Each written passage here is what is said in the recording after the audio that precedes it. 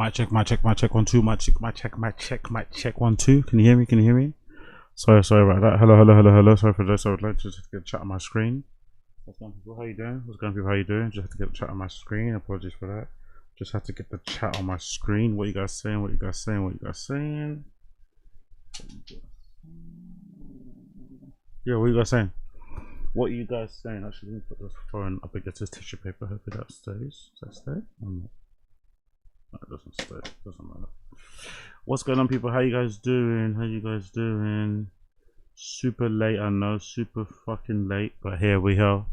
Super late, I know, but here we are. Super late, I know, but here we are. You get me? Pick up the stream chat. Pick up the stream chat. What's going on, people? What's going on, people? What's going on, people? What's going on? Hope you're all good. Hope you're all well.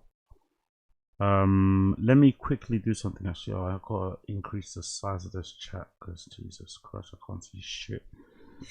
Big up the stream chat. What's it gonna do? You have a gun? Yo, big up casual. Appreciate it, brother.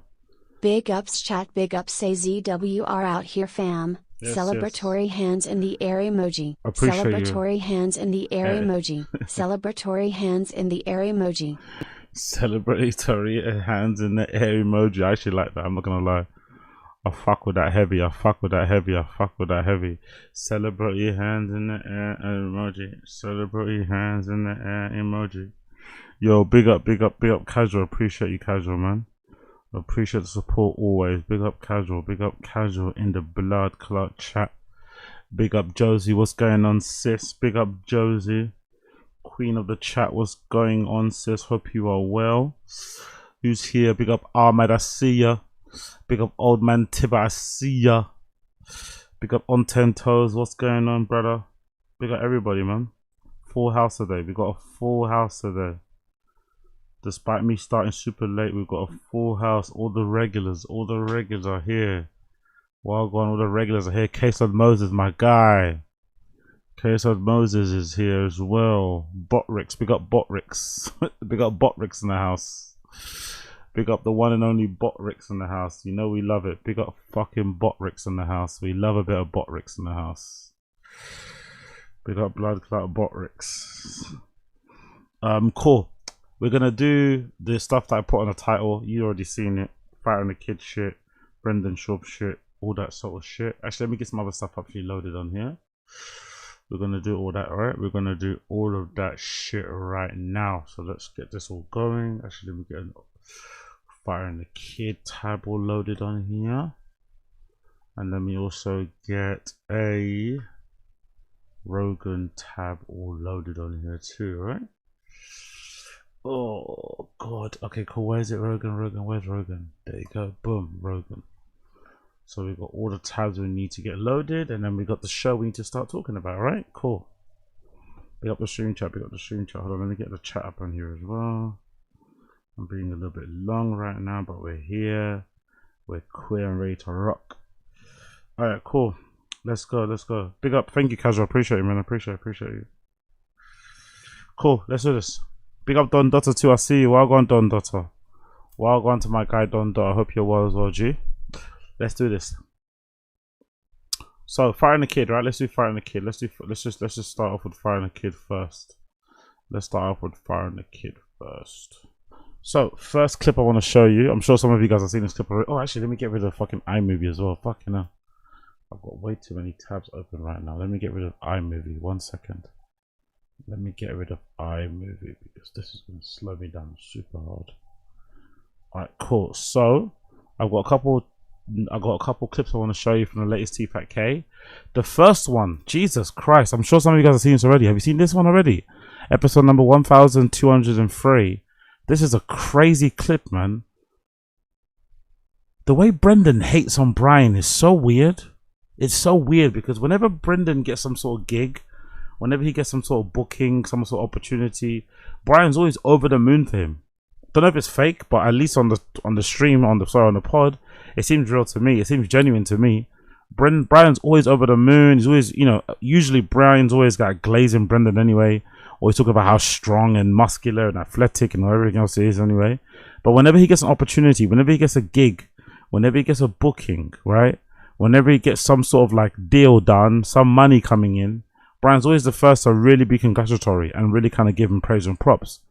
But it's funny, whenever it happens the other way around, whenever Brian gets something outside of T-Fat-K, outside of Brendan, you know, outside of his kind of, I guess, realm of influence, scope of fucking influence, he hates a lot. This is a strange clip because from what I know, this award ceremony that Brian basically got booked to be a presenter or something during this MMA award ceremony, right? It didn't really seem that serious to me. It's like whatever MMA awards it is. But for whatever reason, Brendan got really, I think, his knickers in a twist and started mocking Brian for it, essentially. And acting very, very, very, very jealous. Very, very, very jealous. Which is kind of weird, like I said before, because whenever Brendan gets an opportunity, Brian's always going over them, you know, out of his way to basically give him props and pat him on the back and suck his dick. So it's kind of strange how Brendan seems to be such a cunt about it. He's such a cunt, such a prick about Brian's opportunity here. You'll see it, man. It's really, really strange how he acts. Very, very strange. Yes, we did, 'cause we back at it again. It's the fighter and the kid. This is really the fighter and the kid. Come on, baby. Yes, sir. 8 a.m., B. 8 a.m. 8 a.m., buddy. 8 a.m. You let us know yesterday. I know. I'm trying to look up the Hold on, don't tell us. Hold on. Okay, Let's okay, get to okay, it. okay. So okay. Calvin goes, hey, man, I got to record at 8 a.m. tomorrow, which is early for you, bud. And Yeah, me it and is. Chin are like, okay. And I said, what happened to you not going out of town anymore and being on time? And you said, well, they've asked me to present an award at the Fighters Only MMA Awards. Yes, and I'm doing it with Hurricane Shane Helms. By the way, again, do these things, like, for people that working, like, presenting, people that work in TV, people that work in media, let me know in the stream chat. Is this normal? Does Brian just find out the day before? Or does he not want to tell Brendan because he doesn't know how he's going to react? Or he's just lazy? Or he's just, like, unreliable and a bit lackadaisical? Is he finding out about this booking to present this award show on the day? The day before or something? Like a couple of days. Is that really how you find out? A couple of days before you find out, oh yeah, you're presenting an award. There's this big MMA award show. Please come down. We want you to present something. Like what? Why is he always finding out about these things last minute? Or why did he really tell Brendan last minute too? It's very, they've got a very odd dynamic. For two people that are meant to be very close with each other, right? They're meant to be very, very close. They're meant to be best friends. They really find it hard to have normal conversations with each other off air. Like, why doesn't Brendan already know about this? Why is it being brought up now like it's a surprise? Why is Brian being a bit coy and weird about it? Why is Brendan being overly jealous about it if it's not that big of a deal? Or why is Brendan being jealous about it full stop? Because given all the opportunity he's been given recently, right? Jorge Masvidal stuff, like, why are you bothered? I don't know. These guys are odd. It's almost like they don't want to be together. You know? Do you have a gun? Bring up casual. Right off the bat, Brandon playing with his tongue extra redact like. For someone so touchy about hatters, he should understand. Yeah, I think the tongue thing is also a bit of a tell. It's also a bit of a tell when he's gonna be a cunt.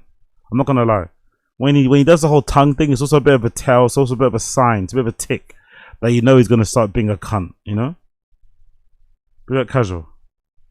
Of the WWE, Hurricane Shane Helms. They couldn't give you a presenting UFC promotion of the year. See, already hating, by the way. Already hating. Brian says, oh, I'm presenting this award with a person called Hurricane Weber, who's, I guess, a WWE fighter, a wrestler, right? And look at the face Brendan's making. Brendan's already hating. Brendan's already hating, already making faces, already trying to be funny. Because he's presenting it with a wrestler or something.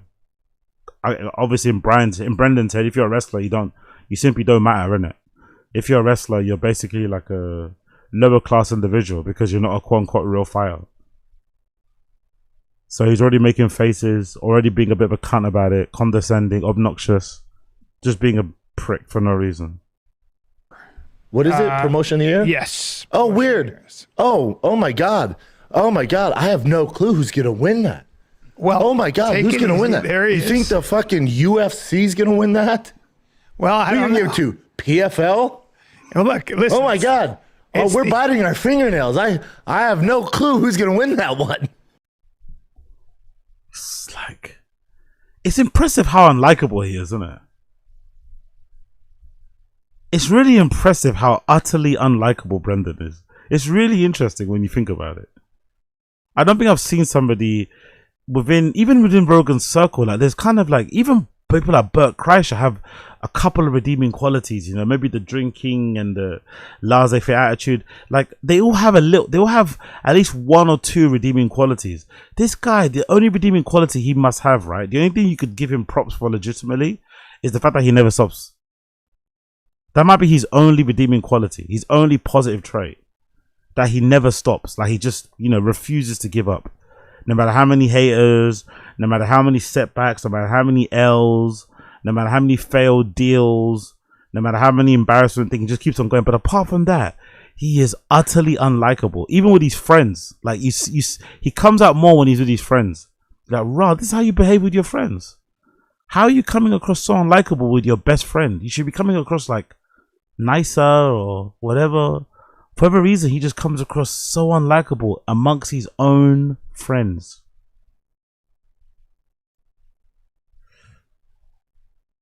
Some of them are probably a shoo-in. You know what I mean? Most of them. Some of them are true, but I'm psyched. I get to meet Shane, and that'll be fun. Oh yeah, what's your favorite match from his? Well, he was again being a cunt, being a prick. How many of the fight cards that Brendan has announced or been a part of, how many of the fighters in those cards has he watched their fights? I would doubt probably any, right? Of all the bare knuckle, Jorge Masvidal fight card things that he's done commentating for, how many of those fighters has he watched prior to actually going to commentate them at that particular fight card that he was, you know, presenting at or color commentating on?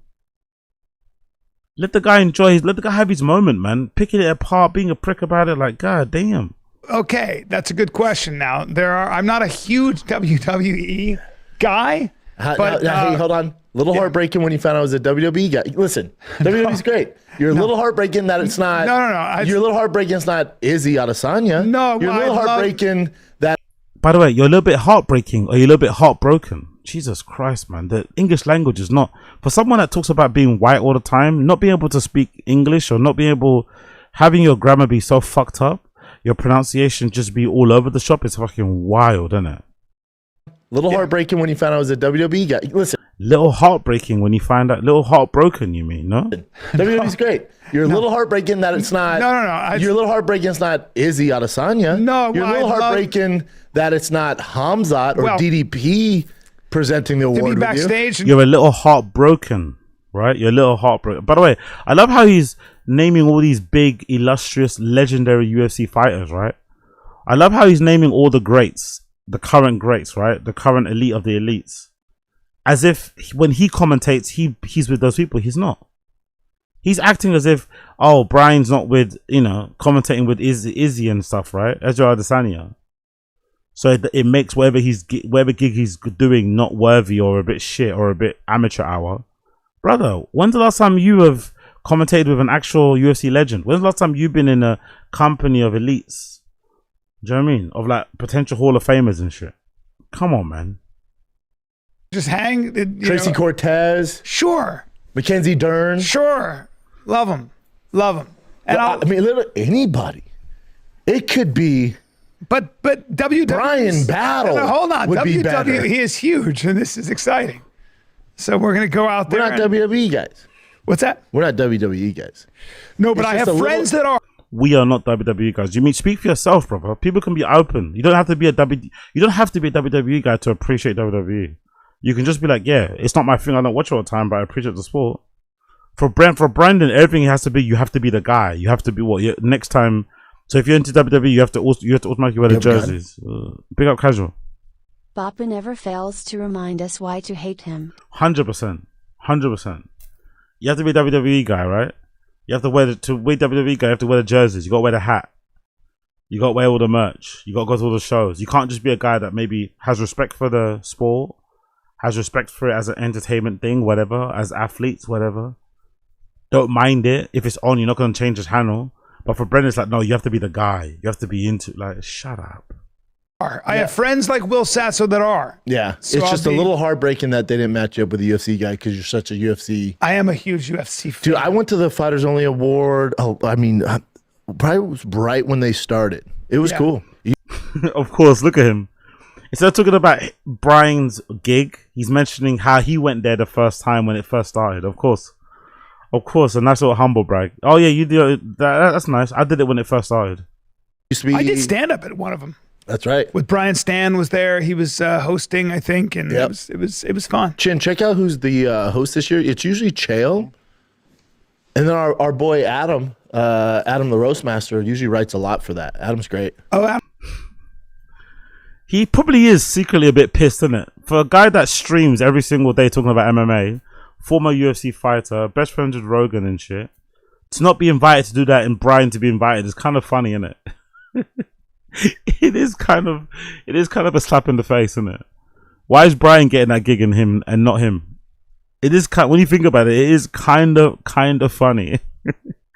That they booked Brian, but they didn't book Brendan. It's as if they know that we know. It's as if the Fighters Awards people know what we know. Although Brian's a little bit all over the place, he weirdly has better opinions, better takes, better predictions when it comes to the UFC or fighting in general than Brendan. If you pay attention again, you have to watch T-Fat-K. You have to be a consumer of this slop content that I put out as well, right? You have to be a slop content creator to take all this in. But if you're a slop content fan, you would know that Brian actually has better MMA opinions and hot takes and predictions than Brendan does. So I wonder if that fight award people know the same thing too. Hence why they booked him and not Brendan. Adam Hunter. Oh yeah, Adam Hunter's that's great. right. I hope he's there. Yeah, he's big on that. Yeah, Adam's great. Yeah. The MMA awards. I always forget it's not the UFC awards; it's the MMA awards. But but you know what they should change to? The UFC awards. Yeah, but that's cool. Obviously, they can't do that because the UFC name is copyrighted and shit. You fucking ignoramus, isn't it? That's why they do MMA awards. This fucking guy, and also MMA covers everything. It doesn't just cover one organization. Honestly, for someone that covers UFC MMA all the time, he's kind of dumb in it, Brendan. Isn't it? He's kind of fucking dumb. Why don't you just call it the MMA awards? UFC, because it's not the UFC awards, is it? You fucking idiot. Chael Sonnen, my boy's going to be there. Love Chael. Sahara Theater, come on down. Looking forward to that. Yeah, I remember I went because the Fighters Only Awards. Fighters Only used to be, it was a magazine. It was so freaking cool, man. It was so cool. Did you? I think I was on the cover when the Fighters Only before my Nogueira fight. Might have been a different magazine. Of course he was. But cool. Fighters Only loves to lie, by the way. Automatic lie. But let's see. Who knows? Maybe it's true. Maybe someone's going to pluck out the cover out of nowhere. I'm not going to search for it because I can't be bothered. But yeah, I'm just going to say off rip because whenever Brendan opens his mouth, he's lying. Off rip, I'm just going to say he's lying. To be big, man. Yeah, it's pretty cool. But those awards are cool. Those awards are super cool. They are cool. I'm excited. Yeah. You get to dress up. I gave one when I was there. I co-hosted with Tila Tequila. Remember Tila Tequila? Such a sweetheart. Hold on. Yeah.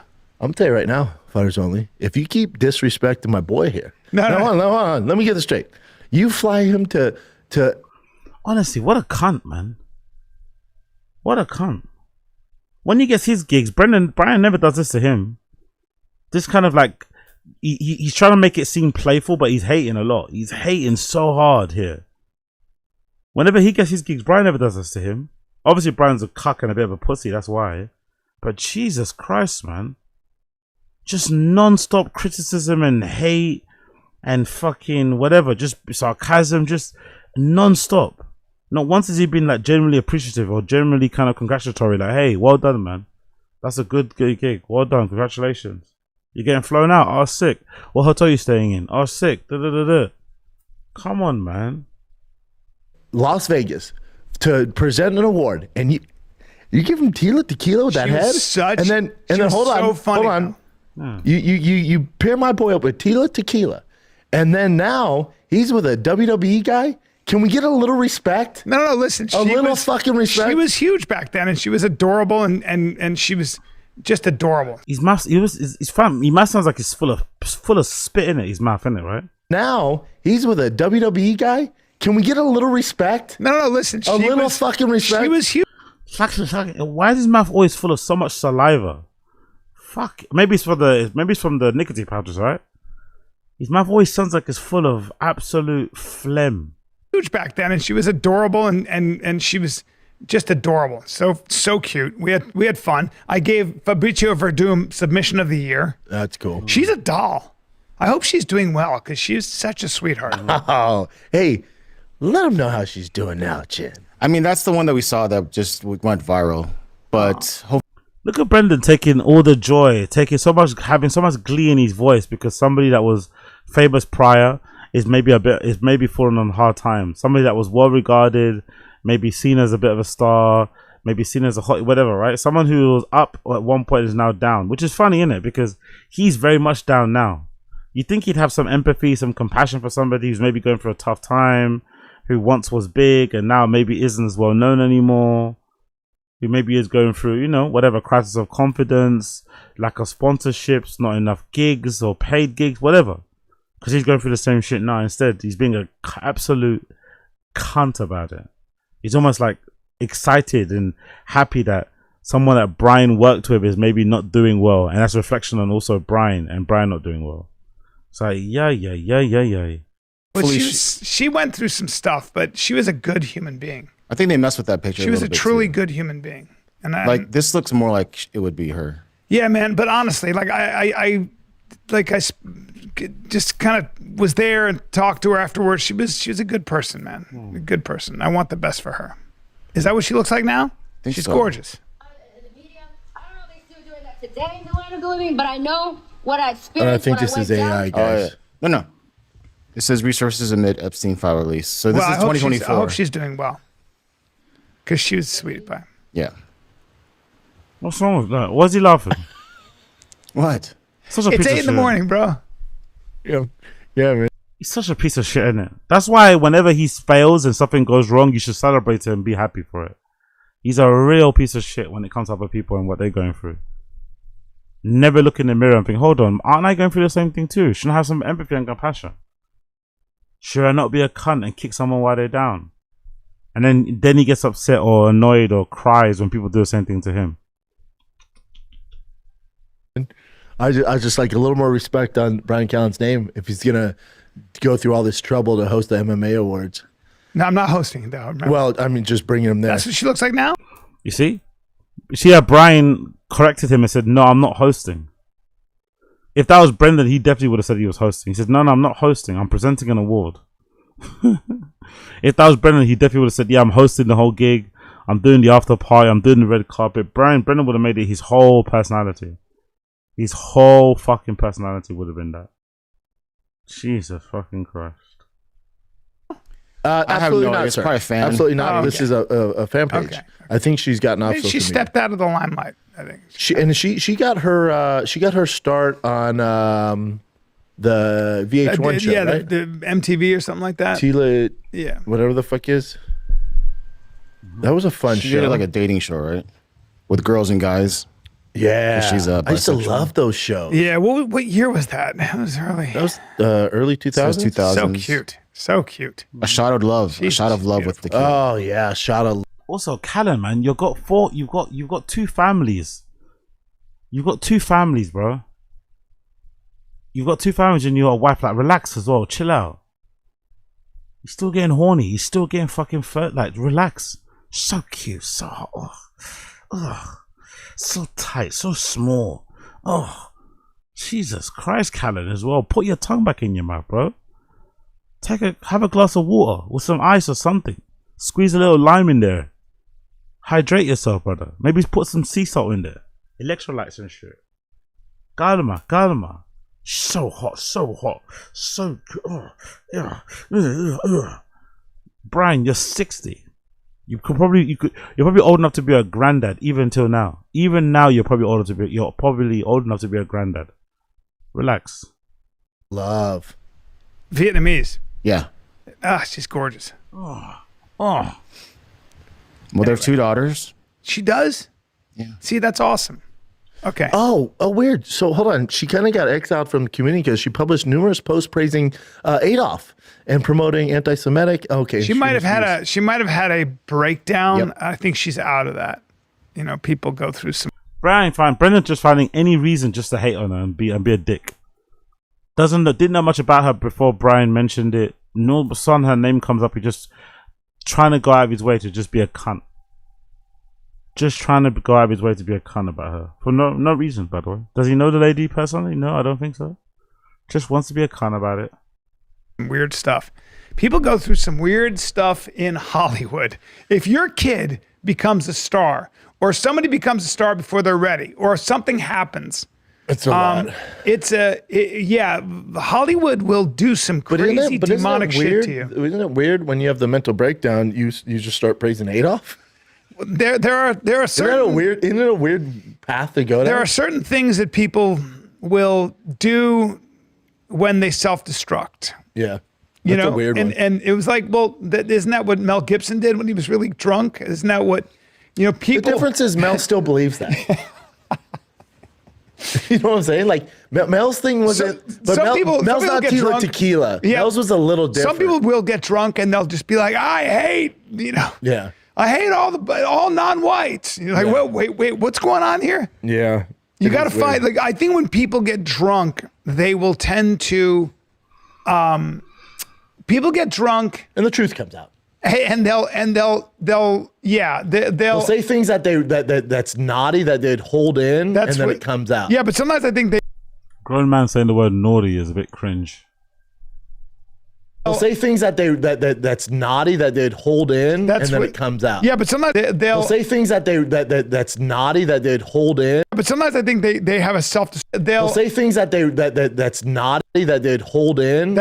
They'll say things that But sometimes I think they. That they'd hold in. That they'd hold in. That they'd hold in. That's and then what, it comes. I think that they'd hold. They'll that they'd hold in, that's and then what, it comes out. Yeah, but sometimes I think they have a self-destructive. That's naughty that they'd hold in, and then it comes out. Yeah, but sometimes I think they have a self-destructive streak. Yeah. And they get drunk, and it's more like, fuck it, I'm gonna say the most outrageous shit ever. But don't you feel like Mel Gibson's been redeemed? Yeah. Right? Like, I think people are like, all right, whatever. Redeemed? Not really. It's just, you know, he's got money in it. Can't really count someone they got money. You can't really count someone where they finance their own things and shit, and it's like, you know, whatever. But yeah, I don't know.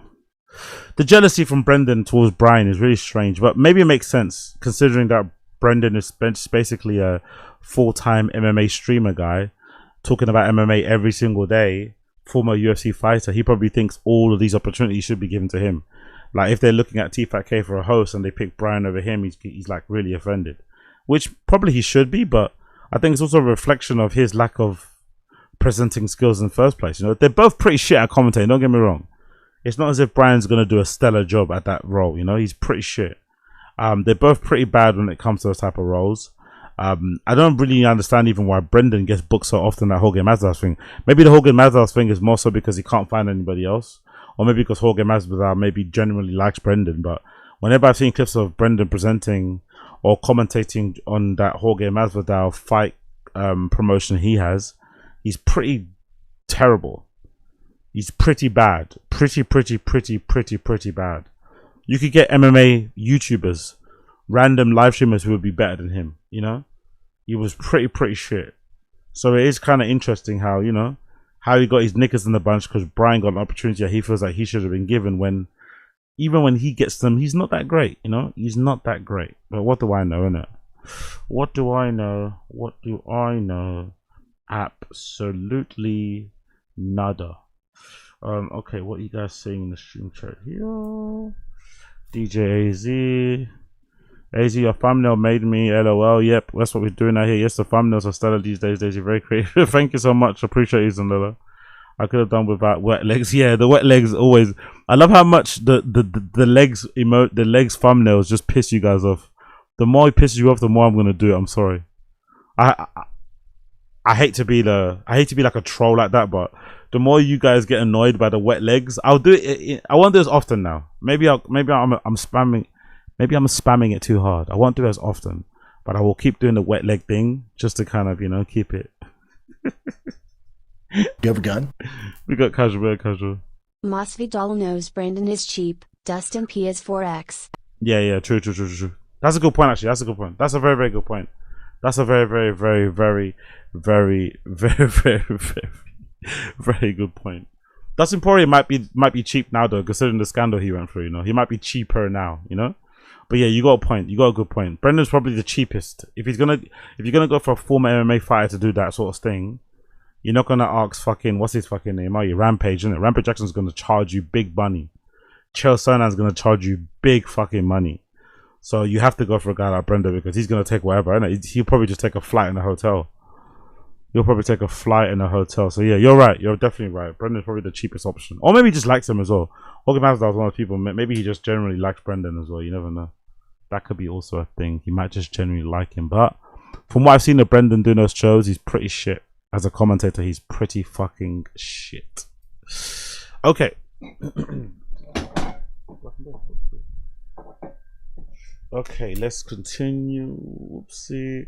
When the man is moving. Okay, cool. Conor McGregor fighting despite being found liable of rape in a civil case. So this is a very interesting topic that they speak about. I think Brendan speaks about it more on his Schaub show, Thick Boy thing, so we might switch over there and get his other opinion on here. But interesting conversation. I think Brian Callen's point of view on the whole Conor still fighting, although he got found liable for the rape case, was probably the right reaction. He just basically said some people get away with it, Some people get away with it. Some people just get away with it. It doesn't stick that much. It doesn't affect them too much. You got found liable of raping somebody, and he's still out here like nothing really happened. He was on Jimmy Fallon the other day. Do you know what I mean? Brian, I think, had the accurate take on it. It's just one of those things. You can't really make any sense of it. And then Brendan essentially was his reasoning behind it was more so like, I wasn't there. I don't know what happened. I just want to see the fights, essentially. That was his defense. I don't know what happened. I wasn't there. Only two people know what happened. Him, Conor, and the alleged victim. I just want to see the fights. That doesn't affect me. You know what I mean? That's kind of his thing. Burying his head in the sand kind of thing. Or just kind of being the type of person to be like, yeah, I don't care, essentially. That was his point of view. I don't care. And no one else should care either because Conor McGregor's fighting. Him fighting should be more important than him maybe being found liable or some rape thing. Which is a very, troubling point of view, but also understandable because, Brendan doesn't really have much going on in his head, innit? He's a little bit empty in the brain there. He just wants his entertainment and that's all he wants, which is understandable, again, considering how dumb he is, but it was quite interesting to hear him say it with his full chest. So let's go there then. 7:44, right? There we go, 7:44. Let's go right there and hear them talk about it. I think, how do you feel with with Conor McGregor fighting this Saturday? Right, I do a ton of coverage on it and talk about Conor, and some people are like, oh, but what about the rape allegation where he was convicted in civil court? And I'm kind of like, listen, I'm not a journalist. I don't know. Trust me, we know. Trust me, we know. Trust me, we are aware. I love how he tries to stress that all the time. I'm not a journalist. Oh, really? You're not a journalist? Really? I would have never guessed it. I would have never not known you are not a journalist. I would have never not known. The exact details, what happened. I know he's walking the streets. I know there's some shit over there in Dublin. But here, it's different. Here, not too many people are bringing it up here. It's really not a thing. It's kind of amazing that not many people are bringing it up either. But also, what do you want me to do? Have a moral backbone, have principles, or something along those kind of lines. Is there nothing a fighter or somebody, an athlete, can do outside of their sport that might make you not want to watch what they do, might not make you support them, might make you uncomfortable that they're being platformed or something? No? Is there anything a fighter could do outside of fighting that would maybe make you question whether or not they should be allowed to fight, whether or not they should still have a job? No, nothing. You don't ever question, which is okay. He should just be clear and just say, look, there's nothing a fighter can do outside of fighting, outside of the sport, that's ever going to make me care or that's ever going to make me not want to watch them fight. But just be clear about it. What do you mean? What's flipping the question back to the audience? What do you want me to do? No one cares what you think or do, really. If you're commentating on it, just be clear and say, hey, I don't really care what fighters do outside the octagon. I'm only caring about the octagon stuff. That's my job. I talk about fights, which is fine. It's a bit ignorant, right? It's a little bit ignorant. You're burying your head in the sand. Fine. But at least you're being honest. This is just like, what do you want me to do? I can't be judge and jury. No one's asked you to be judge and jury. They're just saying, hey, do you have principles? Do you have morals? Do you have like a code of ethics or something, you know?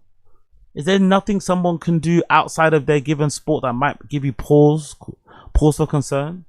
Or concern for pause, whatever? Nah? No? Okay. Like, what am I supposed to do? I didn't even think about this. I actually didn't think about this. You know, and it's something you kind of have to think about, because we know that allegations, which are everywhere, you know, it's like Graham Plattner just got, you know, some woman came out and said, "Who the hell is that?" He was about to win the Senate seat in Maine. Okay, don't compare him to Conor though, but keep going. Well, yeah, but you know, that guy right there. Okay, well, he did it. Look at his face. Look at that. Someone does that about Callan, he flips out. Someone does that about Chris D'Elia, he starts crying. Right? But because this guy's not a fighter, he's not an entertainer, he's not a comedian. Oh yeah, it's funny to like, oh yeah, he definitely did it. Look at him. When someone makes the same joke about Chris D'Elia or Brian Callan, he doesn't receive it too well. Also, why is Brian laughing so hard?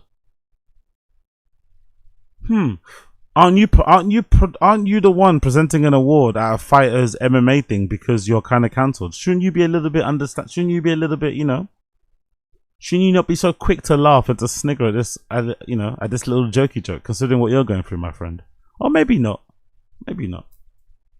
Could you look more guilty? That's so tragic for him. That's really funny. Yeah, Jesus Christ. He's actually like a combat veteran, oyster farmer, you know, all that stuff.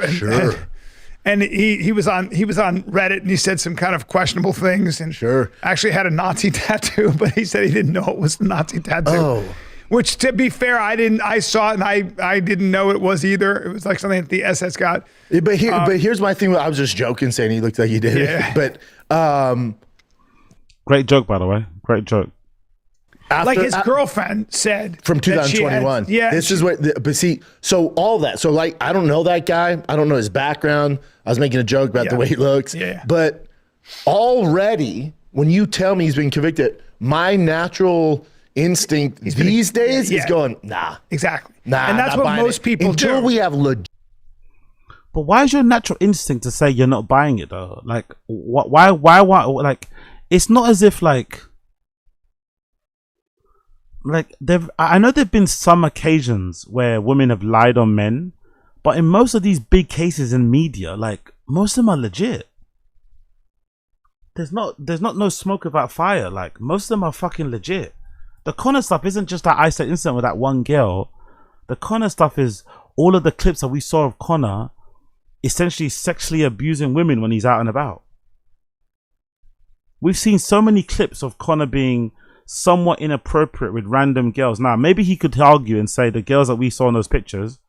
I remember one particular that, you know, the smaller person. I forgot what the politically correct name is to say, but he was being very handsy with that one. There was another lady that he was out and about with where he pulled her top down, didn't he? Right? There's a clip of Conor super fucked up in a club, and he pulls some girl's top down, exposes her breasts and stuff. Like, he was doing a lot of shit. Do you know, a lot of stuff with women, like we saw on cameras and stuff, that looked a little bit creepy, looked a little bit sex pesty and shit. So that's what makes it worse. That's what kind of adds more credence to that woman's claim. And if I'm not mistaken, that woman that sued Conor did so because there wasn't enough of a criminal case to go forward with, right? Because rape cases in general anyway are pretty hard to prove in the court of law, because it's more of a he said, she said, unless there's actual proof of like a rape kit and whatever, and even that isn't always a guarantee. So if I'm not mistaken, I think that's the reason why she went through the civil way. I'm pretty sure that's why. Or maybe it was one of the things of like, you know, you can't try it in court because time has kind of elapsed and shit. But Brendan being like, oh yeah, anytime I see a guy get accused of something, my automatic reaction is like, I'm not sure, I don't buy it. If anything, your natural reaction should be, you know, let's wait to hear both sides. It shouldn't be I don't buy it straight away, but it also shouldn't be I believe all women, right? Obviously, there should be some sort of middle ground. But Brendan's only saying this because he's obviously friends with a lot of PDFs, a lot of accused, alleged PDFs, and obviously his best friend, co-host of the TFATK, Brian, is an alleged rapist. So he kind of has to have this stance because his friends, his circle of friends, are very PDF grippy fucking adjacent. Legit proof. Yeah. Until he's in a court of law, I go, okay. Law? One more time. It proof. Yeah. Until he's in a court of law. Until we have legit proof. Yeah. Until he's in a court of law, I go, legit proof. Yeah. Until he's in a court of law, I have legit proof. Yeah. Until he's in a court of law, I go, okay. And it's this stuff. It's like Graham Platter's ex-girlfriend, his main dem would sneakily pull off condoms during this is sex. dirty politics. Yeah, but they got him out as a result. Yeah, right? yeah. Because he wouldn't toe the party line. He was, there was a lot of stuff. Dirty politics. Yeah. And since he went toe the party line, then this comes to light. Yes. That's different. Yes. With Connor's stuff, again, I'm not a lawyer. I don't know all the facts of the case. When they go, oh, well, he was convicted in a civil court, I go, why not a criminal court? So what? So if it was a criminal court, then what? Then that's why I was asking the question. The guy's kind of stupid, isn't it? Not kind of stupid. The guy's really fucking dumb. So if it was a criminal court, what would be your opinion then? If you had to ask me, it does tarnish Conor's legacy. Unfortunately, it does forever change. You know, even till this day now, right? Big up Stoic Savage and a few other people will say, yeah, even in Ireland, Conor's reputation has suffered so badly over the last couple of years during his like coke binges and shit. Allegedly, I remember reading somewhere that someone said he was even getting fucked up. Like there was basically signs that he was losing it and going down a bad path even before the coke binge started publicly. I think someone was saying that even before, because I think some people are blaming Proper 12, right? When he started promoting Proper 12, when he started promoting his what's his pub called? Is it The Forge or something like The Forge or something, right? When he started to get into that kind of hospitality scene, people are alleging that might have been the time when he kind of got distracted because Conor has always been a bit of a wild boy, but he got locked in and committed and was really focused on his training MMA when he was coming up. But then when he started getting into business in the hospitality industry with beverages and shit, he started to obviously indulge himself a bit more. But I've read reports somewhere, I think on a Reddit or somewhere, someone saying basically, nah, he was getting fucked up even before Proper 12. He was known for like going to like, you know, like fucking, what you call it?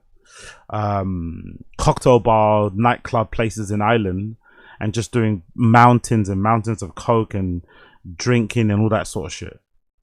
So that's what led him down that way. And over that time, obviously, he got into some fucked up shit, punched up that old man in the pub, done other sorts of stuff. And it's legitimately damaged reputation in Ireland. Like people don't like him anymore. And he used to be beloved, right? He used to have that whole country on his fucking back. And now that's changed how people look at him. Are people still gonna watch him fight? Yeah, am I gonna watch him fight on the weekend? Of course I'll still watch him fight on the weekend. But you can't not say it's damaged his reputation. On top of also not looking good when he come back fighting, right? The times he's come back fighting in the octagon, he's not looked good. He's not looked good. Fitness wise, he's been over the place. Like people are not, like maybe even some people might even not like him because of the way he treats his wife or mother of his children. How he's been cheating on her like a million times in public, like, do you know what I mean? And putting her in a position where she has to kind of defend it in public and look a bit dumb and shit. Do you know what I mean? Like it goes without saying that Conor's reputation online has definitely suffered. Definitely suffered because of his reckless party boy behavior. But Brendan doesn't have an opinion on it. Because he can't really, because he's friends, but also because he wants entertainment. So he doesn't feel like he can have both opinions of like, hey, I want to be entertained, but I'm also not the most happy to hear about what he's going up to. It's put a bad it's put a bad, it makes the UFC look bad because they're the ones that are employing him and platforming him. It's obviously cast a shadow of over him and his legacy, put a bit of a stain on it. You can have that opinion and still want to watch the fight and still watch it. But in Brendan's head, like, no.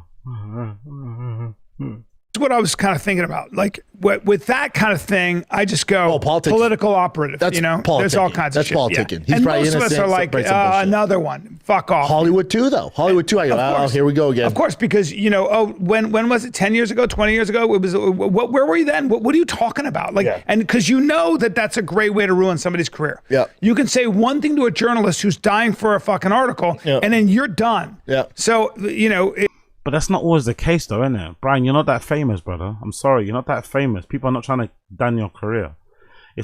That's why I've always said my opinion is that I think Brian's definitely guilty of those rape allegations because he's not even that famous, and it legitimately cost him his career. He's not even that well known, but whatever career he had got completely, evaporated, got completely fucking nuked because of his allegations. If I was him, I would have fought tooth and nail to clear my name. I would have gone Instagram live, put the phone up against the fucking book, and just been like, "Hey, I did not do this," and went through every account on that LA Times article. Said, "Oh, I remember this girl. She's chatting shit. I didn't push her into the fucking locker room. She was the one acting flirty with me. She was the one that actually opened the door without even me saying for her to come in." I would have debunked every fucking claim. But he didn't do that once. He just hid away, ran away, kept doing the whole, I did not, with the fucking weird beady eyes and shit, and his career went down the drain. But I'm sorry, you can't come out here and say, oh, the Matrix was after me. The establishment was after me. The mainstream media didn't want me to shine, didn't want me to be on the Goldbergs, right? The mainstream media didn't want me to be on Schooled. The mainstream media didn't want me to have like a 0.5 millisecond cameo in the fucking Joker movie. Nah, you should have argued against it. You should have fought your position. You should have cleared your name. The fact that you didn't proof that you did it. And the Conor thing, there's too much smoke without fire, man. There's too much smoke not for there to be fire. There's too much smoke for not to be there fire when it comes to Conor and some of his allegations regarding women. It's unfortunate to say. I don't want it to be true because I love Conor McGregor the fighter and the person, right? He seems like a cool cat. But, it is what it is. If you believe in due process, I have skeptical hippo eyes, right? Of course, always, and should always. Yeah. The thing about Conor, can you bring up all the allegations? Because there's been a lot of shit. Exactly. And look at Brendan being willfully ignorant. Now you're not aware. I thought you knew everything about Conor. He's burying his head in the sand about this one, isn't it? Has no idea about this one. To go into a court of law now, when it's a civil trial, the burden of proof is much lower. Correct. Right. And that's why you go there. And no, you don't go there because the burden of proof is lower. You go there for various reasons. You go there maybe because you can't get a proper verdict that you want in a criminal case. You might go there specifically for damages. Maybe you don't want the person spend time. You want damages only. There's various reasons. Maybe statute of limitations has passed. Maybe there is no evidence. It's just one of those things. But it's not, you go there because you want an easy conviction. Brendan's really fucking dumb, man. It's actually kind of impressive. I'm not going to lie. I love it's something that we all should maybe adopt as maybe something to learn from Brendan. If there is something to learn. This ability to speak with such confidence, not knowing what you're talking about. Yeah, that's why you go there. You obviously go civil case because it's easier to win. I don't think that's how civil cases work. But hey, what do I know? And in a way, I don't know how those things are. I don't think it's the same as a criminal court case. It's just definitely not. It's just not. It's not. There's a reason you would go there, right? Yeah. When Nikita Legend, Dublin Hotel, 2018. Okay. Irish prosecutor declined to bring criminal charges, stating there was insufficient evidence to meet a criminal standard of proof. All right. Which is hard to do across the board. In most sexual assault cases, it's hard to prove criminally that someone did something to you because it comes down to he said. But if you're a piece of shit person, if you're a piece of shit guy, you hide behind that. Oh, you see, I didn't get charged criminally. That means, brother, I'm sorry, but most of us men Most of us normal, well-adjusted men who are not creeps, you're not gonna get random fucking SA charges on your name, on your jacket. It's just not gonna come out of the blue. If it does come out of the blue and it's a lie, fight tooth and nail. Like, do what? Do you remember? I don't know if you guys remember that Justin Bieber scandal. Do you remember a few years ago, Justin Bieber got into some scandal where I think a couple of girls basically accused him of sexual assault or something along those kind of lines. And he just went on Twitter and just like uploaded bare receipts. These two are stalkers. This is them texting me here. He just like broke it all down and basically made them look fucking dumb because obviously they lied, right? So that can happen sometimes where you legitimately get falsely accused, right? Or in Brendan's word, you're falsely confused, but you get falsely accused. And then you could just fight from your point of view and say, hey, this is what actually happened. This is the interaction from my point of view. Everything that she said, I'm debunking by saying this, and that. But most guys don't just get accused of things. Most guys don't just wake up with accusations just out of the blue. If you wake up with accusations, there's gonna be some, there's gonna be something there. There's gonna be something there. But also that something there doesn't always mean that you can get prosecuted criminally. Sometimes there's not enough evidence, which again doesn't mean you're not guilty. Typically there's not enough evidence, or just because you didn't get caught, convicted in the court of law. And plus these guys are dumb because you get convicted in the court of law for whatever they've got accused of, right? The grapes and stuff, and then suddenly they're like, oh no, that conviction was not fair, that conviction was not right because the jury was too woke. So it will never end. They just keep moving the goalpost, Oh, it wasn't a criminal charge, so I don't care. It was civil. Civils are easy. It doesn't really matter. The person gets charged criminally. Oh, that wasn't really a legit thing. The judge was against them. The jury was against them. The media influenced the court case. It's like, God damn, when does it end? Hand filed a civil suit. Irish High Court found liable for sexual assault and awarded. I mean, okay. Appeal. So he tried to appeal it, but it was dismissed. Also, remember though, he's running for a seat. There you go. So there's a lot there where I just go, Now remember the Miami Heat finals one? Remember that came out to be an entirely fake thing? Okay. Remember that? Yeah. Yeah, but that's one though, bro. That's one. I like how he's skipping 1 and 2. He's skipping 1 and 2, but there's one of them is not real. Okay, cool. One of them is not real. Let's go to the other ones then, please. He's such a fucking ignoramus. Oh, that one was not real. Okay, brother, but how about the other ones? How about all the other ones? I do. So that's the thing. It's like, I don't know the ins and outs of it. I'm not a journalist. What do you want me to do? Have a moral backbone, have some principles, have maybe a code of ethics, something. My thing is that when police officers look at this stuff who have experience and they don't bring charges, that's what I'm going by. That's what you have to go by. Right? I mean, otherwise now we're dealing with, again, he said, she said, and, just because you lost a civil trial, it's not the same burden of proof. Mm-hmm. So I don't know, but, But also, like, I think in like Ireland and Dublin, I think there is more covered. Like, it was like mainstream out there. Here, not as much. Like, it wasn't on the news out here. None of that case was on the news out here. So, yeah. So what does that mean then? Does that mean it's not valid because it wasn't like? What does that mean? Yeah. Most of this is all bullshit. Yeah, the bus attack Most of it is bullshit. was just nothing like the sexual assault stuff.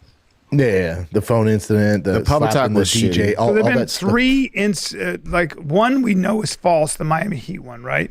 That turned out to be completely fake. Bullshit. False.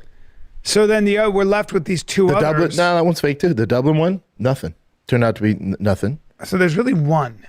There's one that he was convicted with a civil Not convicted. He was found liable. Yeah, liable. Big difference. So my thing is, if knowing this, that's up to a jury, man. Yeah, but knowing this, and he fights Saturday, what do you want me to do? What am I supposed to do? Do you have an opinion? Like no one's told you don't have to do anything, but don't you have an opinion on it? Like no opinion on the fact that the guy that got maybe a rape charge against him is fighting. Like I don't know. Don't you have an opinion on it? Like nothing. which is understandable again because he's fucking dumb, right? He doesn't know jack shit. Fair enough. Maybe it's nothing going on in his head. Maybe it's literally no thoughts in his head. No fucking synapses are snap. You know what I mean? Nothing. But it's like, god damn, bro. There's nothing going on in that head of yours. No thoughts. No nothing. You don't have to not watch the fight, but you just don't have an opinion on it. Like, oh, I don't necessarily care. Whatever. Like, no opinion. No thoughts. Marathonrewards.com for details. I mean, what are you supposed to do with that? Well, no, I know what you're supposed to do with it. We have a system in place. When someone is found guilty in a court of law, that's a whole different thing. A whole different thing. If you're gonna judge people on what a jury found in a civil trial with everything, I mean, there are a lot of people that get, you know, sued and lose over some bullshit, especially because it's a very low burden of proof. It is a he said, she said thing. So yep. And no one really knows what happened except for those two. Yeah. Also, yeah. Yes. So I understand Dana's decision, UFC's decision to say you're not banned from the UFC. Well, Conor could sue them. He has a contract with them. Right, but there's also a moral clause in most contracts. So you know, I mean, if this was Hollywood, he'd never be seen. Brendan doesn't know what morals mean. From again. It'd be they did it to Johnny Depp for 6 years. Believe me, they'd do it to him. Yeah, for Conor though. If this was politics, he's gone forever. If this.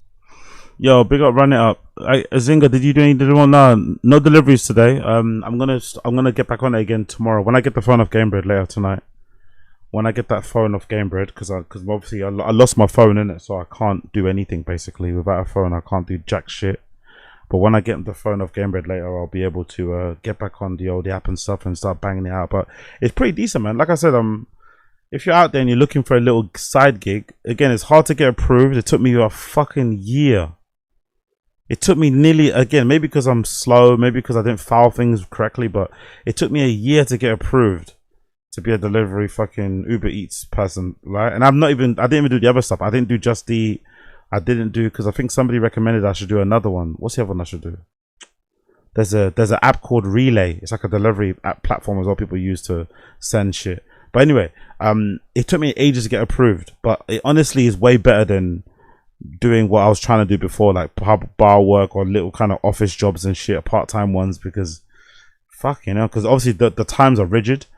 You know, you kind of have to be in from 9 to 6 and stuff. The most of the office jobs I was doing were basically 9 to 6, 9 to 5 shit. So, which made obviously all the other stuff I'm doing super hard to do to balance the streaming and all that malarkey. But, you know, you can make your own hours and yeah, it's decent. It's not too, and you're outside as well, which is kind of nice, not gonna lie. Because most of my life is quite indoorsy, sedentary. So you're outdoors a lot more. You get to banter a little bit with the people in the restaurants and shit. Talk to a couple restaurant baddies, you know, some McDonald's hotties, you know. You get to kind of have a little bit of a flirt and shit. I don't know, it's not too bad. I wish I would have. Again, I'm just regretting I didn't jump on it during the pandemic, man. I'm just regretting I didn't jump on it during the pandemic. Oh, I would have made so much money, man. I'm just regretting I didn't jump on it during the pandemic. I was so dumb. Instead of delivering during the pandemic, I got super fat from eating from the pandemic. That's what I didn't do right. Instead of jumping on a bike and delivering stuff during the pandemic and making loads of money, instead I was at home getting fat, ordering McDonald's.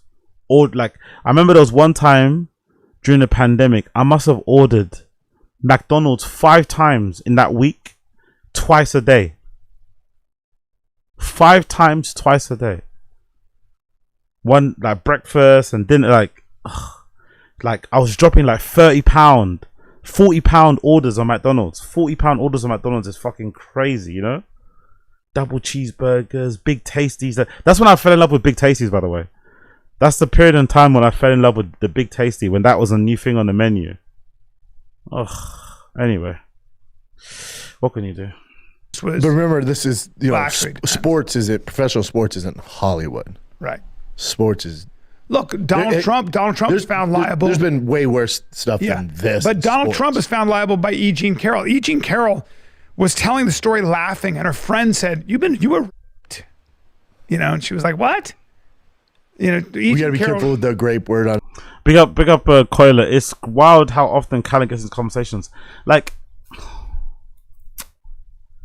big up Coiler. It's wild how often Callan gets in conversations. You have to give Brendan some credit. He is right in the fact that Brian doesn't seem to be able to move past this, isn't it? I understand why, because I think we all know, most of us, I think, believe that he's probably guilty. You know, unfortunately for him, the allegations against him are probably true. Brian probably did grape that girl, right? He probably did grape that fucking ex-girlfriend of his. The accusations that he pulled out his fucking dick, or he was jumping around in his fucking tighty whities while he was getting changed in an American Apparel store, and he tried to kind of accost the fucking sales assistant. Those things sound like something that Brian would do, right? They sound very much like Brian things that he would do. But Brendan is right in that he doesn't just move on. If I was him and I was guilty, like, just let's say that correctly, right? I think if I was Brian and I knew I was guilty, I would just refuse to talk about anything relating to SA. Anything that relates to SA or grape, I would be mute. Mum's a word, bro. I would be fucking mute. No comment. Anytime a topic came up about that, I have no comment. I'll just be on some happy, silly goosey shit. Never commentating on anything concerning grape or SA. Zero. No chance. Never. Anytime a topic comes up, I just pretend it never happened. I just look the other way. I got nothing to say. That's what I will do. Just move on. Get past it. And just create. Make more work. Be funny. Whatever. Try and be undeniable. But he just has always an opinion on it, because I guess he's still licking his wounds. He's still pissed off about how it fucked up his career. But it's like, brother, every time the topic comes up, you sound more guilty. You kind of incriminate yourself. You get people like myself commentating on it again, reminding everybody of the allegations. Like, he's keeping the allegations alive in a way, because he just doesn't shut up about it. Doesn't stop talking about the topic again. Or like he always seems to have so much information on it as well. Like, as if like he's studying. Every time a prominent person gets accused, he's always like studying more than anything else. He never really has his facts in order, right? Most of the time, Brian, right? That's hard reason why they stopped doing fucking dropping knowledge, that segment of the show. Brian usually always fucks up his dropping knowledge or his facts and information. But for whatever reason, Brian always seems to have his facts. He always seems to have his fucking his I's dotted and his T's crossed when it comes to sexual assault allegations. He always seems to know everything, the ins and outs of everything. It's like, brother, move on, man. Move on. Yeah. Okay. Yeah, we don't want to go through all that. But I know. But again, for like, there's been guys who've done way worse stuff than this in professional sports, and we're still able to compete. I'm not saying it's right, but I'm just saying when it comes comparing Conor. No, but I mean, the question is the question. I would say you didn't even think about it, right? No. I don't think most people. Big up Pink. Big up Pink Spoon. Don't understand how they don't just do more editing and move on. Editing, lols. I don't know if you're new to this content slop area, my dear Pink Spoon. I don't know if you're new around here, but one thing they don't do, one thing they're allergic to over there is fucking editing. One thing they're allergic to is editing. One thing they're allergic to is rehearsals, is fucking production meetings. Like, that doesn't exist in T-Fat-K world. That doesn't exist. They just fucking press record and inshallah. Press record and inshallah. Blur. Yeah. No, it hasn't been brought up at all. Well, it does with like the hardcores MMA journalists, like the journalists, you know, they feel like they're responsible to bring it up, you know? And they're talking about it. I mean, I guess in their small circles. Yeah, I haven't seen anything. He was on Ariel Harwani being interviewed. Well, he was on Jimmy Fallon. I mean, Jimmy didn't say shit. Yeah. I mean, yeah, some people just skate by these things. Some people don't. Big up 101 Krieger. Your thumbnail made him look younger. It's crazy. Big up Casual. He never tried to offer an alternative take. If I got accused, I would make it clear why and how I'm not innocent. Exactly, 100%. I think more so for Callum because of just how precarious his career was at that time anyway. Brian was never really that successful, never really made anything, you know, never really maybe, I guess, fulfilled his potential or whatever he hoped he was going to fulfill. But T-Fat K did give him a little bit of a boost, did give him a little bit of a bump. Like he probably got that cameo in Joker because of T-Fat K, right? He probably got Schooled, right, because of T-Fat K. Or sorry, he probably was in the Goldbergs and then did Schooled because of T-Fat K. So if I was him and I got a little bit of shine because of a podcast I was doing in Hollywood, I finally got a little bit of shine, and he also signed a deal with Netflix with Crystalia to do that kind of was it a prank show or something? I would have fought tooth and nail to clear my name, because at that stage he was what, in his 50s, right? Early 50s. You got to know if this accusation sticks, that's your career done. He should have been more mindful of it that way. Like, oh my god, I can't afford to let people think that I'm a rapist because I've only got one shot at this Hollywood shit. I'm already 50. I've never had a comedy special on a streaming platform. Like, I need this. So the fact that he didn't fight is obviously for me proof that he was guilty. Or he just got shitty advice, you know? But I think more so it proves that he was guilty. He probably didn't want to bring more attention to it, so he tried to ignore it. But now, he doesn't stop shutting up about sexual assault cases. You know what I mean? It's like, bloody hell, move on, bro. Move on. What do you... No, I'm saying that, like... what are you going to do? Like, think about that, though. That's like, you were found guilty. You were found liable in a court of law, you know, liable in a civil trial. If that was anybody in the United States, I feel like they'd never be on Jimmy Fallon. Kobe Bryant. Yeah, Way worse. Some people figure it out. Mike Tyson. What was he in jail for? 3 or 6 years? 6 years. I mean, you know what I mean? It's a weird thing. Some people just seem to keep moving. That's him reflecting and understanding that he's not moving. I think that was a self-owned. I think that was a shit. I'm still in that place, isn't it? That's him realizing that some people just get away with it, and also him realizing that he hasn't moved on. Shit, why haven't I moved on? Why am I still talking about this? Interesting. I wonder if he'll be at the Fighters Only Awards. The MMA Awards? Yeah, I don't think so. No. He's not doing really. It used to be not a lot of people would go. I think now it's a bigger thing. It was a way bigger thing back in the day. It was? Yeah. Yeah, it was a big deal back in the day. Yeah. Okay. Be interesting. But it's still cool. I'll report back. It's great they're doing it. Yeah, I'm excited. Yeah. I like the people involved a lot.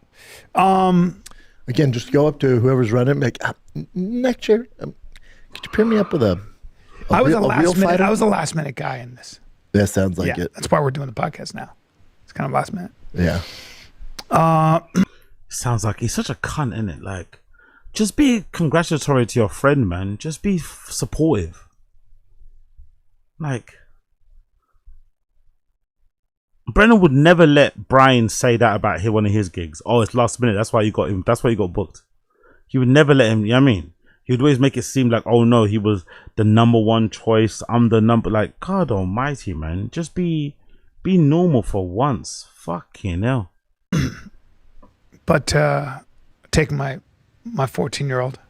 He's going to Vegas with you? Yeah. That'd be fun for us. That's nice. Be good to hang. Does he like UFC? He's as tall as I am. I know, it's crazy. 14. It's so weird. It's so fucking weird. 14 years old and he's 5'10". He's out here for how long for the summer? He's gonna be here all of July, hopefully, and then we're gonna go see my dad for a weekend and play some golf in Utah. Yeah, my 86-year-old dad, still doing it. Again, I don't know. Maybe it says more about my family dynamic, but I don't know. I find whenever he hangs out with his parents really strange, but there's also a big sign that he's wealthy. I think most wealthy people do this.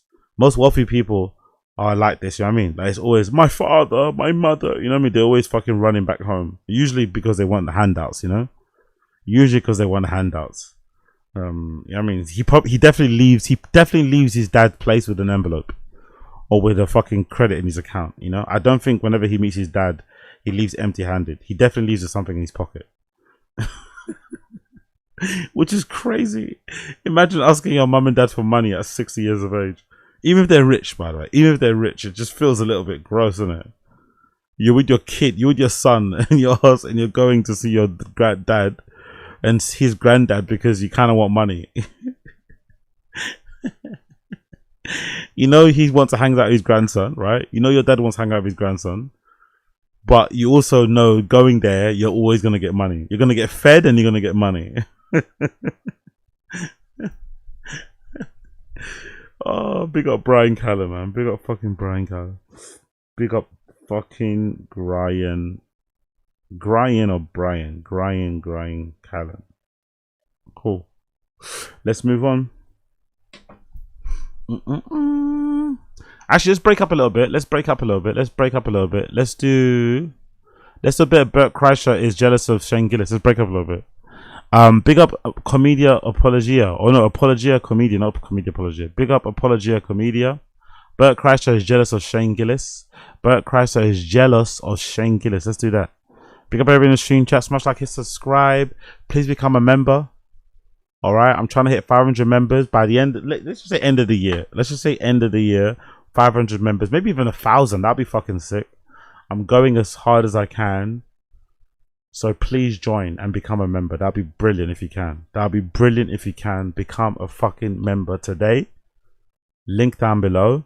You get access to member-only streams and member-only chats and stuff whenever that happens. Usually on a weekend. I try and keep the weekday streams free and open to all.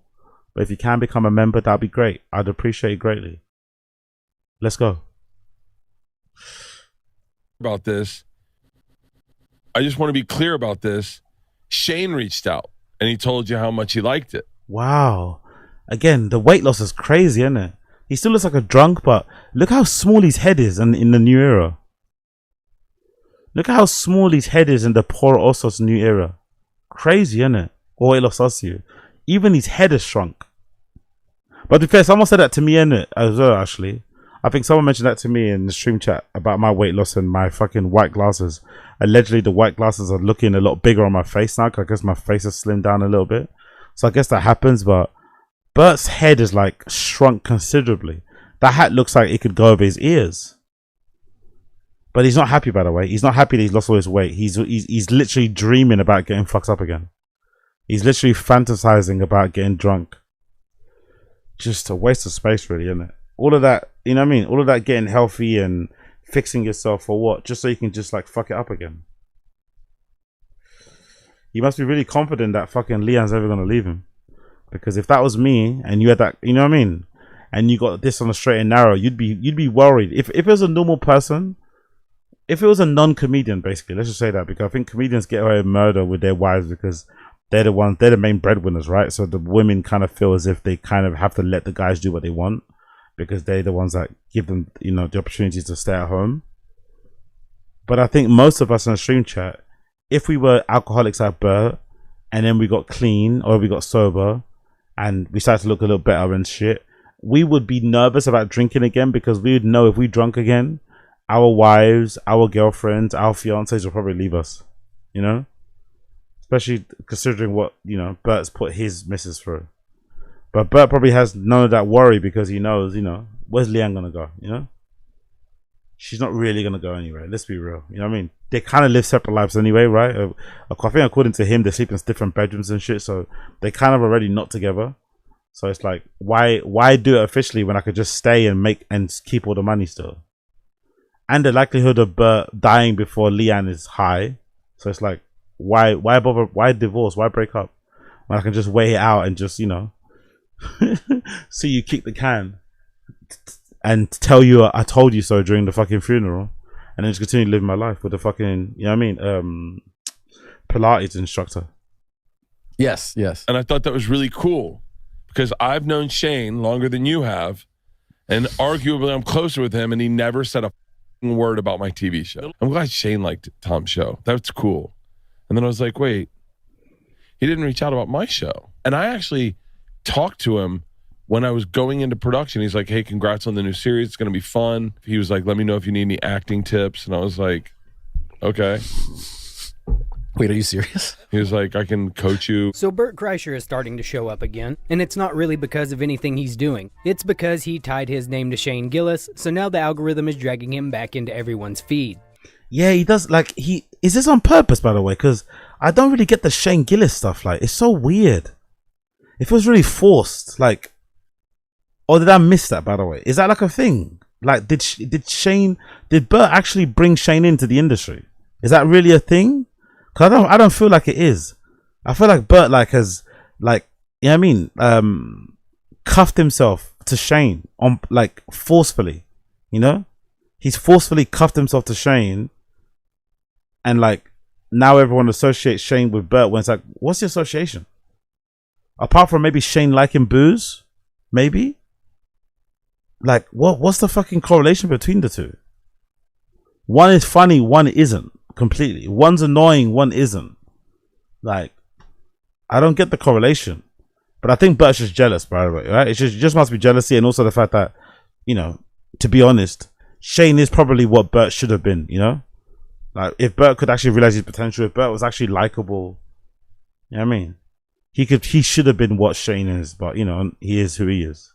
We really haven't seen much from Bert lately because Two Bears, One Cave has basically been on life support. Ever since Tom and Bert came back from that hiatus, after handing the show off to Chrissy D and Stavi, they've only been uploading around 2 episodes a month. The show was doing pretty well while they were gone, but since they came back, most episodes are only pulling around 200,000 views, a long way from the numbers they were putting up just a few years ago. And what's funny about Shane's relationship with Tom and Bert is that they, especially Bert, seem... Yeah, big up Coiler. Exactly. So I don't get this too.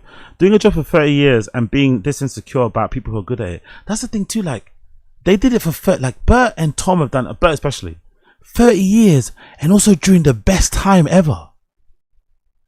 During one of the best times ever, they did stand-up. During the peak of the stand-up scene, during the peak of stand-up comedy in general, during the peak of the LA scene with the Comedy Store and shit, during the peak of the touring industry, all that malarkey. Like, they made so much money. Not even including podcasting. They made so much money. They were there during the infancy. Do you know what I mean? Like, they were able to enjoy like literally the beginning of podcasting, the beginning of stand-up comedy podcast, all of the fucking joys of sponsors and ads and stuff. Like, so much collaborating with each other, going to each other's show, boosting each other's numbers. They made so much money, right? So, had such a good time with it. Now there's this new crop of people coming out, and they can't just step aside and just be happy for the new crop. Still jealous, still insecure, still feeling like, oh, you've been slighted, like that should be mine. It's so bizarre. It's like, because it'd be more understandable, Bert's behavior, if it was like, oh, you came up during a time when money wasn't good in stand-up. Cool. Now Shane's making all this money. But you made so much money, maybe more money than you actually deserve to make. You know, Bert became so fucking famous. More famous than his talent deserves as well, by the way. Bert's way more famous than his actual talent deserves. And he's still jealous, still insecure. Still can't share the limelight. Still can't share the stage. Still can't share the attention. Like, god damn. Jealous of Shane's success, because Shane didn't just pass them in stand-up. Matt and Shane's Secret Podcast is the biggest comedy podcast in the world, but it goes beyond podcasting. Yeah, exactly, Coiler, exactly. You don't see Seth Troxler worried about it. Why would he be worried? He still gets booked in Ibiza. He still gets booked to play in Miami. He still gets booked to pay in fucking Berghain that I want to play. Do you know what I mean? Like, he still gets his gigs. Most of those gigs are like, what, 10,000 euros a gig? I'd imagine Seth Troxler still gets 10,000 euros a gig. He's married, got 2 kids on the way. Or no, 1 kid, I think, another one on the way. Why does he fucking care about fucking Mal P? Mal P's fucking killing it. But what does Seth Troxler care about fucking John Summit? John Summit's having his time in the sun. Seth Troxler's like 40 something years old. Like, yeah, I've had my time. I'm still making good fucking money. I still get paid to fucking play and do cocaine. Like, life could be worse, you know? But these, I don't know. These guys want it all. Like, they want the Madison Square. I have to be the big arenas. I have to be at MSG. I have to be at fucking Netflix. I've got to be on fucking Hulu. I should be on fucking this Apple TV. It's like, ay, man, share. Like, it's some fucking only child behavior, man. Like, god damn. Shane made Gillian Keeves, sold tires to Netflix, and proved that comedians could still make genuinely funny scripted shows. Then, almost like clockwork, about a year later, Tom gets his own Netflix sketch show. Then about a year after that, Bert gets his Netflix TV show. The only problem is I don't think any... Yo, who watched Free Bert in the stream chat? Let me know in the stream chat. Who watched Free Bert? I still got to watch stuff. I got to do that for Patreon, by the way. I've got to suffer through that because I like suffering. I like suffering for content. I love suffering for slop. I've got to do it, man. I've got to sit down and watch Free Bert and record it and put it on Patreon. I'm gonna fucking do it. I'm gonna fucking do it. I'm not even gonna do it on stream to have you guys as company. I'm gonna sit there on my own and record it. But has anybody actually watched Free Bert? Who watched Free Bert in the stream chat? Did anybody watch it? 101 Krieger, I did. Okay, it looks lame. Yeah, exactly. That's a good one. Asalities. That is a note, boys. I like that one. That's really good. That's a really good one. Just heard he was overly sexual on set and it was weird. Really?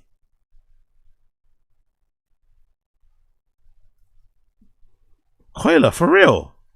I never get sex pest from Bert. Really? Are you talking about Bert? I just heard he was overly sexual on set, and other cast members had to be babysat because they were sex pests. You mean Bert was being sexual on set? I never get sex pests from Bert. I'm not gonna lie, I'm surprised. Him and Leanne gave everyone penis necklace. Oh my god. Oh my god. Oh my god. Okay. That's a little bit weird. I don't think anybody was sitting around begging for a sketch show from a 50-year-old Tom Segura. And I definitely don't remember anyone asking for Bert Kreischer in one of the most... Jesus Christ, man. Like, if, like, mediocrity, innit? Like, could anyone black get away with this, by the way? Not to be that guy, not to bring race into it, and to be that guy, but could anyone not white get away with this? Like, we have to do so much to get gigs, right? We have to be so excellent. You have to be so world class. You have to be so high achieving, right? If you're not white, to get any type of look when it comes to Hollywood or any type of Netflix stick. And then Bert is just out here like fully pregnant, like with this shitty show. Like, how the fuck did this get greenlit? It's kind of crazy, isn't it?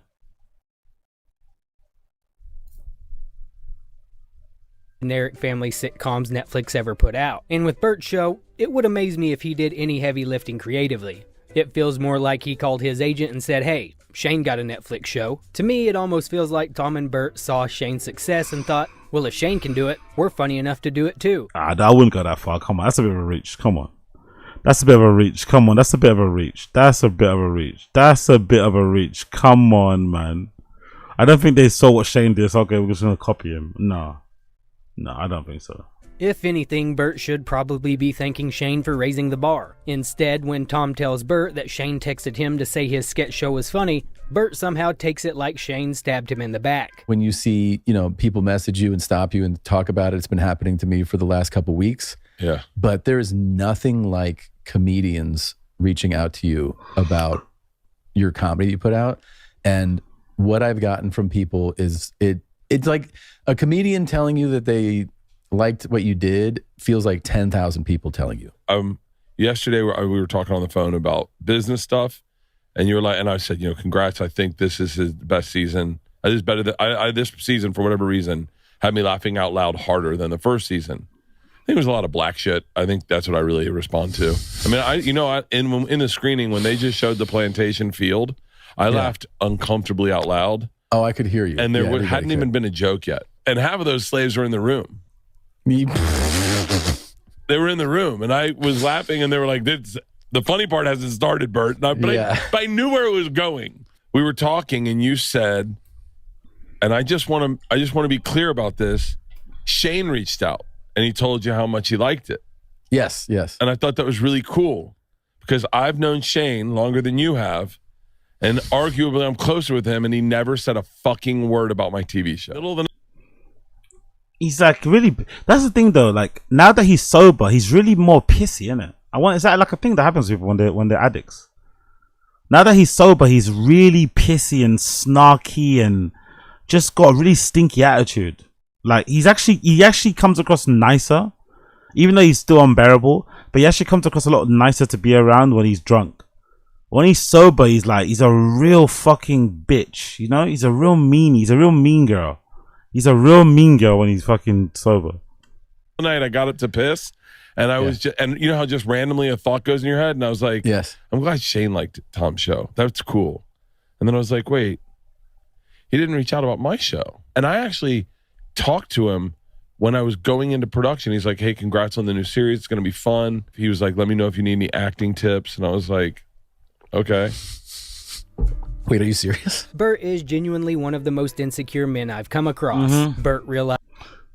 Wait, are you serious? Bert is genuinely one of the most insecure men I've ever come across. Exactly. Is genuinely one of the most insecure men I've come across. Bert realizing his dream of being Shane's boyfriend will never happen. Bert being Bert, talking about Tom's show and somehow makes it about him. I think it's pretty obvious Shane was being sarcastic when he offered Bert acting tips. Shane says all the time on his own podcast that he thinks he's a terrible actor. Anytime he has actual actors on tires, it reminds him of how much he sucks at acting. But Bert seems to be in this sober phase where he takes himself way too seriously. He acts like the rest of the world should suddenly treat him with this new level of respect, even though he spent the last 20 years branding himself as a blubbering drunk. Then he can't figure out why people still see him that way now that he's sober. The funniest part about Bert being upset with Shane is that he almost seems to expect this unquestioning loyalty from him. Like Bert was the guy who discovered Shane, gave him his big break, and got him an interview with Saturday Night Live. It's this weird thing Bert does with Shane. I have known Shane longer than the people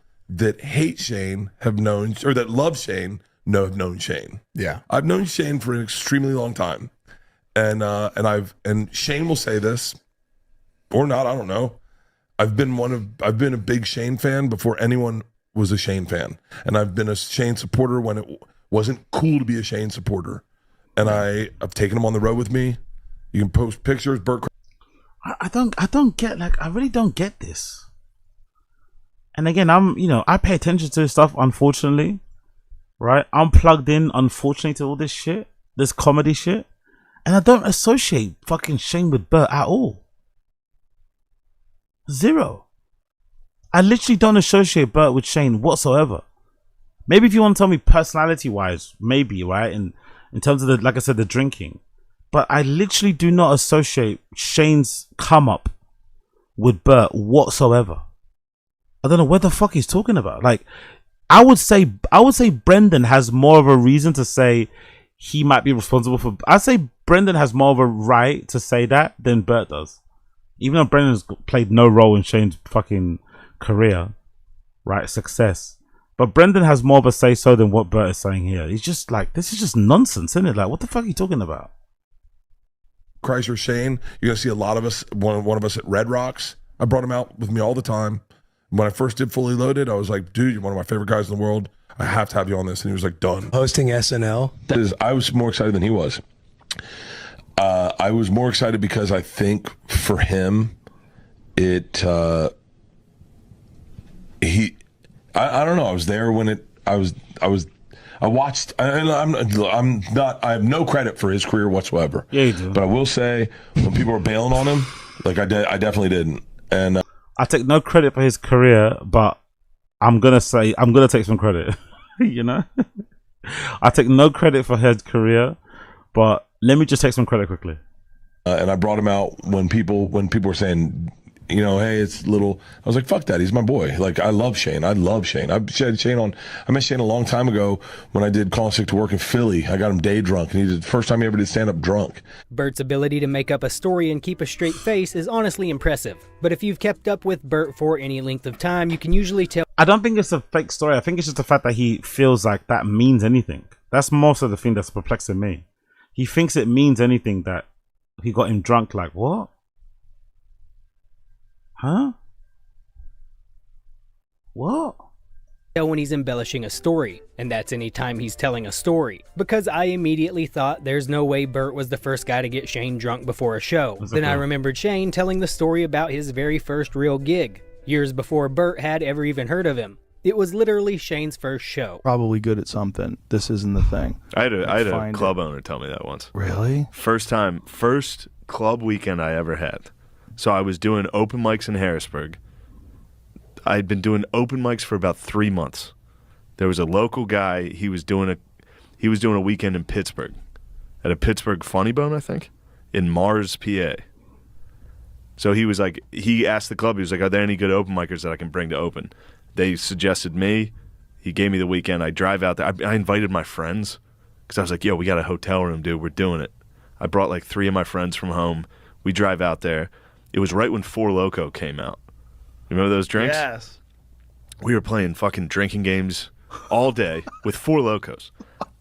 Dude, I'd never done a weekend in my life. I'd never done a club in my life. I show up to this thing hammered. The owner's like, our feature bailed. By the way, I am quite jealous in a way. Maybe I shouldn't be because it's not good. But I am quite jealous of people who can perform fucked up. I'm not gonna lie. I tried it once before and it didn't go well, so I've never done it again. But whenever I DJ, even if I'm playing like in a pub, like I'm one of those tryhard that takes like pub gigs where I'm getting paid £50 or I'm getting paid in fucking drink tokens very seriously. Like I take it as seriously as if I'm playing fucking Berghain. I'll fucking sit and fucking mull over my fucking playlist for like a month. I'll tweak it. I'll go to fucking pirate and practice. I mean, I'm fully locked in. I turn up on time. I do a sound check. I do all that. I mean, I'm a fucking bozo. But one thing I can't do is perform smashed. I don't have a drop of alcohol, no bagging, nothing when I play. Until obviously after I finish, then I go fucking crazy. But I don't have a single thing. I'm just on the fucking water, or what I sometimes do like having sometimes if I'm playing, maybe some orange juice or some ice, get that little sugar hit in your mouth and shit. But I am quite jealous of people who are able to, like, especially stand up, like talking into a microphone on stage and you're hammered. That's a talent, man. That's actually a bit of a talent in itself. Like, I cannot do that. How long can you do? And I was like, he was like, "Can you do 20?" And I was like, "Yeah." I couldn't. I had 3. Obviously, I had 0, but hostable 3. So I go on in this tiny hotel banquet room, just blacked out, doing 20 minutes of just. I did so badly that there was a guy in the front row. I'll never forget this. He was wearing one of those like throwback Pittsburgh Penguins jerseys, sitting like this the whole show. And then finally, like 10 minutes into my set, he looked at his friends. He was like, "That one wasn't bad." So unless Bert somehow traveled back in time, I don't think he can really take credit for getting Shane drunk before his first show. Exactly. But for some reason, Bert seems to think he deserves a lot more credit for Shane's success than he actually gets. He genuinely Is it a troll though, do you think? Do you think it's a bit? Do you think it's just a troll that he's doing? Maybe we're missing the point. Maybe it's just troll. Maybe it's a bit. Maybe he's not actually being serious about thinking, "Oh yeah, I did this for him." Maybe it's all one big bit and we're just like not aware of it. acts like Shane owes him something, whether that's a compliment on his totally original TV show or maybe an invitation to be on Tires. Really impressed with your acting in both things that I never even got an offer to be in Wheels. Wheels is fucking, yeah, I know. You should bring that up. Maybe call him and bring it up. So, but I'm glad he liked your show. That's all that matters. Robert Kelly. Wow. Also did not reach out about my show. Did Justin Timberlake reach out? He sent me a DM. Yeah. No, are you being serious? Yeah, he loved it. Yeah. Are you being serious? That was my one flex. Oh, no, I was kidding. He did not see us. JT hit me up. JT and JB. It doesn't feel as good as a comedian, though. No, it feels better. No. Does that mean Shane just got into the business? JT's been in Mickey Mouse Club. I mean, Shane really kind of barely knows what he's doing. JT is JT. This Shane thing seems to really. It bothers me so fucking much that I may have to reach out to him. He didn't even. Stefano was the first person that texted me, and the very first person, and I was like, wow, that was really cool because I'm leaving out other people. It was a bunch of comedians. Who else fucking texted you, Tom? You look great, by the way. I feel fantastic. I'm sure Chrissy D texted Bert the second he watched the show to tell him how funny it was. I mean, Bert had just handed him the keys to Two Bears, One Cave for months while Bert was off filming his totally original TV show idea. So I'd probably send that text too if I were him, because otherwise we're left with two possibilities. Either Chrissy texted him to keep his seat warm on Two Bears, or he just has terrible taste in television. But honestly, you can't even hold that against him. Shane did almost the exact same thing years earlier. Before Shane blew up, he reached out to Bert hoping for a little support, and Bert basically gave him the cold shoulder. Remember when I emailed you, like, hey, could you, Oh my God. I mean, I didn't with them. I did hard with Bert Kreischer. Man, oh man. Whatever. That'll be embarrassing. Well, they fucking promise you shit. They're like, Well, yo, yeah, man, yeah. It's hit like, me hey, up. hit me up. So Shane was kind of licking Bert Kreischer's ass back in the day, and Bert big timed him. But now that Shane is much bigger, now all of a sudden Bert is trying to be like Shane Gillis's best friend, act like he's. I mean, now the tables have turned. Interesting. Yeah, I'll take you on the road, and then it's like I emailed him like 5 times to no avail. That's a dick tease, dude. You were like, here's my email, hit me up. Dude, I spent the next 2 years emailing probably your agent, being like, can I feature? Like, just... Oh, for real? No. Don't look them up because they're guaranteed they're embarrassing. Don't look them up. It'd be so funny if the last one's like me hammered, like, you bitch. Oh my God, I got a lot. Shut up. Delete your emails. Hey. Don't you dare. Don't you dare. I know. Don't you dare, dude. Don't read these. I mean, whatever, and almost whatever. I think we meshed pretty well. No. Swear to God, I swear to God. Anyway, I looked at your schedule. Shut up. Why would I ever have told you? Hey, man, happy birthday. No way. I swear to God. What year? Don't be recent. November 4th, 2016. That's late. God damn it. Funny how that works. Back then, Shane was the guy trying to get Bert's attention. Now Bert's the one wondering why Shane won't respond. I think a big reason Bert has been acting this way is because he isn't drinking anymore. Even Bert's admitted that sobriety changes him. Now that the alcohol is gone, he's taking things a lot more personally. I've turned into a much nastier person now that I'm not drinking. Do you think so? Yeah. Less of a people pleaser. I start being a little nastier on texts. I know that. You can ask people at your office about that. Yeah, no, I've heard. Yeah. I'd never let someone that looks like Bert or sounds like Bert or smells like Bert talk to me like an idiot. Like, no way. That'd be the first and last time I'm working at your mum's house or whatever, or Bert Car Studios. Imagine somebody that fucking showers in a swimming pool trying to tell you something about a job. You know what I mean? Like, what? Somebody that drinks box wine while they're running on a treadmill trying to tell you stuff. Like, nah, I'm not having it, mate. I'm not having it.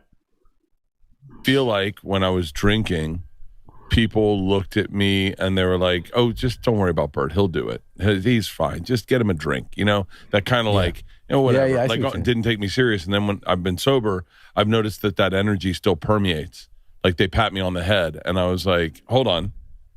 There's no patting me on the head. Well, do you have to be nasty or just be? Like, I feel like what it is, Tom, is pent up years of me realizing this is the way they've always talked to me, and now I'm like, oh no, like no one talks to you like that. No. Because you're an idiot, though, isn't it? Like, yeah, I think he's not really accepting that reality as well. You're a bit of an idiot, no? People don't talk to him like that because he was drunk. They're talking to him like that because he was a fucking idiot. Like, it is what it is, bro. You're a fucking idiot. Like, stop being an idiot and people start talking to you like an idiot. No? If you stop being an idiot, people will stop talking to you like an idiot.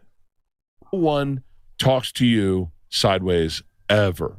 You hold a standard. I not emulate that, but I would like to emulate that. Yeah, I think you also might be conflating being nasty with just having boundaries and holding ground. I don't think that's nasty. People can be nasty and you don't have to be harsh.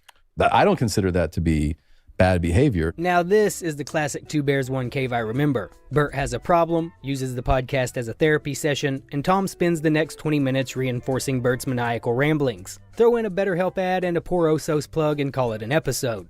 In all seriousness though, it probably is the lack of booze that's causing Bert to experience normal human emotions. Because during his last appearance on Bad Friends when Bobby Lee was floating the idea of being on tires, Bert actually gave him some pretty solid advice about how to handle it if he did get the role. And judging by Bert's shade of red at the time, he was most definitely off the wagon. If I have this moral thing of like, because I love those guys, O'Connell and all those guys, right? I would love to do it, but it's like, but do I show up and go, okay, guy, I do it? You know what I mean? I don't know. You can also love those guys and just love their show. And just be like, I love those guys. I love their show. I don't need to be in it. Yeah. Like but here's the problem: is you do get like people do.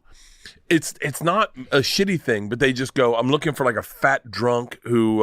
Let's get Bert, and then you go, yeah, but I'm like a fat drunk, and they go, yeah, but that okay, and then you're just sitting there going, well, I guess that is what I put out. But you can also just love those guys and root for them. Yeah, I just these comedians are all very entitled, isn't it? They all think because Shane's got a show and there's other comedians on the show that they all have to be on the show. Like, someone's not going to be on the show. Some people are going to have to be like, not picked. What about them then? What about people that don't get picked? I don't know. I find it odd. I find it all very odd how they act. Like, it's like, you're not entitled to be on this show, bro. Like, I don't know. Strange. Them and go, I can't wait to watch it. Well, I want to read it first. Ironically, sober Bert is just as worst as off the wagon Bert. He takes everything personally. Meanwhile, off the wagon Bert actually seems more capable of processing his emotions rationally. It's a weird dichotomy. On one hand, sober Bert comes across as a lot more bitter than the carefree guy everyone thought they knew. But hey, at least he's sober, right? That's genuinely a good thing. He's even self-aware enough to recognize that Two Bears One Cave has fallen off. But then 5 minutes later, he'll start talking about how his wife hit the jackpot by investing in him like he was some penny stock that suddenly took off. I don't know what our podcast is anymore. We don't fall into the influencer, like fitness influencer. I don't know if we fought. I mean, I feel like every comedy podcast right now is like a political morning show. It's a lot of quotes you just did. So many air quotes. I don't know why I'm doing this. I want to tell you about an experience I had this weekend where I felt very proud. And I'm putting this out there for anyone listening. When you're in your 30s and you hang out with parents, the only thing you can judge each other by status-wise is job and money and how they're doing that way. And then when you get in your 50s, the currency is health. Right. And I will say, as someone who never had money, like when we were young parents, we never had like money, and we always went to someone at a nicer house than ours, and I was always insecure about it and going like, God, how do they have this house? How do they have cars like this? I went to a party this weekend. So he was jealous even from back then, innit? The evidence was there. How do they have this? Why don't I have it? He's always been kind of jealous and entitled, isn't it? He's always been a little bit of a brat in that respect, isn't it? That's a weird thing to say, isn't it? How they have this? Why don't I have this? When most likely they had a 5-bedroom house and he had a 2-bedroom, right? Most likely that was the difference. Most likely they had 10 bathrooms, he had 2. That was the difference. It wasn't like he was sleeping in a fucking apartment. It's not like he was sleeping in a fucking motel with his family. Most likely they had a 2-car garage, he had 1. Oh, the horror. And I was the diamond. I was the princess bride. I was the debutante, because at 53, I was in the best shape, Tom. There were dudes getting hip replacements, guys get with stints in. All of a sudden, I was like, they're like, God, you look great. And I was like, thanks. And then they're like, are you working out? And I was like, yeah. And it's so crazy. And then I looked at my wife and I went, God, she really got a penny stock and shined it. Like, yeah. I mean, she could be married to the guy with the hip replacement, or could be married to the guy that has to watch his, but instead she's got this beast of a savage that still brings it into the bedroom. And like, he's about to fucking go off the rails when he goes back to drinking. Dude. Must be exciting for her too. Be like, what's this animal going to do next? She was like, you're not doing any work. What do you mean? She goes, you're not doing any work. You're supposed to have figured out what you're going to do about drinking when you start drinking, and you haven't done anything. You're going to start drinking the way you drank before. And I think we all agree that that's not what we want out of this journey. That's all I got. Give me that old time religion. Jesus Christ, bro. This fucking guy. I just want to be clear about this. God. I'm curious to see how it. Some of you guys on stream chat was saying, "God, Leanne's gonna leave him," but I don't buy that. I don't think that's true. I'm curious to see how it works out though, because if he's gotten this healthy and he looks considerably better, although he sounds way worse, right? He sounds a lot more nasty. He sounds nastier. He sounds meaner, but he does look better, innit? He does look better. He's probably sleeping a lot better. He might even be allowed back in the bedroom again, right? But I'm curious to see how Leanne reacts to it, though. I'm curious to see how Leanne Kreischer reacts to Bert getting back on a wagon again. Maybe potentially pissing in a swimming pool. You know, smelling, because you can only imagine what he must have smelled like when he was drinking all the time. Smelling how he smelled. Like, I'm curious to see what she does. How does she react? Because that's a lot for a woman to put up with. Do you know what I mean? She put up with you doing all that shit, and then you got sober. It's going to be a lot for her to put up with that shit. It's going to be a lot. But maybe the money's just good enough for her to turn a blind eye. Maybe the money is good enough for her to turn a blind eye. Who knows, man? Who fucking knows? We up the stream chat. What you guys saying? Oh, it's fucking, what, 5:30 already? Jesus Christ. We up the stream chat. What you guys saying? Look at your wife and thinking about yourself is insane. Exactly. Good point, Koila. It makes total sense he was creeping out the girls on set when you hear what he thinks his fitness is. Yeah, true. Chrissy D is nerdy. By the way, is it true? Let me Google this, by the way. What's that? Bert Kreischer free set controversy? What the fuck happened? Oh, there we go. Reddit. Jesus Christ. On the red bar Reddit. On the red bar Reddit. Oh, it's removed by moderator. Damn, it's removed by moderator. Problems. Rah, they removed it. Hold on, let's see. Okay, let me see if I can put it in what's that thing called? In Wayback. Yeah, I can put it in the Wayback machine. Maybe that'll work. We got everybody in the stream chat tuning in though. Smash like, hit subscribe. Actually, I might have to go downstairs and see if I can get a little yoga actually. Oh, I need to scratch my legs are so itchy. Come on, Web Archive, work please. Work please if you don't mind. There we go. Let's see if this works. I'm gonna put this in the Wayback Machine and see if it works. Wayback Machine does not archive that URL. Really? Why? Archive it please. Okay, cool. There we go. We got one archive. Let's see if this works. Oh god. Oh no, I can't. No archive. I want to see what the original post said. Anyway, I've got something here. It's the original post, but not with the original title. So it says remove. This is from. I was surprised with how much was said around the young kids while filming on set. I was only on for like 3 days, but the last few days of filming on the school were a bit awkward. Not expecting them to be that overtly sexual. Okay, so I guess he was doing like standard. I guess he was doing like standard podcast talk in front of like child actors, isn't it? Like regular people, basically. Not being able to temper what he's saying. Yeah, that's very, very weird. Let me actually bear me a second. I need to actually go get a fucking yoga actually because I need to eat something. What time is it actually? Bear me 1 second, yeah. I need to actually go get a little. Bear me 1 second. Are you guys still here? Yeah. Bear me 2 seconds. Let me quickly go get a yoga downstairs. Let me quickly go get a yoga. Bear me 2 seconds. 2 seconds. 2 seconds. And fill up my wobble.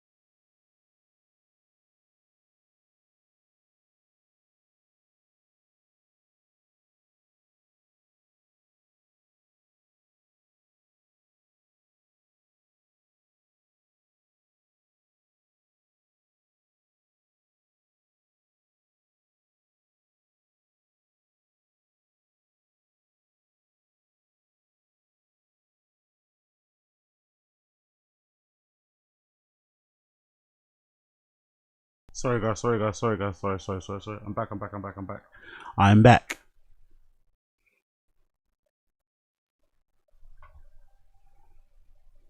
Let's do this.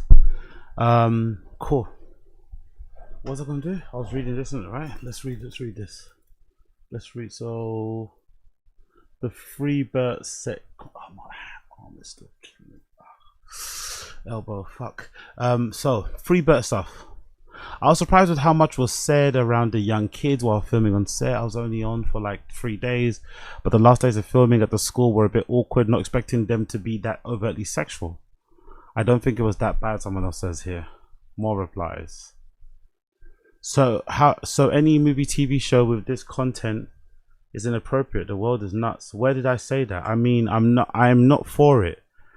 I would judge things on a case-by-case basis based on what is going on specifically. But you're just randomly attacking an argument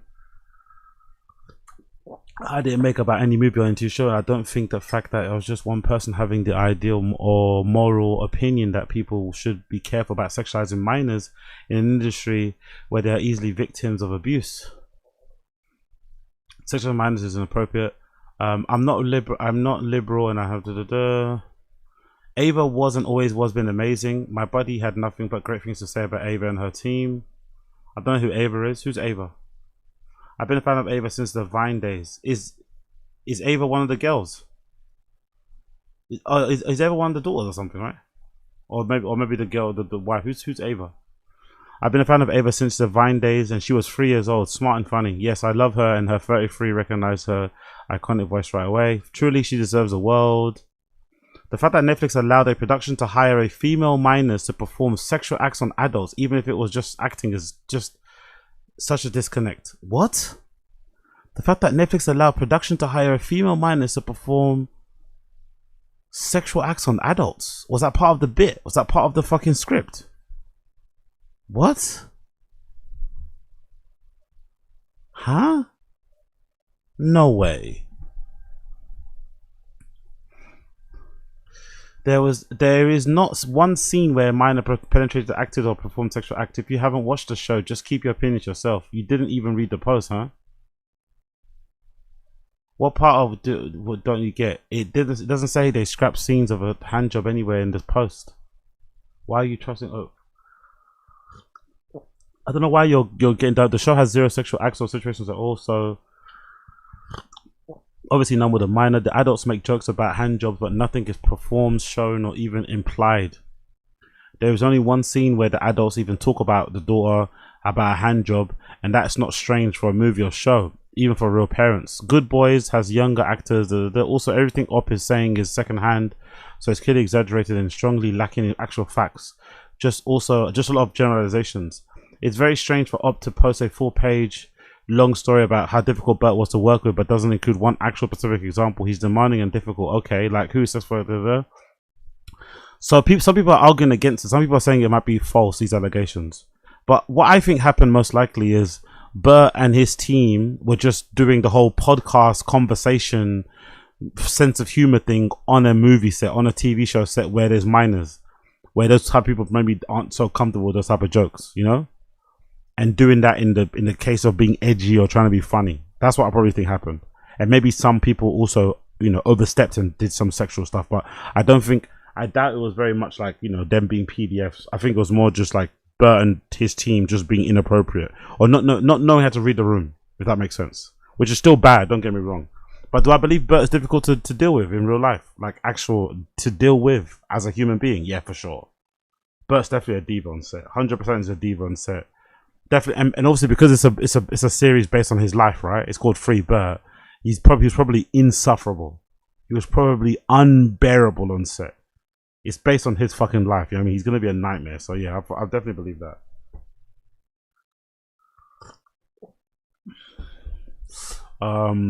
You could smell it from the trailer. Didn't watch it, but I don't think it'll be funny. I don't even wonder if it was. Okay, cool. So a lot of people have a lot. Damn, I was searching for the sub. The point of the plot about the cookies is tops. Thanks for sharing. The stuff needs to get out there. Cool. Okay. So Bert is a problem child. It makes sense. Okay, cool. Let's Let's move on to Daddy Wells, actually. Let's do Daddy Wells. Big up Daddy Wells. Daddy Wells has got a new video about King Azulai. And then we're going to move on back to Brendan Schaub and shit. Give me time also to kind of quickly munch on my yogurt. Big up Daddy Wells. King Azuli humiliated in Vegas. Again. King Azulai or Zule humiliated in Vegas once again. Let's go. All right, you guys, so I wasn't expecting on talking about the chinless bastard again so soon, but we have Chinless to because bastard. for those of you who don't know, he is in Vegas. Why, you might ask? Well, he is doing the Shawn Michael, I think it's Shawn Mike Kelly or Shawn Michael Kelly, either one. He's doing the Digital Social Hour podcast, and we're going to get into that in just a second. But first, let's talk about what happened tonight. So, yes, he showed up in the same crusty ass suit that he always wears. No surprise there. But for those of you who don't remember, recently Azulai went to Vegas for a fight where he was mocked and basically laughed out of the arena. People were calling him a PDF from across the arena because for those of you who don't know, Azulai is a convicted pedophile. He was charged with gang a 15-year-old girl when he was an adult with his brother and his friend. But as I was saying, he went to Vegas where he was called out for this and ultimately got kicked out by the manager. Hey, bro, I wouldn't give that dude too much play. You know who that is? That guy.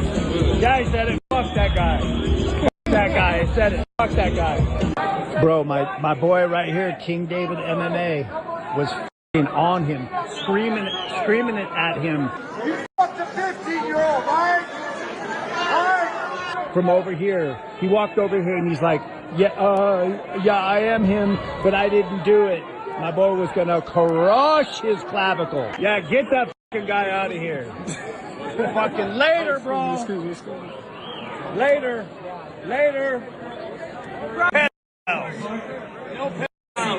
No. Fuck you! So after this, as you can imagine, he was humiliated, especially for a guy like himself, such a wannabe tough alpha. It does a little something to his ego. So after that whole night, he was posting nonstop on the internet, trying to twist the story, acting like he was asked to leave because the other guy, the one who was calling him a PDF, King David, Azulai was saying that that guy was so scared, so afraid for his safety that he asked for Azulai to leave.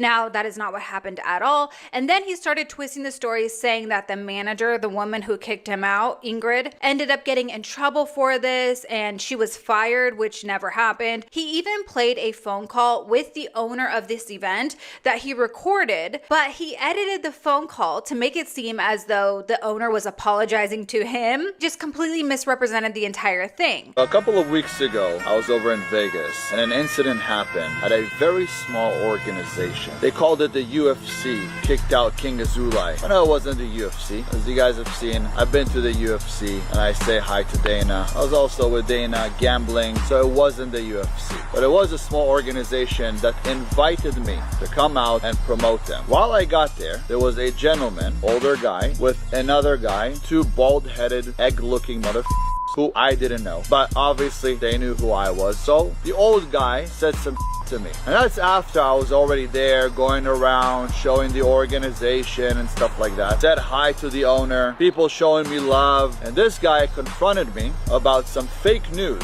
So what did I do? Step right into his face and wanted to see what he was gonna do about it. You know what he did? Like a little fucking go to the security and said that he fears for his life. So to please get me out of there. Yeah, so he came up, tried to shake my hand, say that it's fake news or whatever, that he can prove it wasn't him, that he didn't actually do that. And then that's when my boy Doc Ock, who's familiar with the case, because I wasn't familiar with the case. I'm just going off my dear friend and like, hey man, if you don't like this guy, I don't like this guy. I don't even need to know the details. So that's why I started yelling about you after 15-year-old, because at the time, that's all I knew. So when the security came and asked me to leave, said that there's a gentleman, a low-life piece of said that he feels threatened for his life. I said, okay. I came to support the organization. Is on the verge of shutting down. They're called Tough Enough. So I'll leave. So all of my boys left with me. Big deal. When you're not wanted somewhere, guess what you do? You leave. I am the king, not them. I came. It's actually kind of fascinating you've got fans though, isn't it? I'm not gonna lie.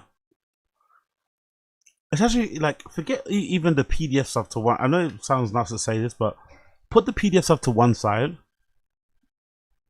He's really lame, isn't it?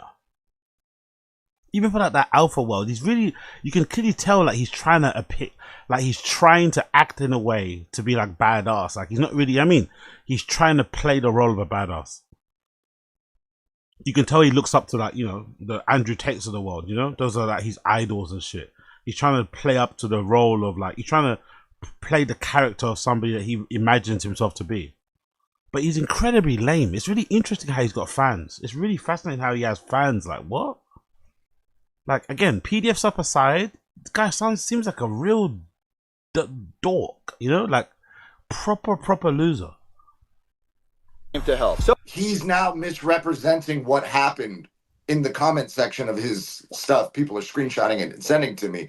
And we'll talk about that in a second. But like that dude, he's so unaware of danger that he doesn't know when he's in danger. I guess he's talking about me. I pissed my pants and I ran and told security to escort him out because I feel threatened. I didn't leave my seat. So it wasn't me talking to anybody, right? I didn't leave my seat when he approached me. I didn't shake his hand. I didn't feel threatened. Even in the event that I was like, if anything, he's fortunate because I had very, very aggressive, violent people who I'm friends with behind me that didn't even know who he was, that literally wanted to stomp him out for even approaching me. They didn't even know about his case. Just because he walked up on you. They didn't even know what I was saying. They were like, dude, I heard you cussing at somebody. I saw him walk over. Let's stomp him out. I had a call with the owner after, and this is what he had to say. I really appreciate your time and coming to the fights. And again, forgive me for that fucking bullshit. The is not allowed back. We're going back to the girl that was running the floor before her. Okay. Beautiful. He said obviously that he's firing the girl who spoke to the security to get me out. And these two egghead looking motherfuckers are not allowed back into the organization, as you heard him speak. And clearly what you guys have seen on the internet isn't that true, because now you know the true story. The little guy didn't do anything except called security. He had the chance. I was right in front of his face. I put my face so close to him. He felt threatened. I would have broken both of their faces right there, but no. It's really funny. These are MMA fighters, you know, by the way. MMA fighters, and he's like, I don't know. I kind of want to see him fight though, because he does seem very confident in his fighting ability. I kind of want to see King Azulai fight. I want to see if he's actually as tough or as badass as he thinks he is, because yeah, wild guy. No, there are too many people for that. So just so you guys know the real story, this is exactly what happened. Now, you know, any normal person after something like this, after such a hoopla, would never show their face again at that event. But Azulai isn't a normal person, not by a long shot. Instead, what he did was he showed up there tonight at a Tough Enough event because they were having another fight, trying to get back in after being kicked out and told that he was banned basically. He was trying to ask promoters for tickets, and the owner actually had to step in and say, absolutely not, I'm not doing this again. He should know better. But he doesn't know better because this guy's a fucking moron. So, you know, I suspect that he was trying to get let back in so that he could make a video for the internet and post to all of his followers saying, you know, I wasn't kicked out, I was let back in. See, they even apologized to me, whatever. But that didn't happen. Instead, he got laughed at and sent away. Now, the manager... So embarrassing, man. But I think he probably went back there again to kind of prove that he's not scared as well. Do you know what I mean? Because it's all for the internet, right? It's all for clout. So he wanted to go there, film a video, prove that he wasn't scared, turn up there, walk through the floor again. You know what I mean? Do that whole nonsense. I just don't think it's a smart idea to antagonize an arena or a venue full of MMA fighters that all think you're a PDF. Probably not the best place to antagonize people. Who he said was fired, was there working that night. And I know this, you know, because I saw photos of her working the event. Just hilarious, you know, the foolery, the buffoonery just never ends with this guy. So then he made his way over to the gambling tables, even though he says that he doesn't gamble. In fact, he says he has never gambled before a day in his life. I guess whatever happens in Vegas stays in Vegas, unless, of course, you post it on Instagram. I'll tell you, I just received 2 different deals. to pay me between 250,000 to $500,000 a month. I don't know if I wanted to share it. I wasn't planning on sharing that, but $500,000 a month. Okay, yeah, whatever you say, mate. Whatever you say, mate. Sure, whatever you say. they want me to show like I'm gambling. And I told them it's not my David values. is playing. I told them it's not my values. I never gambled in my life. Yes. Okay, so let's get into this whole podcast. So I'm here with King Azule. What's going on, guys? And we just had a wonderful podcast, great discussion. Yeah. We differ in our points of view, but he's invited me officially to go to Israel. He's going to come to Israel. And where are you going to go in Israel with me? Everywhere. Armenian Church of the Holy Sepulchre, right? Wherever you want to go, we'll go. Okay, we're going to do it. You're going to teach me a few things. A little bit too close, no? Like, what's this? Who's this Boris Johnson looking guy? Who the fuck is this Boris Johnson looking guy? About Israel that I don't know. From your side. I'm going to teach you some Armenian too. Okay. All right. Like I said, he went to do the Digital Social Hour. I believe it's Sean Kelly or Sean Mike Kelly, something like that. He owns this podcast, and Azulai has done it before. He's been on his podcast before. It was actually the one where he was on there saying all that disgusting shit, saying that he had parents in his DMs messaging him, saying that they were saving their underage virgin daughters for him. Jesus and this guy, Sean Kelly, the interviewer, didn't give him any pushback. Instead, he was sitting there laughing with him, going along with this whole crazy ass story as if it were some sort of joke. I used to look and I used to tell people, you know, my dream woman will be a virgin. She will be untouched. She will cook, she will clean, she will take care of a home, she will want children. And since we know to find a virgin is very difficult, so she'll be probably 18 years old. Jesus Christ. And I said that when I was 32. Jesus. And people told me, but you're too old. Jesus fucking Christ, man.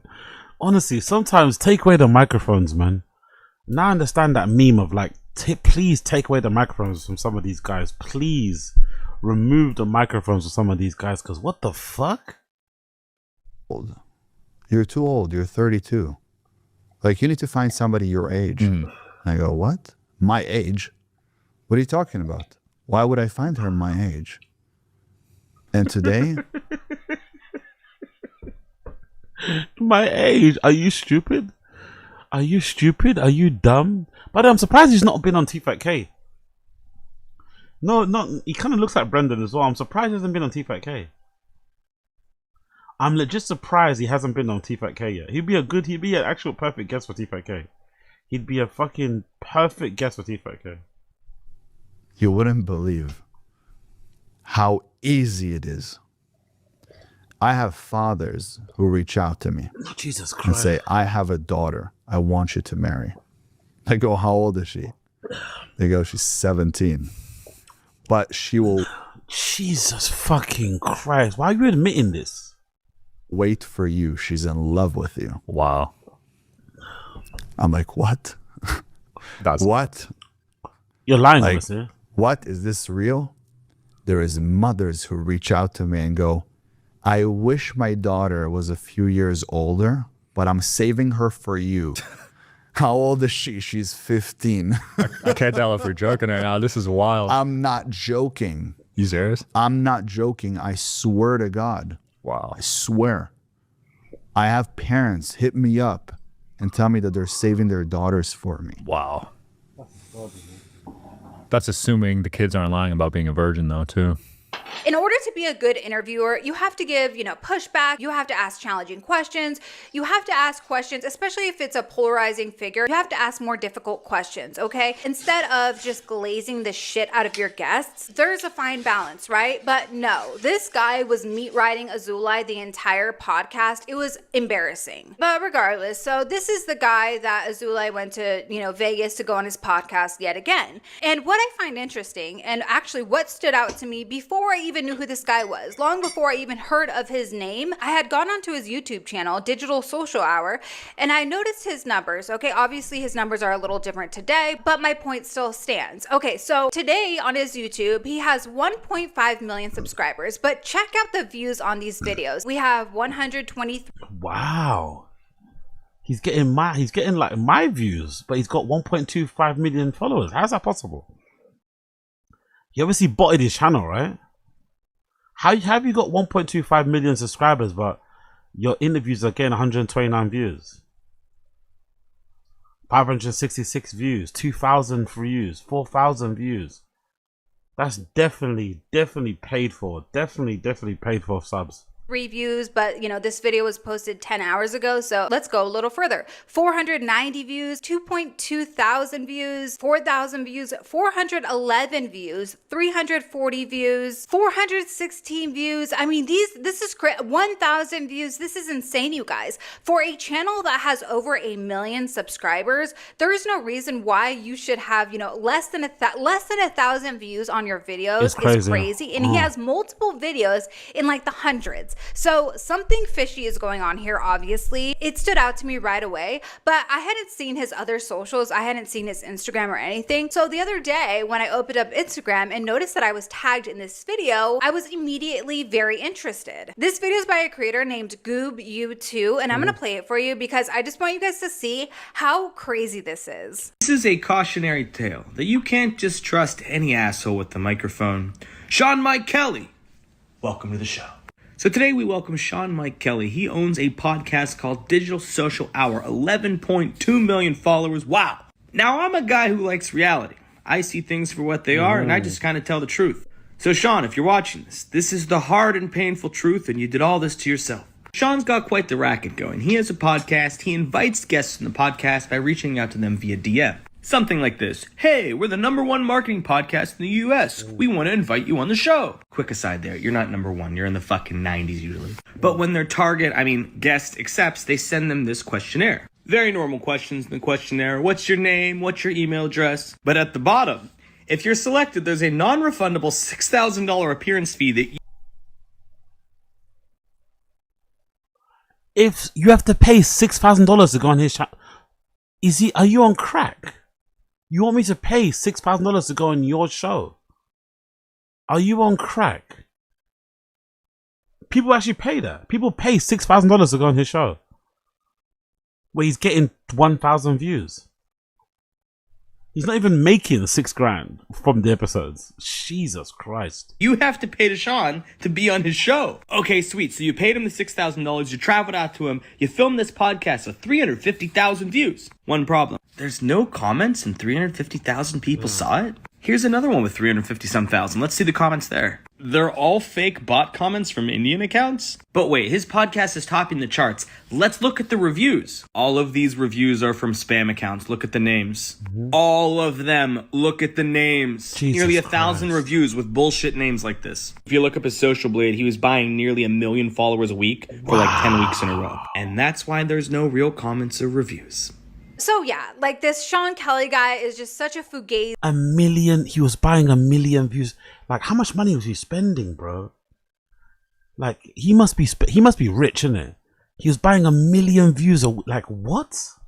Ass lame. But I mean, are we surprised? This is somebody who hangs out with convicted PDFs like Bendover, and even if they don't hang out, just the simple fact that he is sitting down for over an hour podcast with Ben, not giving him any pushback, not like questioning him on anything, just glazing the living shit out of him, knowing what he did, knowing what he was convicted of is crazy. Tells you everything you need to know about what kind of person this guy is. But you do you, I guess. Now, this wouldn't be a Vegas trip without a hotel room tour where Bendover is showing off his hotel as if he's Bill Gates or something. First of all, I've been to Vegas many times, okay? There are always deals on suites. In fact, there are entire apps dedicated to giving you discounted rates on hotel rooms. So big up Nav 1 and Now.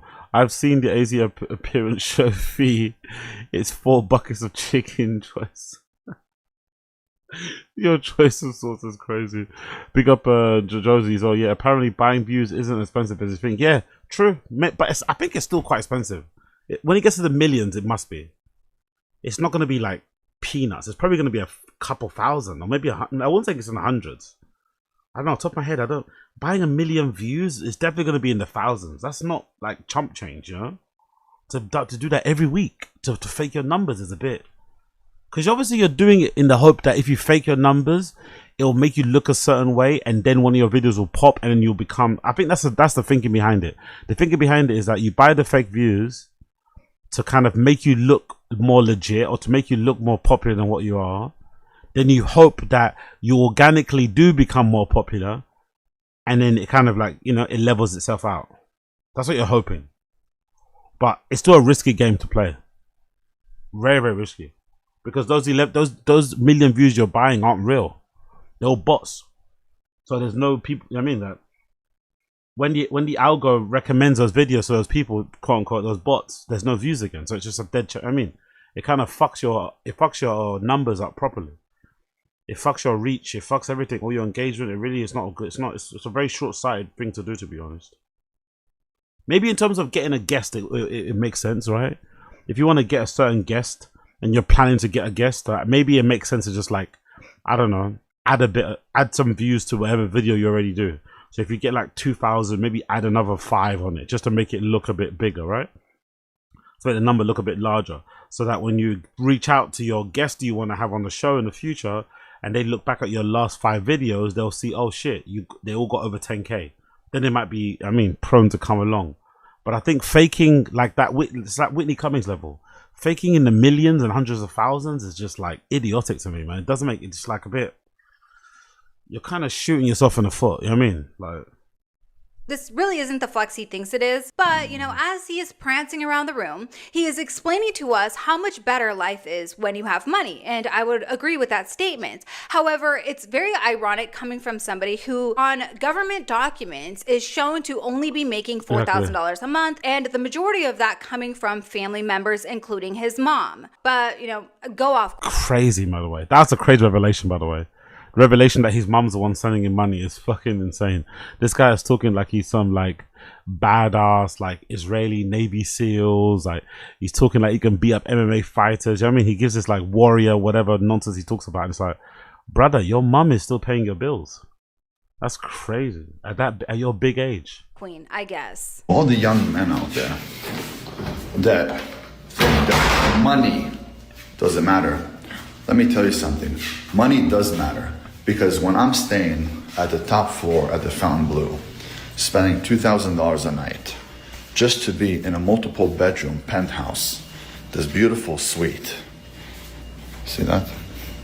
You got your own bar, you got your own table, got your own living room, bedrooms. When I stay here, you get $15 chocolates on the house. I ate up all their chocolates because I love chocolate. When you have money, guys, I'm telling you, life is just so much better. See, for some of you guys that don't know, I have a sweet tooth. And I love it. As you've seen how much I eat donut and bullshit like that right before my fight. Sugar is literally the root of all evil. I stay away from sugar At all costs? What's that? It's got foam and it's a double espresso shot. It's not a sugar-free latte? No lattes here. They're all double espressos. So when you have money, your life really changes because women don't give a damn. Sugar's a root of all evil. What's that? Sugar's a root of all evil. Okay, what's that sugary drink you got right next to you? About how you look. Me looking like a G, that's just a bonus. That isn't what they're looking for. I love when people say to me, yo, King, muscles aren't everything. How would you know? You don't have any muscles. Like, you don't have it to be able to even say it. How would you know? You don't know. So why are you even talking? You know, knowing how to fight doesn't mean anything.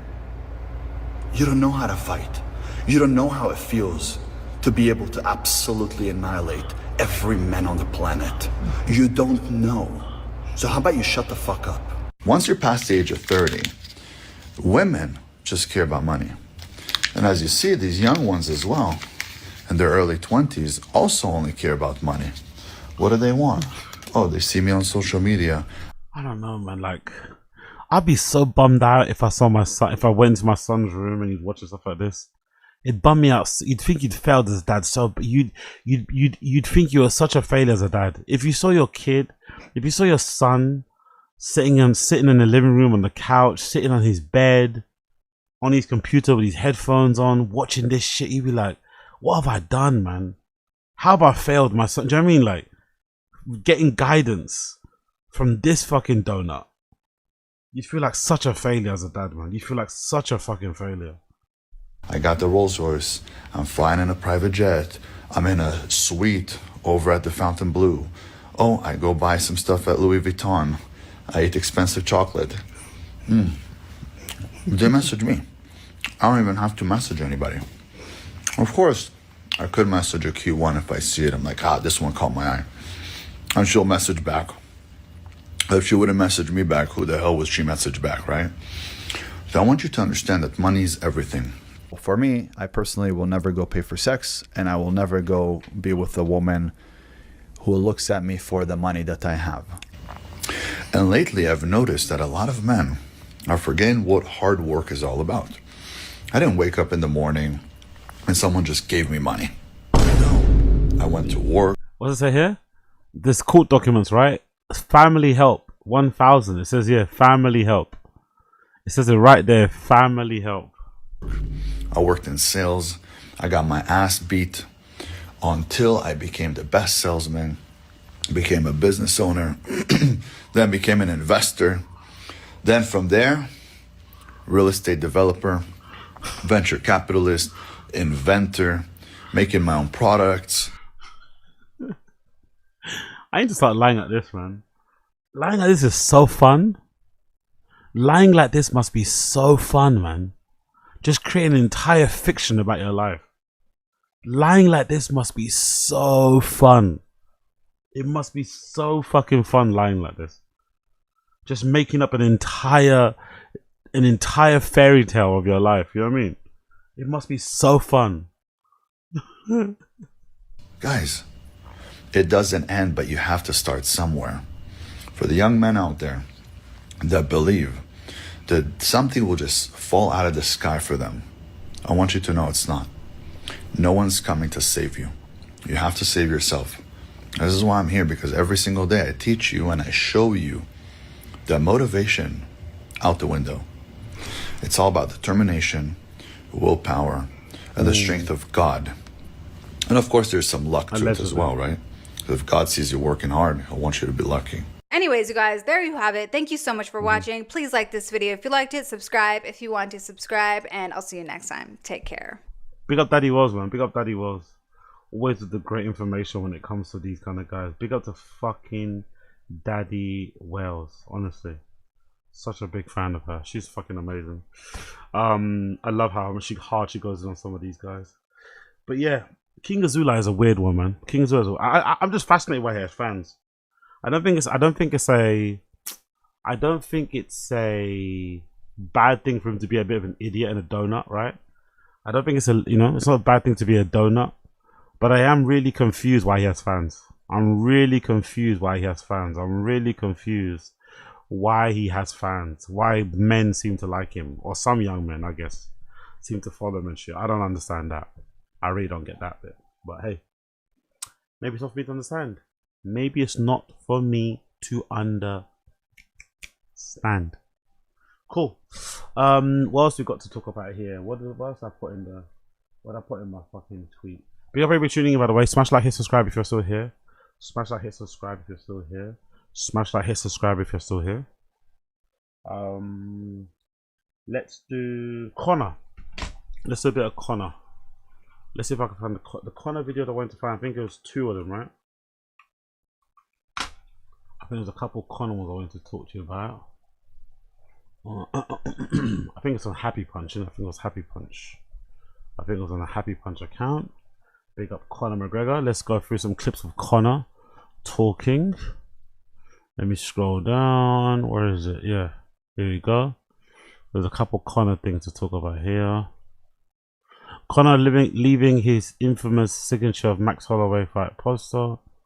Yeah, let's do this. Let's do a bit of Conor. Let's do a bit of Conor. Conor McGregor update, obviously. Conor McGregor leaving his infamous signature on the Max Holloway fight posters.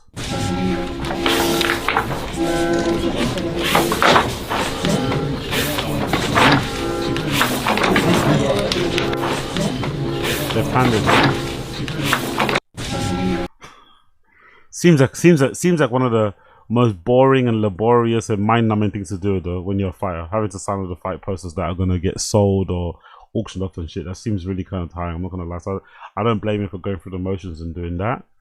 Conor McGregor says he's the greatest featherweight fighter since Bruce Lee. It's almost disrespectful. I'm not sure who. Okay, cool. Let's go. Let's see. Check this out. You know, I know he's planning on deep waters. It's almost a bit disrespectful. I'm not sure who he thinks he's talking about here. We drown him. We're going to give him an old Hawaii style beating.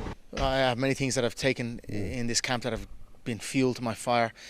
One, the greatest featherweight of all time, or this ranking system of the greatest featherweights, that I'd beaten these men and hadn't been in the list. How have I beaten these men easily and handily, and yet be kept from the list? One of the reasons I think that you aren't in those conversations is not because your performances lacked anything. It's just there was a lack of performances. There was inactivity, and I think obviously. Well, yeah, that's a fair shout for sure, and I understand why. I understand the whys of it. It was not me. It was a fighter pulling out, or things of that nature that kind of led to it. So I understand it. However, I don't agree with it. You cannot get caught in all of this. What is the skill? Who is the best? Who is the greatest? Who is the best? And it is me, and the results show this. Yeah. I am the greatest featherweight since Bruce Lee, and on Saturday night I will show it. I'm curious to see what we'll see, man. He's been at the Octagon, 5 years? He's been at the Octagon for 5 years. The last 5 years he's been on a massive coke bender. It's just like, I don't know if sports works that way. Father Time catch up with you as well. People start to look like, even John Jones is looking human nowadays, Even John Jones is looking human. Like, it catches up with you. Eventually, it does catch up with you. So, I don't know, man. And Max Holloway is not that, I don't know. Max Holloway is a dog, Like, I could see Max Holloway just beating the brakes off of Conor. Like, I could literally see that happening. I could see Max just beating the absolute brakes off of Conor McGregor. But he seems really confident. He seems really fucking confident, which again makes sense because he's fucking Conor McGregor. But I don't know, man. You've been out for so long, and it's not like you've been out meditating. It's not like he's been out doing ayahuasca. It's not like he's been out, swimming, or he's been out traveling and backpacking through rural parts of China and shit. He's been out, and he's been out. He's been fighting cases, beating up people in streets, like maybe raping the odd women here and there, doing a bunch of drugs, drinking a bunch. Like, he's been living. The only thing I'm really surprised about, he never really got super fat, by the way. That's something that he has to really be thankful for his genetics, isn't it? He must have good genes because, yes, he got a bit bigger in terms of muscular and let's say chunky, but he never got fat. Like, he never got Adrian Broner fat, which is kind of an achievement when you think about it. He never got like an Adrian Broner type of belly, even though he was drinking a bunch. I wonder what he did. I wonder how he kept that off. I wonder if he just like always went for a run in the morning. After a big session, just always went for a run. Maybe that's what he did. But I'm surprised he never really got like super fat. He got a bit chunky. Yeah, we saw that. But he never got like Adrian Broner, like massive belly style, It's kind of an achievement, man. It's kind of impressive, not gonna lie. I came out of my mother like this. The midwife said your son's going to be a fighter. Okay. Is it the actual combat that you like the most? Yes. I can remember a fight as young as I can remember. That's the youngest one I can remember. Anyway, whether it was the first one, I don't know. I was in my mother's, or I came out of my mother like this, and the midwife said, your son is going to be a fighter. Is that true? That's a true story, yeah. I was fighting off the other guys trying to get the place. So here you go, fighting all the way, bro, all the way. Is it the actual combat that you like the most? Conor McGregor inside T-Mobile Arena for the first time in 5 years. He's locked. He's gonna do though because he's not here for the money either, is he? I don't feel like he's broke. You don't get the feeling like he's broke, like he's run out of money. He's got so many business ventures. It's almost impossible for him to run out of money, really. He's not as spendy as like Floyd in terms of that sort. He does spend a lot, but he's not as spendy as Floyd. So I don't get the feeling he's doing it because he's broke. Obviously, I think part of the reason also he's fighting to get out of his contract because he's got 2 fights left. I think in his actual UFC contract, I think he's got 2 fights left, and the UFC contracts are a bit slimy. It doesn't matter how long you take, you have to complete the contract. You know, so if you die and there's still 2 fights left, there's 2 fights left. But if you want out the deal, you can't just like take a break. You have to finish the fights. And obviously it's Conor McGregor. They want him to do the fights on the UFC because, and so on Paramount, they want to get the most money. So he kind of has to fight. But yeah, I don't know. I don't feel like he's doing it for money, you know? So it's going to be interesting to see what he's motivated, like how he's going to motivate himself, because it's not like this is like do or die. It's not really do or die. It's not, you know what I mean? It's like, if he loses, it's like, yeah, he lost. But everyone will be like, oh yeah, he's been up for 5 years. I don't think, depending on how he loses, but I don't think if he loses, it'll be devastating for his legacy. It won't really do much. I don't think. The people who think he's the best ever will think he's the best ever. The people who think he was maybe overrated will think he's overrated. I don't think it's going to change anyone's mind on him, actually. It might just confirm people's suspicions, right? It might make people think like, it might make people feel vindicated because of how he's been, you know, his lifestyle lately. But I don't think anyone's going to be, you know? I don't know. What type of motivation do you have? Like, I don't know. I'm just curious to see what happens. It might make you lean, but all the other stuff, not so much. I don't agree with that. If you're just indulging yourself and you're drinking and you're eating a bunch, like, yeah, you don't eat that much when you're on coke, I get it, when you're doing drugs, but you're still not really living like, you don't, you know what I mean? He doesn't have to be anywhere in the morning. He doesn't have to be anywhere in the morning. You're probably ordering a bunch of takeaways.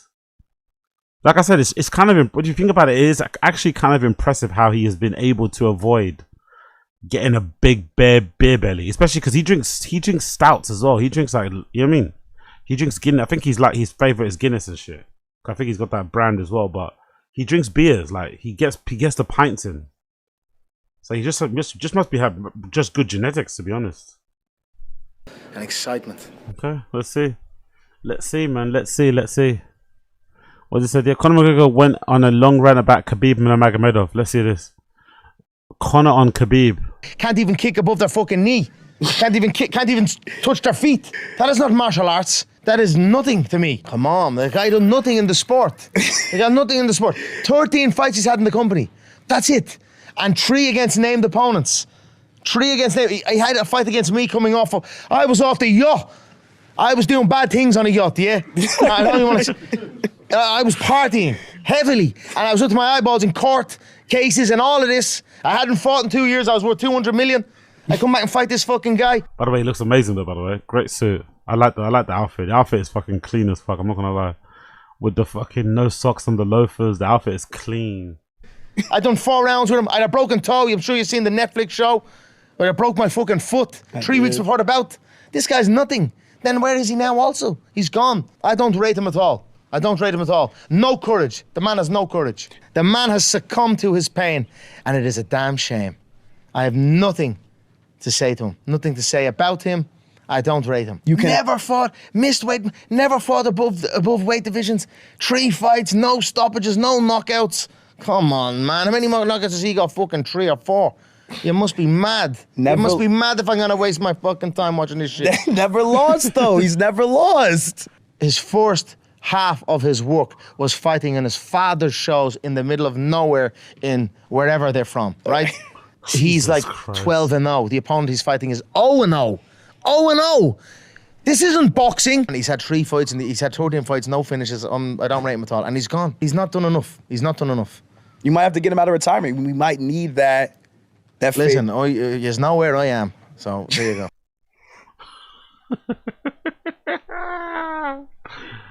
Oh, the way he hates Khabib is fucking hilarious, but you just have to take that L, man. You got to take that L. That Khabib beating was that was a real beating. That was a real humbling. If you're Conor, you have to just take that L. You have to just take that L and accept that Khabib gave him an absolute spanking, man. You just have to accept that. You can't be like, you know what I mean? You have to just accept it. You have to. In my opinion, anyway. Pardon? Conor McGregor says he's the UFC GOAT over Jones. Over John Jones, really? He thinks he's more of a GOAT really? I want to hear this recently. I really want to hear this. Should be me, my body of work. It's only me. John Bones Jones. Listen, John looks very soft there. I don't know about you, man. That's not physicality is not number 1 there anyway. So look, where is he now? Where is he now? It's who's left, baby. You get me?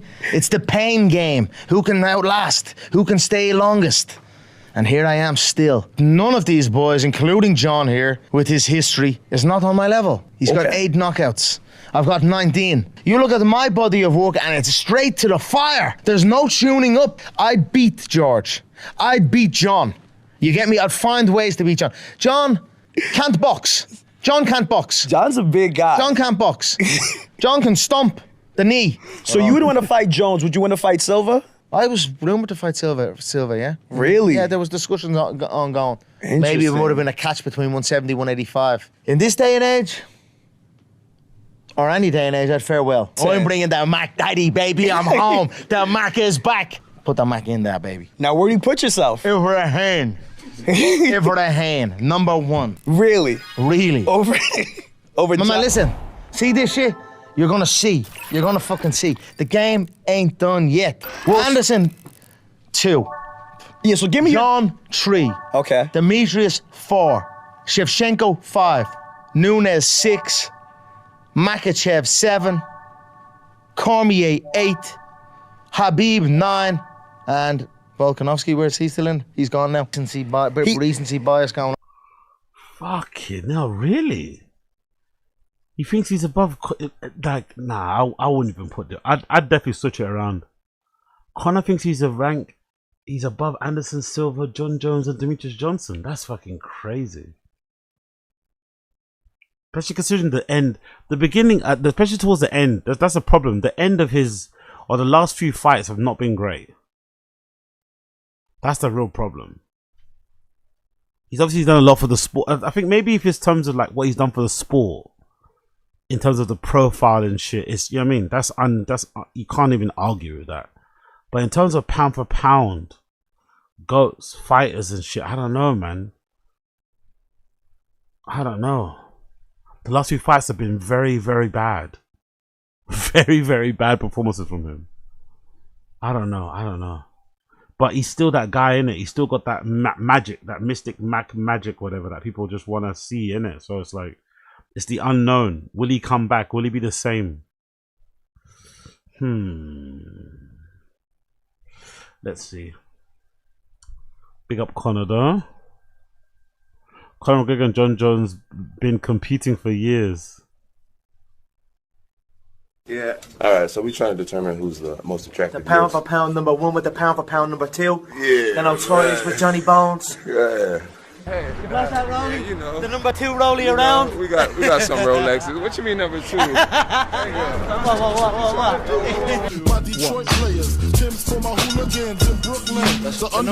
Okay, fair enough. So they've always had a bit of a super competitive relationship anyway. That's fair. That's fair. Makes sense, innit? Elite athletes, elite fighters at that kind of level are never gonna say one person's above them, innit? Ever. Never lose, never choose to. Bruce Cruz, who? John number 2. To us. Talk goes through us. Girls want to us, wanna do us. The number 2 rolling around. It's a Brad Bentley today. With the number 1. Yeah, give it up on there. We 1.5. Free the land. I'd love to go on a session with them though. Oh, I would love to go on a session with Conor McGregor and John Jones. Could you imagine how fun that would be? Could you imagine how fun it would be to be session with fucking John Jones and Conor McGregor at their peak? At their peak session. Could you imagine how fun that would be? Oh, big up them two though. John Strickland busted Bud Light after he heard they dropped Dustin Poirier. What's Sean Strickland saying here about Bud Light dropping Dustin Poirier? You guys, I've been thinking about this bottle and I've been thinking about Dustin a lot. I reached out to him and he put some things in perspective to me because like my initial thought was kind of angry, condescending, and I really had to work through that. And I said, man, why did it make me so angry? And let me tell you why.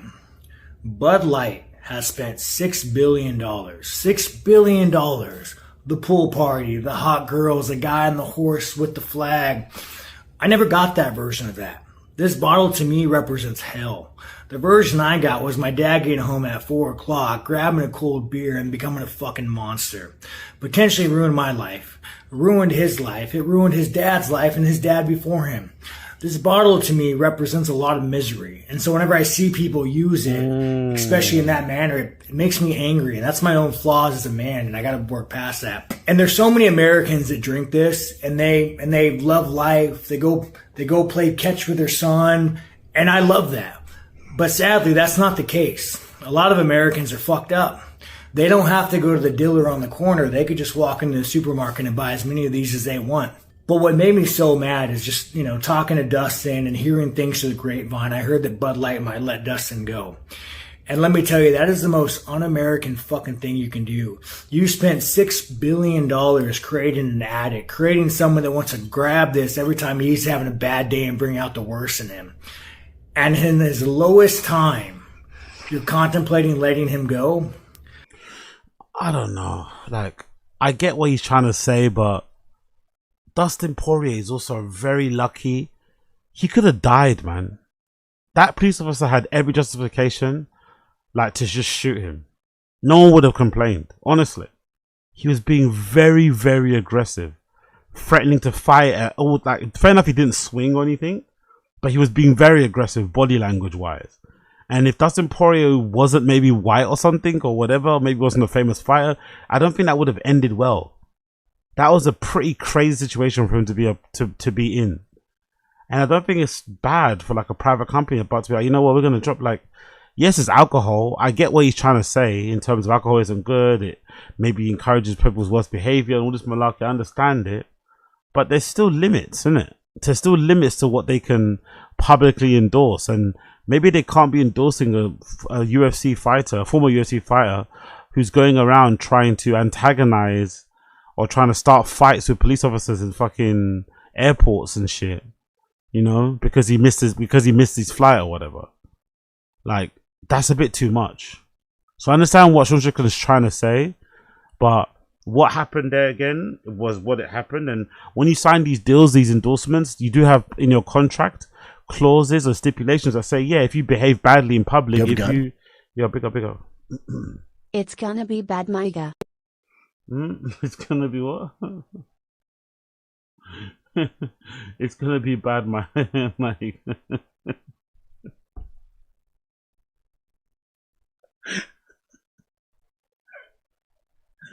Pick up a Martina. Well done, good job. Oh, you're fucking dumb. You're so dumb. Pick up a Martina.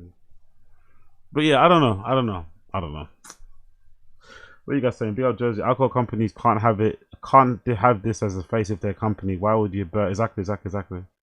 Yeah, that's what. Actually, you guys are the one that told me about the Bert. Remember?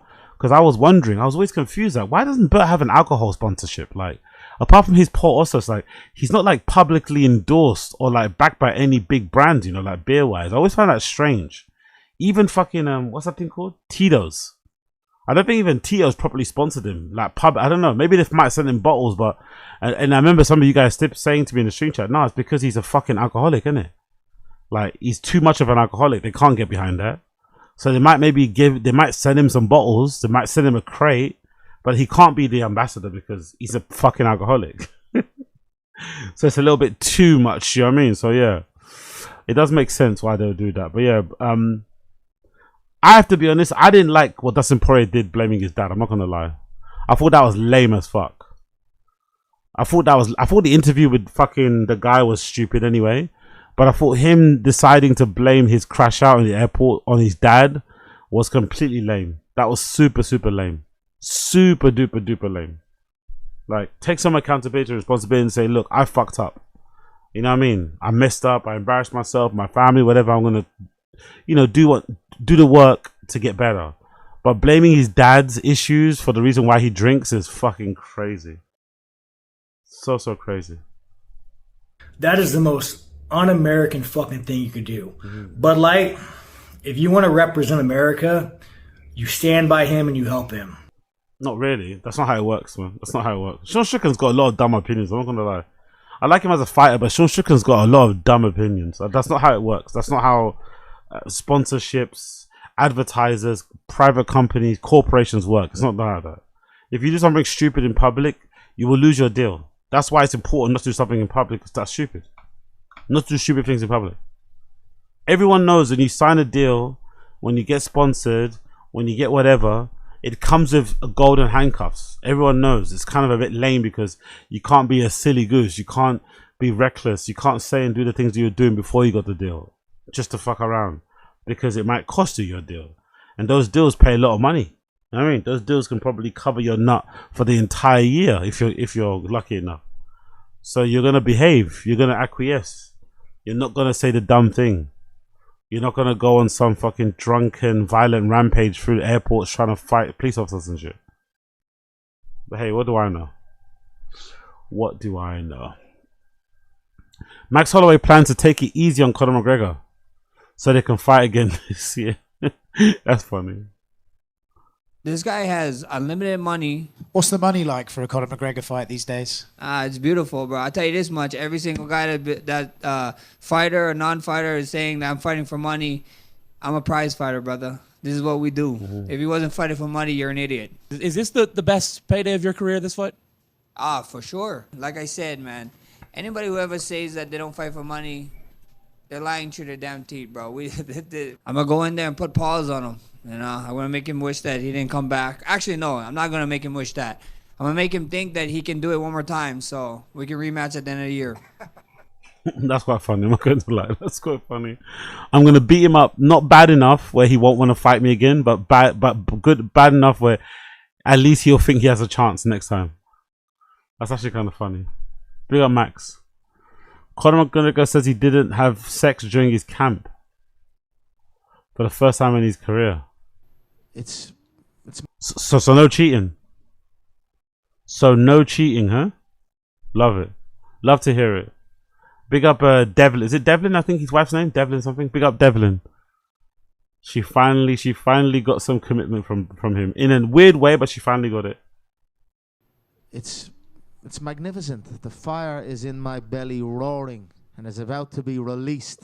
Pause. Saturday night. I've practiced abstaining also in this camp. It's the first time I've ever done it from any type of physical touch, if you will. And that's been intense. I'm excited to see what it brings on Saturday night. I'm going to have a good night Saturday, all across the board. Thank you,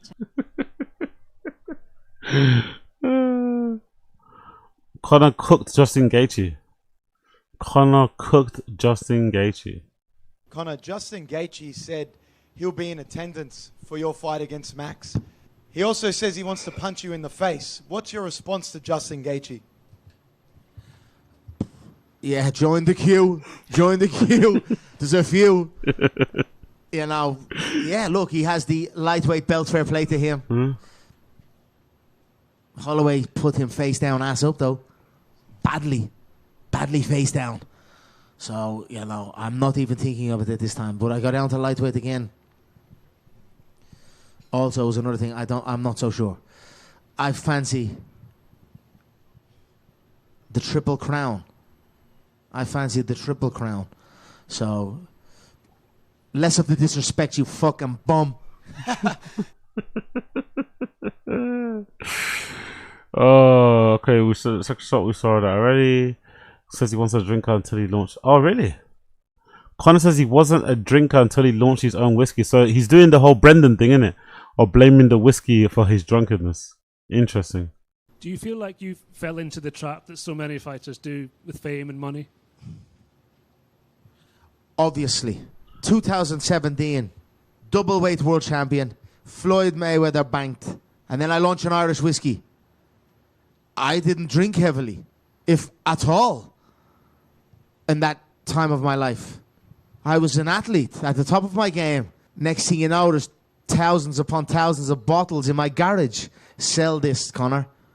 Okay, I'd leave my property with 2 bottles under my arm. And that was it. I was caught. You know, I wasn't used with it. That's it. God gave me these lessons. That's it. I was trapped and caught. And it is what it is.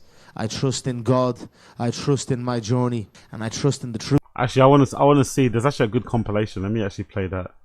There's actually a really good compilation of him fucked up. Let me see if I can find it here for you.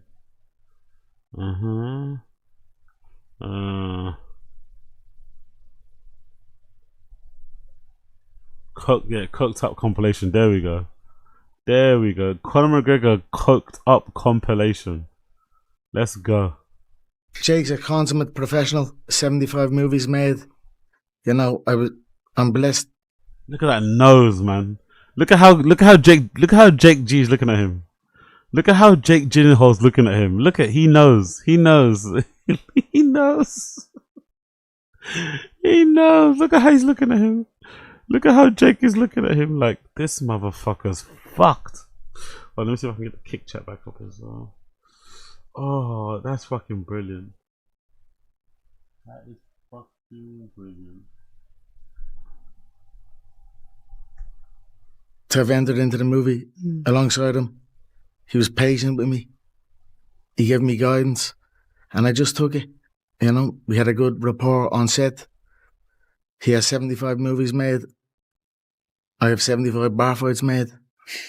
And that's it. We had a good back and forth. From interviews to bare knuckle events to his own Instagram stories, Conor McGregor. I've been there. Back and forth. From interviews to bare knuckle events to his own Instagram stories, Conor McGregor has always been, well, let's just say, full of energy. But he's not always alone. His energy is so strong that everyone in the room ends up feeling it too.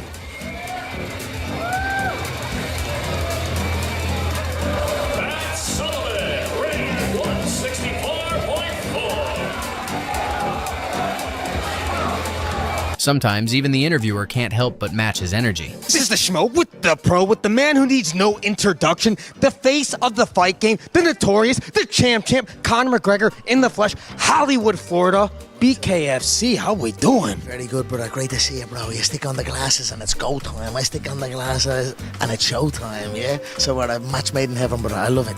What's the crack? You enjoying yourself at the bare knuckle? What do you think of the press conference? What do you think of the buzz? It's the electricity, the vision. This is for real, bro. I don't miss. Have I missed yet? I ain't missed yet. So $25 million on the table for a tournament starting in March? I could make 25 million champions out of that, bro. Do you get me? So I'm like, my rock and roll. Things are going pretty well. Things are going great. The White House, Dana White said, you and John Jones, that's a real Fucking no. He's absolutely geeks, isn't it? Deal. I'm going home, I'm going to get the head down, I'm going to rest. They're testing me, I'm in the pool. I says, you always say, man, I thought that's what the pools are for, jumping in and out. But I'm back in the pool, so get ready and stay ready, because damage will be done. Oval Office, way out. But I guess his newest adventure with Bare Knuckle FC is what's giving him the most energy. It's a fight everybody wants to see. Ladies and gentlemen, let me hear you get loud at home and here for Conor McGregor!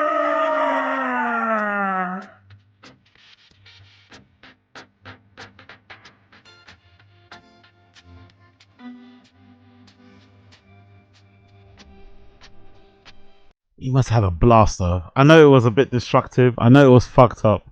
But he must have had a blast, innit? Could you imagine having Conor McGregor money? And being on it like this. Could you imagine having Conor McGregor money and being on it like... He must have had a blast, man. He must have had a fucking... Again, allegations aside, you know, grape stuff aside, we don't play all that shit. But he must have had a fucking blast, man.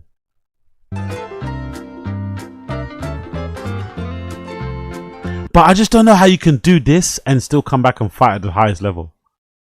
I don't know, you know? I don't know if that works. When all the other guys are still, you know, Max Holloway's still eating fucking chicken and broccoli, you know? Max Holloway's probably been eating chicken and rice longer. During that whole time, Max Holloway's probably been eating unseasoned chicken and rice that entire time. I don't think he's been doing as much as, you know what I mean? Yeah, I'm sure he's been putting his feet up a little bit, you know, having the odd beer here and there. But I don't know if those athletic sporting gods would allow somebody that's just been seshing it the whole time to beat a guy that's still eating chicken and rice, that's still going on 5-mile runs every day, while you're just cutting up lines. That wouldn't seem fair, do you know what I mean?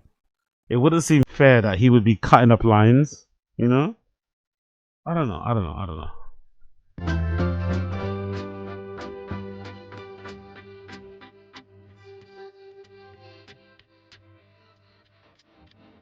Who the fuck is this? Yeah, let's make a date. Let's set a date. Who's going to stop me man to man? No one's going to stop me. David, make the date. Let's do it. One down for the pro, yeah? One down for the pro. Let's go. Let's fucking do it. Ladies and gentlemen, one more time for Jeremy Little. What's good, Hollywood? Well, as you can see beside me and in front of me, some of the baddest men and women to ever grace. He's even got the sound, isn't it? It's that packet voice. I recognize that packet voice anyway. He's got that gargle. He's got that throat. You know what I mean? He's got that throat. He's got that. Is it dryness? Is it high? I don't know what it is, but you can hear it in his voice. You can hear he's got that packet voice. Planet Earth. This is what we're about here at Bare Knuckle Fighting Championship, the alien of combat sport. And may we rise above the night sky and rain down blows viciously on all our deniers. And announce here today. What? Honestly, this is the greatest speech and also the most confusing. The greatest and the most confusing. That Bare Knuckle FC has no love for the big glove. So let's get going, Bare Knuckle. Let's go, Florida. And let's announce some incredible matchups, some shock signings, and the most lucrative tournament in all of combat sport, where we crown in an open weight the baddest man on the planet. Let's go give it up. What's more badass than Bare Knuckle and American rock and roll? Nothing, baby, that's what. Yeah, take off the gloves and fight, bitch. There's nothing like Bare Knuckle. Keep it respect. Keep it respect. These are two real bad motherfuckers right here. Two of the realest, baddest motherfuckers in the game right here. Oh, Philly! He's a legend. He's a legend. Sorry I'm late, I don't give a fuck. I'm the big boss around here. I'm here to summon the gods of fighting to action. May they turn our combatants' knuckles to knives. And on Saturday night, may we all bleed in the honor of Philadelphia's rich fighting history. Rise above the night sky and rain down blows viciously and prove our worth against any deniers. May local boy and former UFC lightweight... That rise up and rain down blows is his what's that Kamala Harris thing that she always says? What's that Kamala Harris thing that she says? What's that Kamala Harris saying? That thing that she says, Kamala Harris repeats one strange phrase. Yeah, that's the one, yeah. What's the phrase? What can be unburdened by what has been?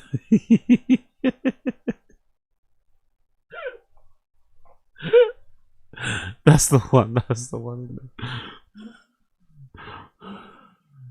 Is that the one? No, is that not? Where is it? Where is it? This is the one here.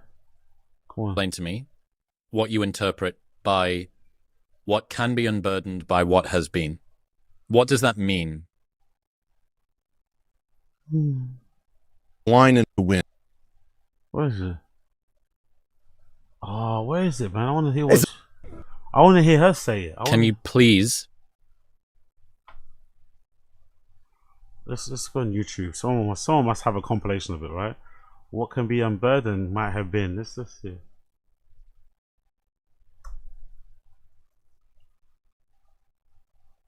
What's this? Cruz Beckham? I'll save that. Do you have a gun? Pick out the stream chat. Appreciate you. God, I love Coke Conor. What a showman. Yeah. Fire emoji. Same. Speeches. Same. And just to cheer you up, I want to show you some more words of wisdom from the US Vice President Kamala Harris. She was speaking at the retirement ceremony for legendary civil rights campaigner, the Reverend Jesse Jackson. And it is with this understanding, this vision, to see what can be unburdened by what has been. Fair enough. But that phrase about seeing what can be unburdened by what has been, that sounds kind of familiar, doesn't it? I can imagine what can be and be unburdened by what has been, you know?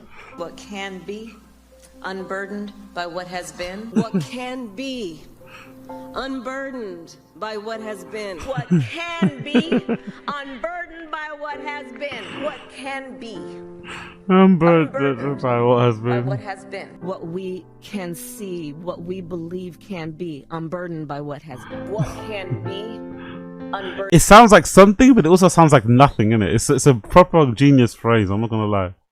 It's a really smart phrase because it sounds like something, but it also sounds like nothing.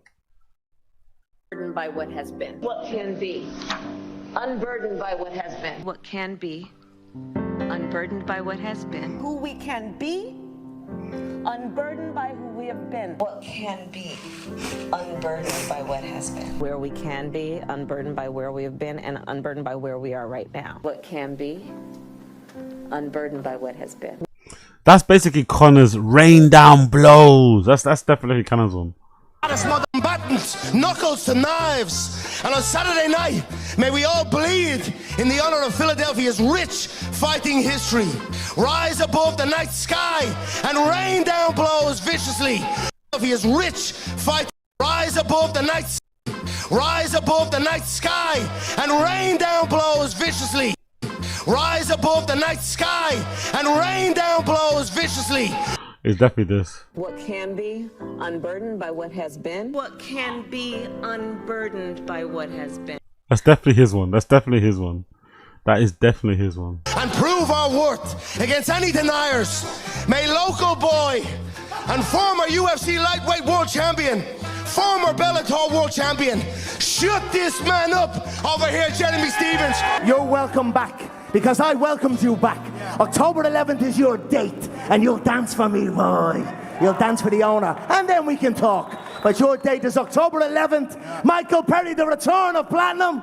And we've got some hell of an announcement for an opponent for you. One of the baddest men to ever grace the Ultimate Fighting Championship when it comes to bare knuckle. And he's going to throw down with you in front of me for my viewing pleasure. And then I'll decide if you're worthy.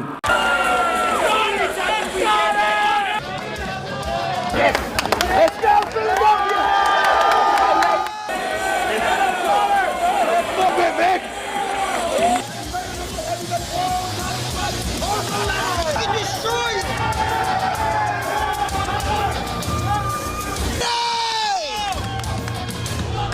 Let's go, Eddie! Let's go, Eddie! Let's go, Eddie! Let's go! Yeah, there it is. But what's a good bare knuckle FC event without an even better after party, right? Jesus. Could you imagine the gear? Could you imagine the packets of the after party though? Could you imagine the after party though? Oh, yo.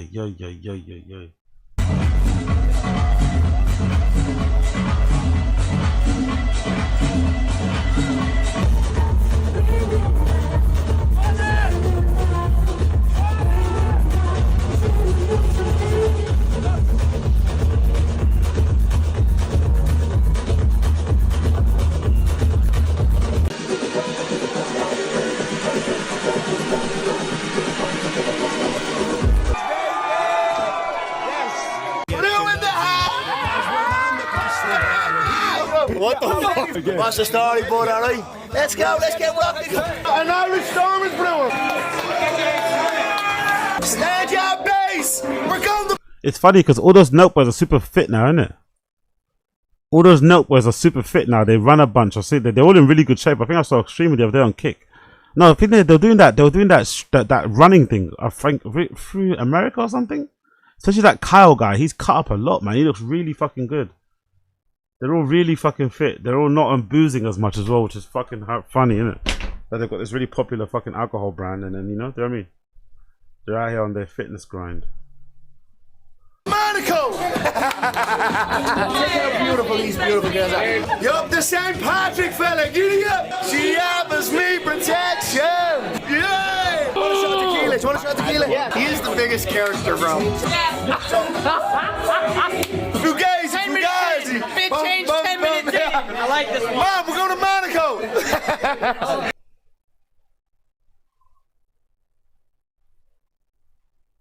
Yeah, Conor. Big up fucking Conor, man. But of course, after a few days of partying, it's time to call out some names and make fights happen. Floyd, you little you're doing bad conversations trying to get a boxing match at 155. Fight me my way. I'm the A side. You owe your out. Bare knuckle. McGregor Mayweather, 170 pounds. Let's go, baby. Take off the gloves and fight. Croke Park, right? It's gotta be Croke Park. It's happening. It's happening. We're trapping him in the corner. We have you trapped in the corner. And Nate Diaz as well. I had a chat with Nate Diaz. He loves bare knuckle. He said all respect between you guys. There's always been respect between you guys. That trilogy's got to be. Who's this person? People in the stream chat. Who's that one on the right? Who's this lady? Is that a lady or a man? Who's this person here? Who's that? Is that a fighter? Who's this? Completed. Personally, would you like it in bare knuckle or the UFC? I'd like it. It has to be mixed martial arts, MMA, UFC. You know, we have a one-on-one. We do MMA with Nate. You've had a lot of guys calling you out this year. You always do. I know Ilya Topuria has had a lot to say. Country. Yeah, this isn't his home country. This is my home country, baby. Marbella, Spain. Where's he at? This ain't his home country. He knows where his home country is, and it's not España. And who are you fighting? Chandler. You are going to do it? I have to. You've been teasing him? I'm going to just do that with him, yeah. I'm going to grab him by the chest and grab him. That's what I'm going to do. Are we going to see you in another boxing match as well? The second richest fight in history when you fought Floyd Mayweather? Yeah. That man KSI over there, he couldn't box it. You called out KSI a few times. Could we ever see that fight down the line? Let's go. Any messages for KSI? I'll fight him for that bullshit song he released alone. I'll fight him for that fucking song alone. That's funny though. That's funny. I'll fight KSI for that bullshit song he released. That is kind of funny. By the way, who's worse? KSI or DDG? In terms of streamers, singers, in terms of streamer, rapper, artist, who's worse? DDG or KSI? Who makes worse music? Who makes worse sounding music? DDG or KSI? I'm gonna say KSI. If I have to go off the whim, off the top of my head, I'd say probably KSI makes worse music. DDG's got a couple of songs that aren't bad. Obviously, I'm not listening to him, but you know, yeah, I'd say probably, yeah. If I had to guess, I'd say KSI probably makes worse music. How do you think you would beat Ilya Toptoro? I grab him by the scruff of the chest and slap their little nose off. Oh, okay, cool. That's female bare knuckle fighting champion Christina Ferreira. Okay, cool. Big up Christina Ferreira. Yeah, little ding dong of a thing he is, yeah? I'm fucking Spanish. I'm in Marbella, bro, yeah? I'm in Marbella at the bare knuckle stall and let's see what's what. We're bouncing the yoke, have a bare knuckle. You little fool, I'll cave your head in. You little short ass people, I'll box your jaw in. On site. I'm in Marbella, Spain, yeah? I'm in Marbella, Spain, October 12th at the bare knuckle. Stall it, bro, yeah? See what happens here. See what happens here when you cross me, bro, or you come across me. Know that. You know that, bro. So we'll look here, we'll do it. You couldn't do what? 190, 195 or something? Bro, I didn't notice how inflamed his head. I never noticed how inflamed his face looked here, by the way. You know that, bro. So we'll look here, we'll do it. You couldn't do what? I never noticed how inflamed he looks here, innit? Look, but again, still no beer belly. You have to respect that. I don't know how, man. No beer belly, no nothing. Looks very inflamed in the face, but again, good genetics, man. Conor's got good genetics. No beer belly somehow still. What, 190, 195 or something? I'd do 190. He was sick. He was sick over it, yeah. He was sick. I'm sick. You're sick. Listen, here's the deal. I'm going to slap the head off the two of yous and KSI. No! Yous are mixers to me. You understand that? Side jobs. A little side job. No, yeah? you can't even do your main job. How you gonna do a side job? You know, that's what I'm referring to November stage. Simmer down, boys. Bro, it's crazy being on a bus with you, bro. If there's a dolly, bro, we'd be going through a whip.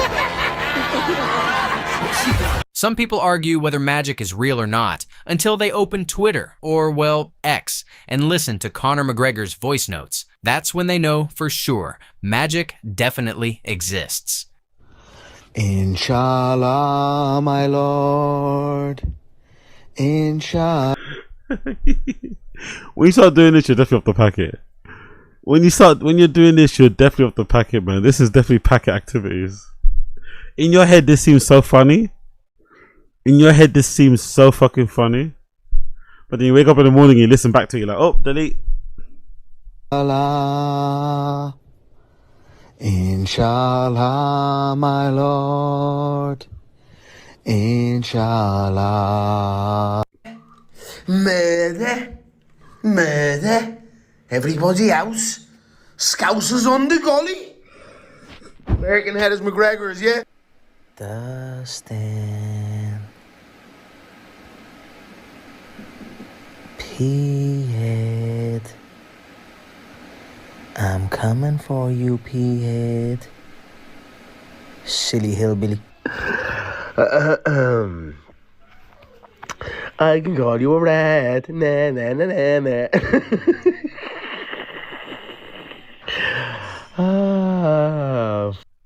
That was an illegal knee on the head of a grounded opponent. Shut up, Joe, you little fool, you. What are you talking about? Smash this and smash that. What was... He's going after Joe Rogan, there, isn't it? That's Joe Rogan, right? That's Joe Rogan. That was an illegal knee. That was an illegal knee on the head of a grounded opponent. Shut up, Joe, you little fool, you. What are you talking about? Smash this and smash that. What was smashed? My knee into his fucking eye socket, yeah? Sake. That's a knee to a grounded opponent. Call the cops. That's a good impression. That's a good impression. Hold on one more time. That's a really good impression.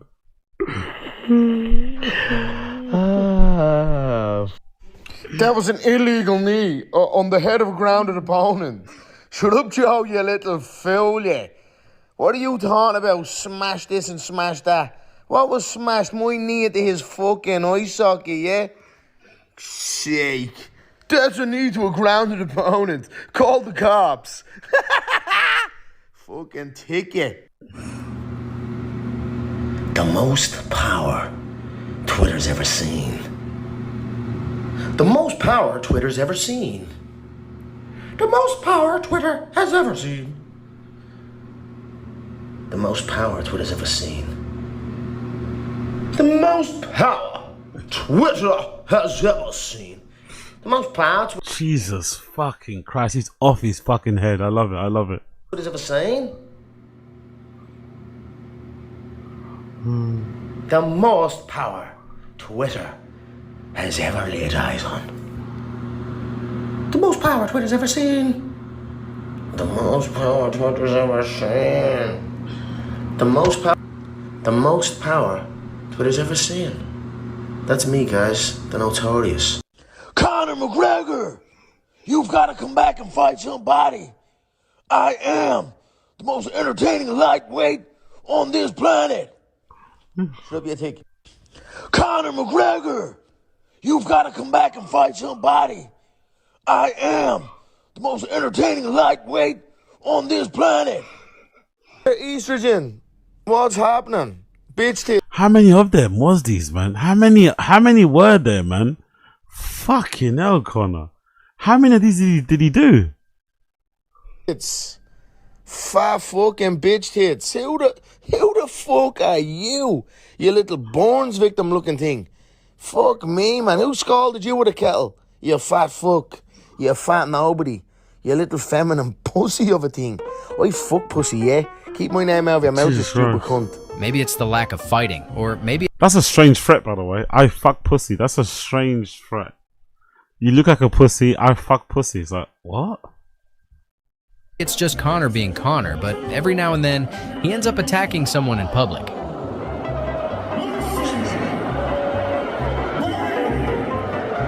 That hurt.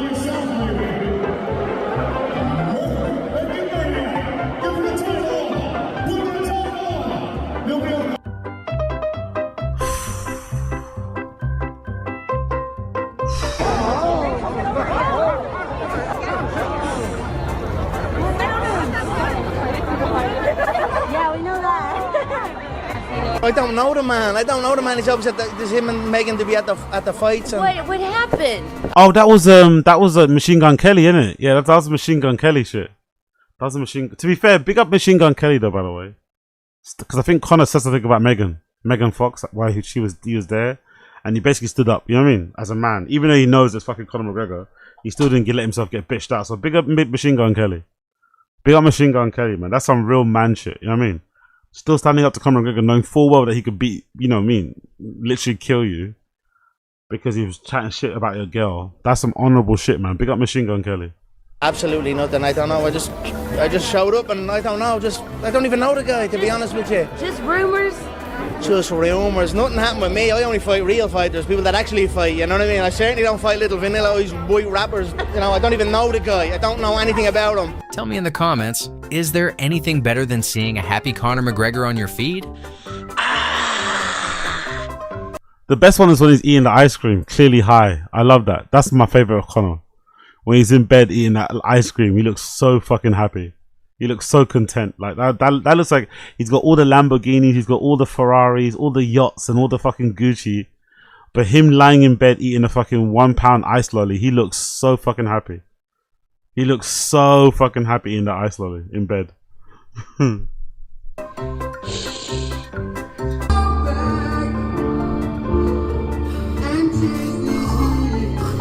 Yeah, big up Josie actually. That's a good point. Big up Josie.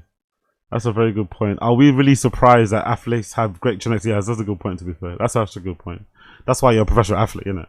You're a professional athlete partly because of your talent and your gift and shit, but also because, you know, genetically you are gifted in a way that most people aren't. You find things easy that most people find hard. So yeah, there's a good point there, but it's still fascinating though. He went on a 5-year bender. He went on a 5-year bender and he never got really fat once. Kind of crazy, like especially belly wise. Just visually, that's kind of impressive. Look at it, like a 5-year bender, and the most he did was have like a fat head. But apart from that, he was fine.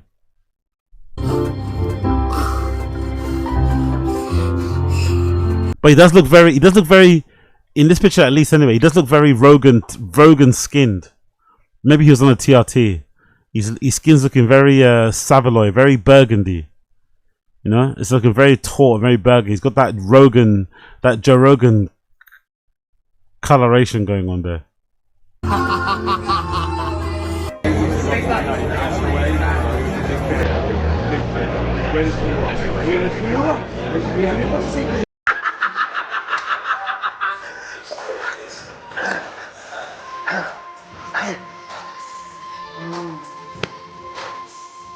What's the crack? What's left?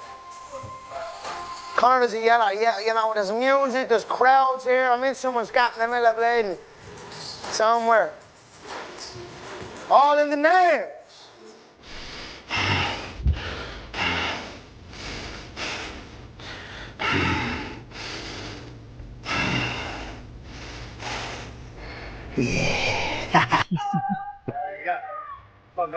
Oh yeah, when he freaked out Ronaldo.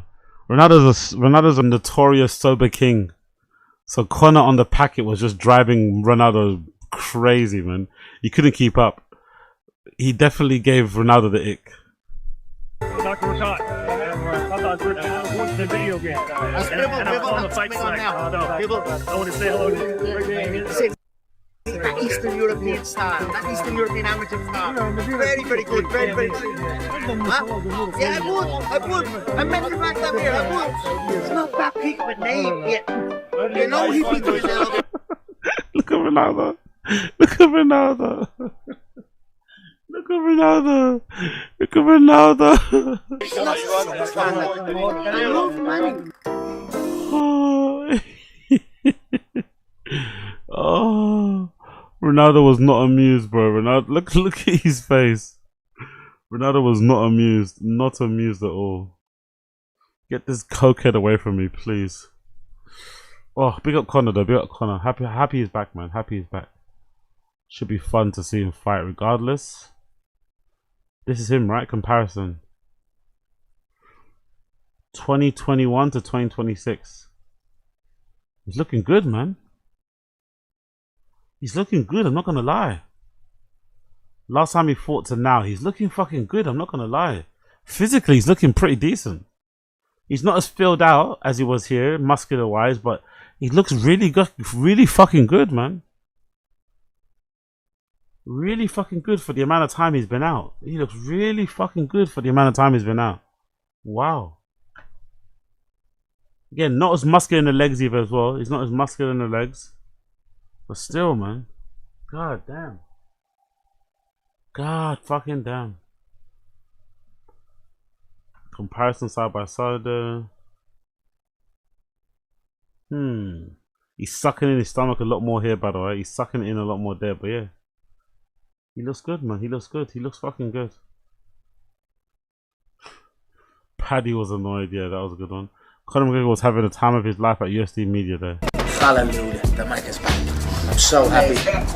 And I'm so ready, bro. I'm so ready. Pace. Pace. First of all, leave with your balls. Yeah, that's the start. The balls? Leave with your balls. Like I don't have balls, so they're phantom The balls. ovaries. Okay. Leave with your ovaries. We can't wait to have you back. And likewise, we are a unit, and business is booming. I'm going to showcase my worth here again on Saturday night. It feels so good. I feel it down to my toes. Very happy. Very, very happy. Preparations went well. Meticulous. Very detailed. We know this boy very, very well. I'm excited to contort his body and do damage. Fair play. Fair fucking play. Like this? Fair fucking play. Conor McGregor says aliens wouldn't stand a chance against him if they invaded. Alien invasion. You believe in them? Yes. You do? Yes, I do. You ever meet them? Probably. Probably, right? Probably. I tell you why, right? Yeah. That God says we are his greatest creation on earth. Really? You know, we're not the only one. So There's I others. 100% believe in aliens, for sure. In fact, I actually spend my evening staring at stars, waiting for it to move, thinking it's gonna go.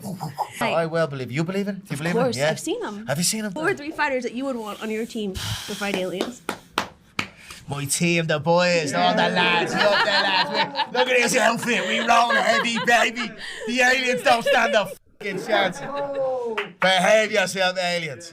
With the Mac Daddy. Alien invasion. You believe in them? That's hilarious. That's hilarious. Conor McGregor admits his Lamborghini yacht. Oh really? He's the Lamborghini yacht. The Lamborghini yacht. I remember that. That was peak Conor spending, innit? That was peak Conor spending. I remember that. Fucking hell. Yeah, he bought a Lamborghini yacht, innit?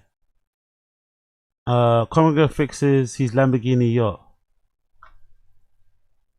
UFC legend Conor McGregor flexes his new speedboat. Conor McGregor may not be considered among the very best fighters in the UFC anymore, but he's certainly still the richest. McGregor recently showed off his new 63-foot, $3.6 million Technomar from Lamborghini 63 speedboat for his 45 million Instagram followers. The Lamborghini 63, also known as the supercar of the sea, is powered by twin-man V12 engines, each capable of producing 2,000 Basically a Lamborghini Urus on the boat, on the sea, basically. horsepower. The 24-ton vessel can reach a speed of 60 knots, about 69 miles per hour, making it one of the fastest boats in its class. Recently, McGregor took his latest plaything on the water and gleefully shared videos and still photos of its first day out. Fuck, you know. He says it's the worst buy, right? Let's go back to the video. What do you say here? It's the worst thing he bought. What do you think's like the craziest thing you've ever manifested that nobody would believe? The very first Lamborghini yacht ever made. I Can you manifested tell- that. Okay, hold on. Still have that. Still have them yachts. Both of my yachts are in Mallorca. A Lambo yacht? Yeah, and it's it's a mean, serious bus. it's beautiful. I've seen it. It's the supercar of the sea. I done laps around there.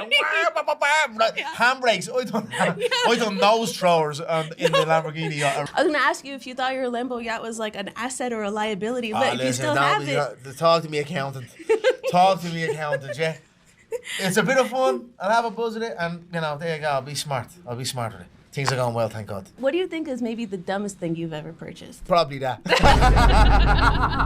I already had one. So I have the house that I live on. Yeah. What, you live on? Well, it's a triple deck, 120 foot, yeah. a triple deck. So we've got 5 or 6 beds in it. Big 3 floors on the thing. Yeah. I seen the ad coming out for the Lambo, so I put in down a down payment. And I was like, oh, I was reckless with my money. A lot of reckless spending, for sure. He's got two of them. He's got two. He's got two Lamborghini yachts. Jesus Christ. I'm grown now, and I'm being smart with it. Whereas before you just spend that shit. Spend that shit. That's the thing, though. Is it a yacht or a speedboat, though? Maybe that's why it's not. Who said that? That thing must cost insane. No, I don't think it's that insane. It's not really a yacht, is it? It's like a speedboat. That clip doesn't. Is it? Or am I bugging out? Doesn't it look more like a speedboat to you? Or am I bugging? Where do I put that clip?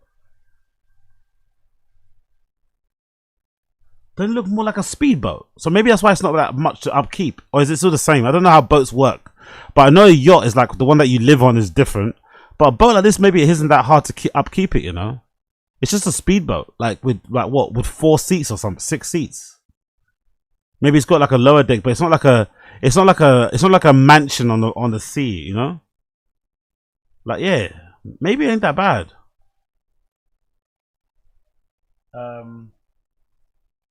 That thing must say is that, yeah, big up, do exactly what were you saying about Floyd? Yeah, true. But to be fair, I think he's made more money than Floyd, though. He's got more sources of income.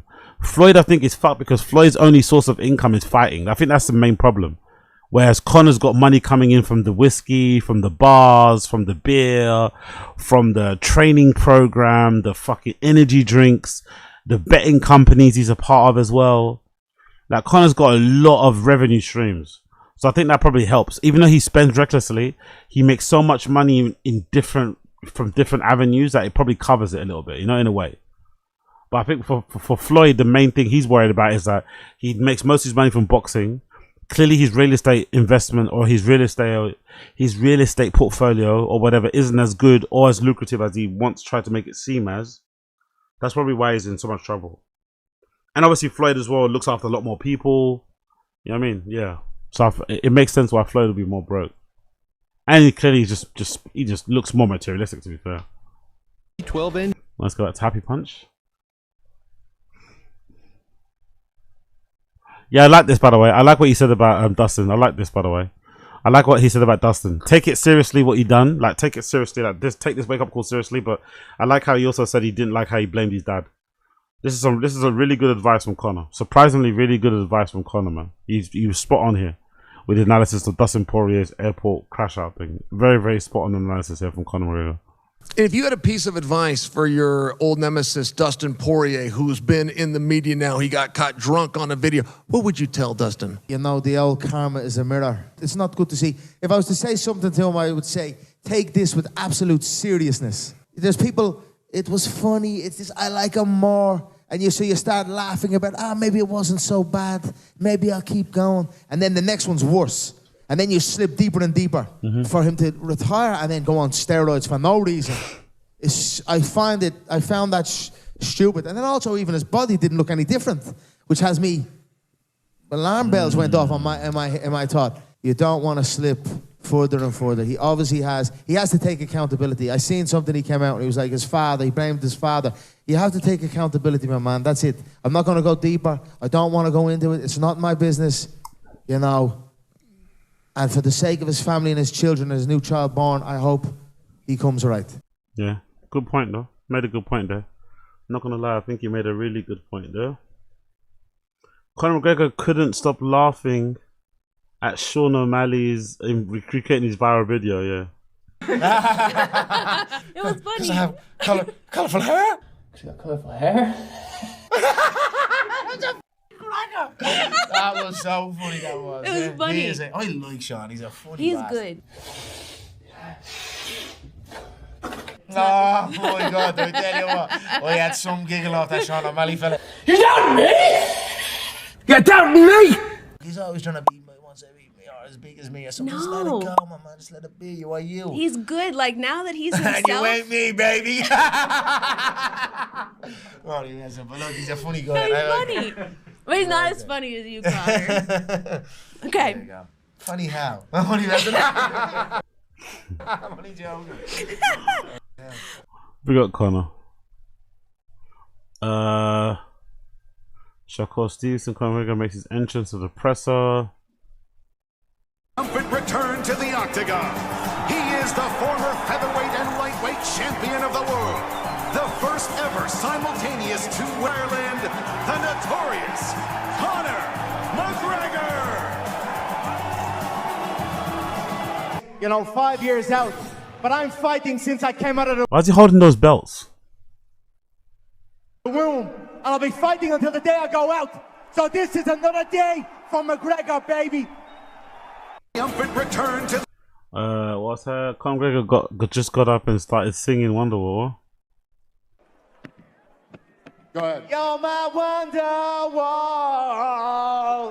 I said, maybe you're gonna be the one that saves me.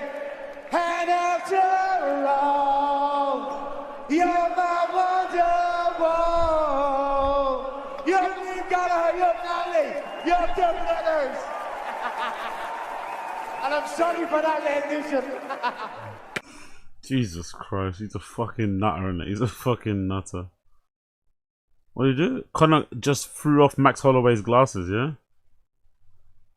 This is pretty hard, not gonna lie though. The kick bulletproof vest pretty hard, not gonna lie. I like the kick vest. I like the kick streaming vest, not gonna lie. I kinda like the kick streaming vest. But I don't know, man. I got a feeling Max is gonna fuck him up, man. I like Conor, but I got a feeling Max is gonna fuck him up. I really like Conor, but I got a feeling Max is gonna give Conor a 2-piece and a fucking soda. Big up Hogan Masvidal. I think Max is gonna give him a 2-piece and a fucking soda, man. I think Max is gonna box his face off. What do you guys think? Max getting KO'd? Yeah, really? Yeah, exactly. Big up Hasia. I think Max is gonna win, man. Ring rust is real. Exactly. Max gonna fuck him up. Okay, exactly. Big up Josie. Look at Max's arm. What's wrong with his arm? That's so fake. Max getting KO'd. I don't know, man. I don't know. I don't want to see. You know what? I like Max as well. I don't want to see anyone get knocked out and get fucking. You know what I mean, have like a crazy face down, arse up kind of knockout. You know, I don't want to see that either. I don't want to see fucking Conor get his face blown to pieces, and I don't want to see Max going down like that either. So I don't know. I'm in two minds. of what I should be doing support wise. I don't know. Was pacing backstage looking for Max Holloway? Yeah. Every Conor McGregor line from the UFC, what? I find it disrespectful. He must not realize the danger he is in. I forecast Holloway's retirement on Saturday night, not a trilogy for cash. So I'm coming in like a missile. I'm going to destroy Max. I'm going to eliminate Max. The final opponent of mine, still within the UFC ranks. All of my other opponents are gone. Max is the last one left. And on Saturday night, he gets eliminated for good. So I can't wait to take those pretty belts off his hands. You didn't lay a glove on me last time. You're not going to lay a glove on me this time. This is a different animal coming back. I've got a lot to prove here. And who am I proving it to? To myself. So you're up against it. A little bit of bop, yes. And they're all my opponents up here. Don't get it twisted. You know, they're all angling for a fight with the big boss. Let's be real. My children, we are McGregors. We represent greatness. And on Saturday night, you're going to see it from ringside, baby. The McGregors represent greatness. Do you believe he's the best boxer in the UFC? I think his boxing is abysmal. I don't rate it once. He has one gear, and it's not impressive. Very rarely have we seen magic inside the octagon from Max Holloway. Little evil Holloway. Little evil Holloway. What? Max is like, what? Evil? I don't think anyone would describe Max Holloway as evil. He's like one of the nicest guys ever. Little evil. It's like, what? Saturday night gets destroyed. That's awesome. I am in my prime now and forever. Bring it on Saturday night, you're going to see. You know, Max added some shots of mine. Even the carrying of his nation's flag. I didn't see that before. So out with your notebook to the entire fight game. The Mac is back. Then Max Holloway points to the center of the octagon. Are you meeting him there? Handily and happily. The Mac is back, baby, well and truly. We're so back. We're so back is the headline. I said maybe.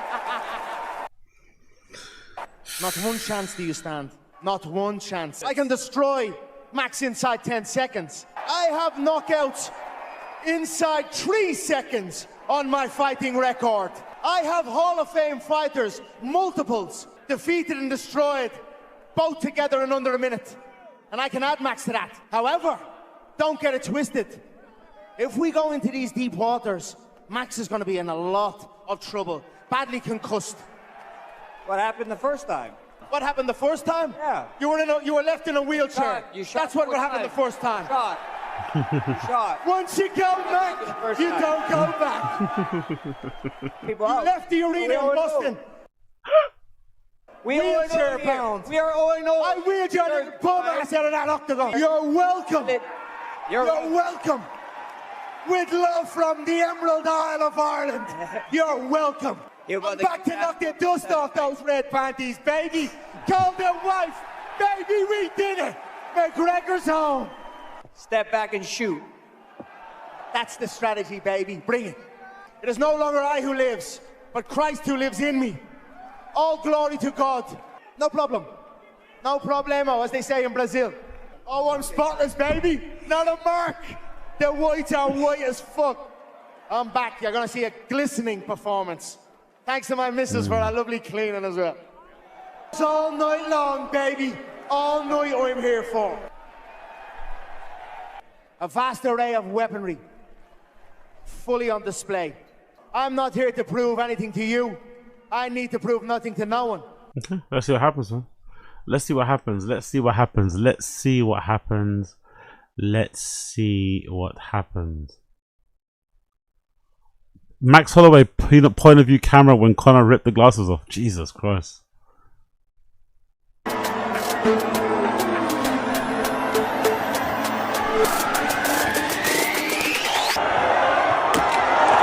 Those are Meta glasses, you know. Fucking expensive, man. Fucking hell. Those are Meta glasses, bro. They're like 300 quid, aren't they? Like, fucking hell. It's fine. Stand on my face.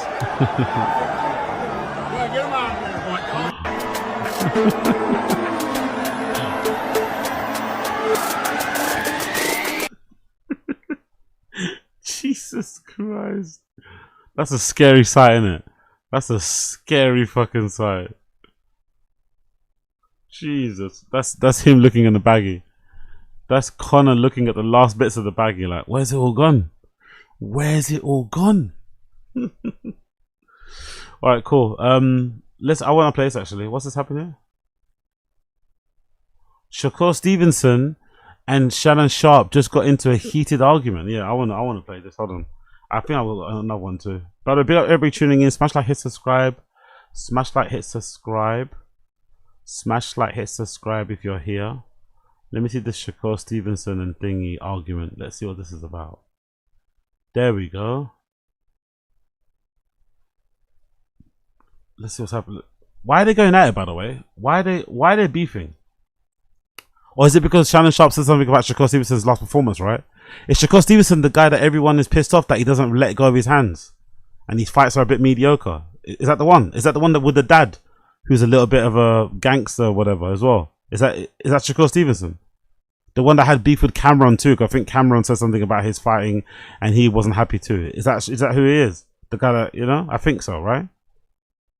I've been told y'all that I was one of the best fighters in the world. A lot of people ain't believe me. Well, now we here. Opportunity is here. And if any of these guys want to smoke with me, I'm right here. I'm not ducking shit. But Shakur, you saying that, let me ask you a question. If Jordan had never played and he says I'm the best basketball player, would you have believed him? He had to show you. If LeBron or Shaq or Kobe says I'm the best without showing it, you're not gonna believe I agree that. with you. We got to see if it. the writing been on the wall the whole time and I showed it and y'all just ain't. I can't read. And then you blind in a motherfucker. You blind in the Hey, motherfucker. listen, It I already can been read. there. Teofimo was an example. I made an example out of him, and these guys are gonna get examples made out of them too.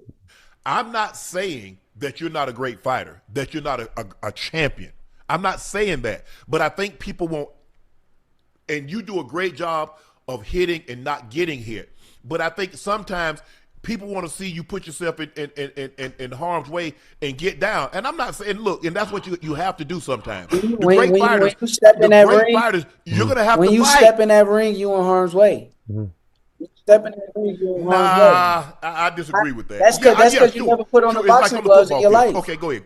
If you put on the boxing gloves before, you'll understand that when you step in that motherfucking square circle, It's a weird criticism to have for him, though, right? It's a weird critique. You don't get hit enough. You don't ever look like you're in danger. You need to fight more with what? You need to fight more caution to the wind. You need to be more reckless. You need to get yourself in more like swinging matches and shit. You need to do more headhunting. Then people would watch you more. It's like, oh, okay, what? Seems like a weird thing to kind of be pissed off about when it comes to another fighter. Like, what? I get it if you're watching and you want to put a bet on or something, cool. But it's a strange thing to get upset about a boxer. Oh, you don't get rough. You don't get stuck into it enough. you in harm's way. And when you go watch my last fight, since you saying I don't put myself in harm's way, who was backing up? Me or T.O.? Oh, you backed him up. Who was backing up? You backed him up. So how wasn't I in harm's way?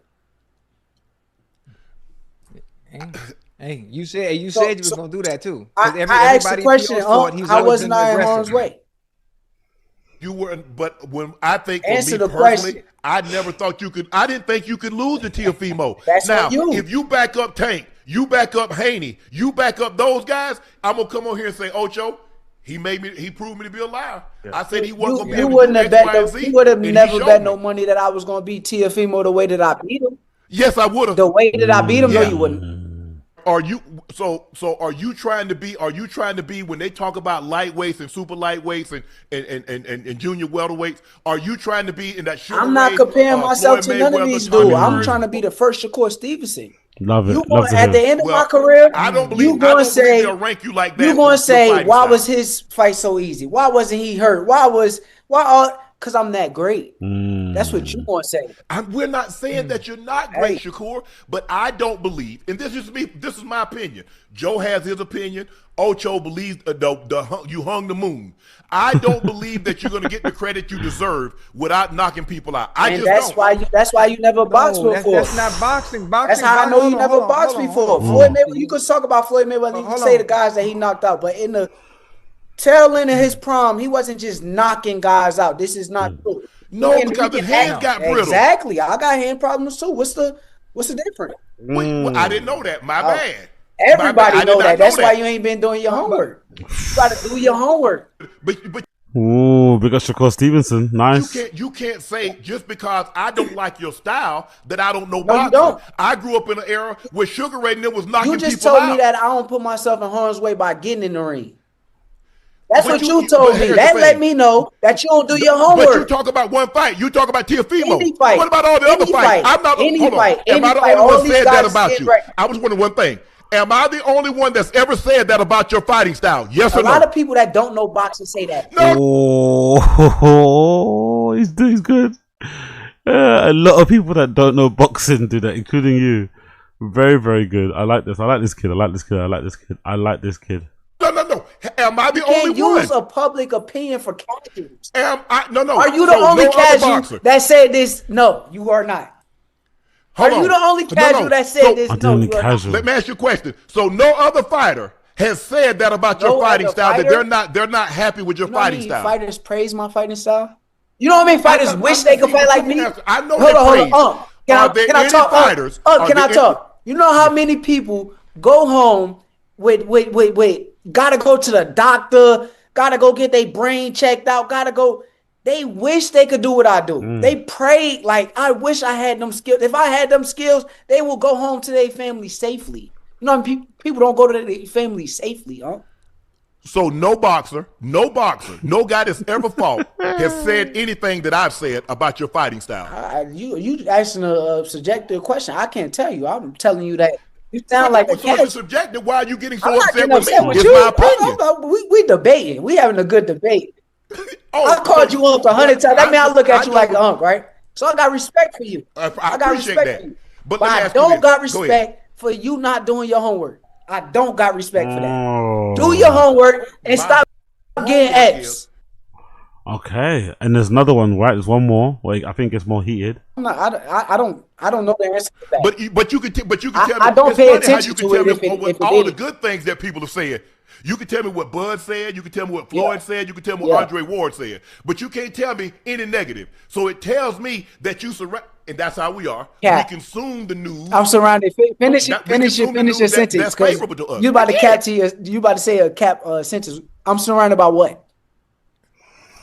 No.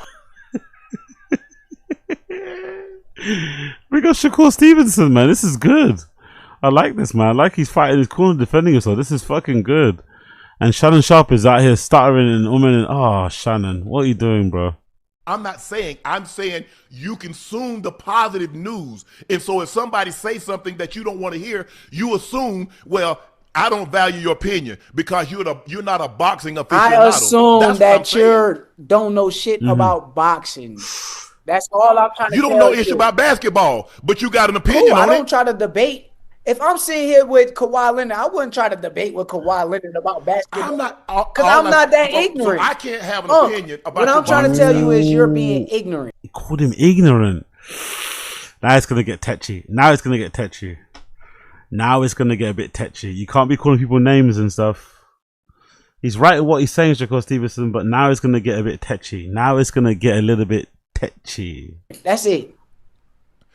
I get all that. That's fine. That's fine. You're being Hold on. ignorant. Shakur, book ignorant is something that should never come out of your mouth because you don't have a degree. Okay. I run circles around you in the classroom. Brother, I don't give a fuck about a classroom. A degree. A degree. Yo, Shannon lost for sure. I'm smarter than you. I've got a degree. Come on, Shannon. Come on, Unk. Unk, come on now. Come on now. I've never called you ignorant. I've never Million called you people ignorant. on the Be planet respectful. that has Be not finished respectful. high school or finished school that is I'm not smarter talking than about the them. I'm book smart talking to you. motherfucker. They didn't call me I'm saying ignorant. you're You being did. ignorant. Be You're respectful. being ignorant when it comes to the sport of boxing. No, That's what you're being ignorant. I'm not calling you ignorant as a person. I'm calling we you were having a great ignorant when it conversation. comes to And the then he had to sport take of it to left boxing. field and talk about ignorant. You are in boxing. That's You it. are in boxing. About boxing. You're ignorant about all I sports. don't care. I'm not trying to be the smartest nigga about all sports. You're trying to be smart You about shouldn't be. You're not the smartest boxer. I'm not the smartest boxer. I'm a Didn't he just say he doesn't get hit enough? Now he's calling him not the smart. I don't know. Not getting hit enough seems like you're quite a smart boxer. If Shannon Sharp's main criticism of Shakur Stevenson is that he doesn't get hit enough, he doesn't get into swings. He doesn't get into Hail Mary swinging matches in the middle of the fucking ring. Isn't that a good thing? Isn't that like a smart choice? Doesn't that show that he's got a bit of whatever? This intelligence, I guess, at least in the boxing room. way smarter boxer than your favorite fighter.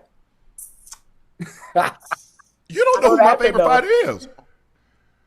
I don't have to know. You don't. I tell you what. Don't be mad at me because you can't have. This is what I do. You got to know. F. That's it. You got to F. F what? In boxing.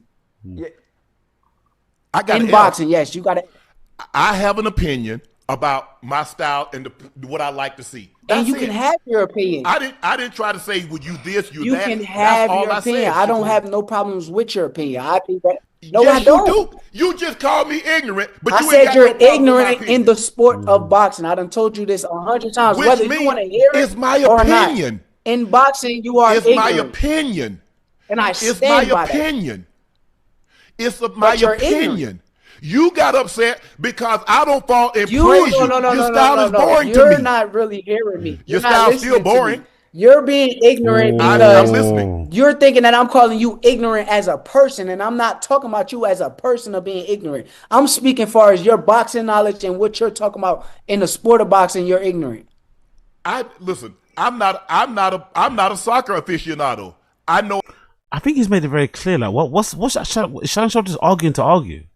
He's made it very clear what he's trying to say, and I think even though it's still a bit rude, it's on point. It's spot on, isn't it? Like, yeah, you're a bit ignorant when it comes to boxing. You don't know what you're talking about. Respectfully. Okay, cool. Just keep it moving. Why is he like still trying to like clarify or this or that? It's like, brother, you said what you said. It's okay, but you said what you said. Let's just please move on. I like Messi style. That's cool. But if you speak on Messi and you start talking to Messi and tells Messi, oh, this is that, this Messi will call you ignorant in his sport too. No, Ocho and I get to. He's got a good face. Ignorant in his sport too. No,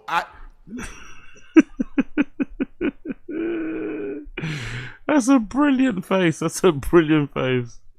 Oh. Ocho and I get into debate all the time about Ronaldo and Messi.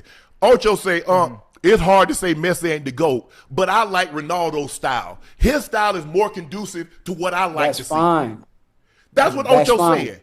I didn't say, Ocho, you no, when you say the style is boring, you're giving an opinion on something that's, to me, I feel is very ignorant, especially if you say Teofimo was my most entertaining fight after I just fought William Zepeda right before his Teofimo fight. And if you didn't see it, that means you didn't do your homework. So you bring me back to square one at all times. You get an F when we're talking about the sport of boxing. I'll take the F, but I'm not allowed to have an opinion. No, you can have an opinion. Everybody can do their homework, but if they get an F, they get an F. So why are you so upset I'm about not my upset opinion? about your opinion. I done told you this. No, You I'm are. not. I'm debating with you.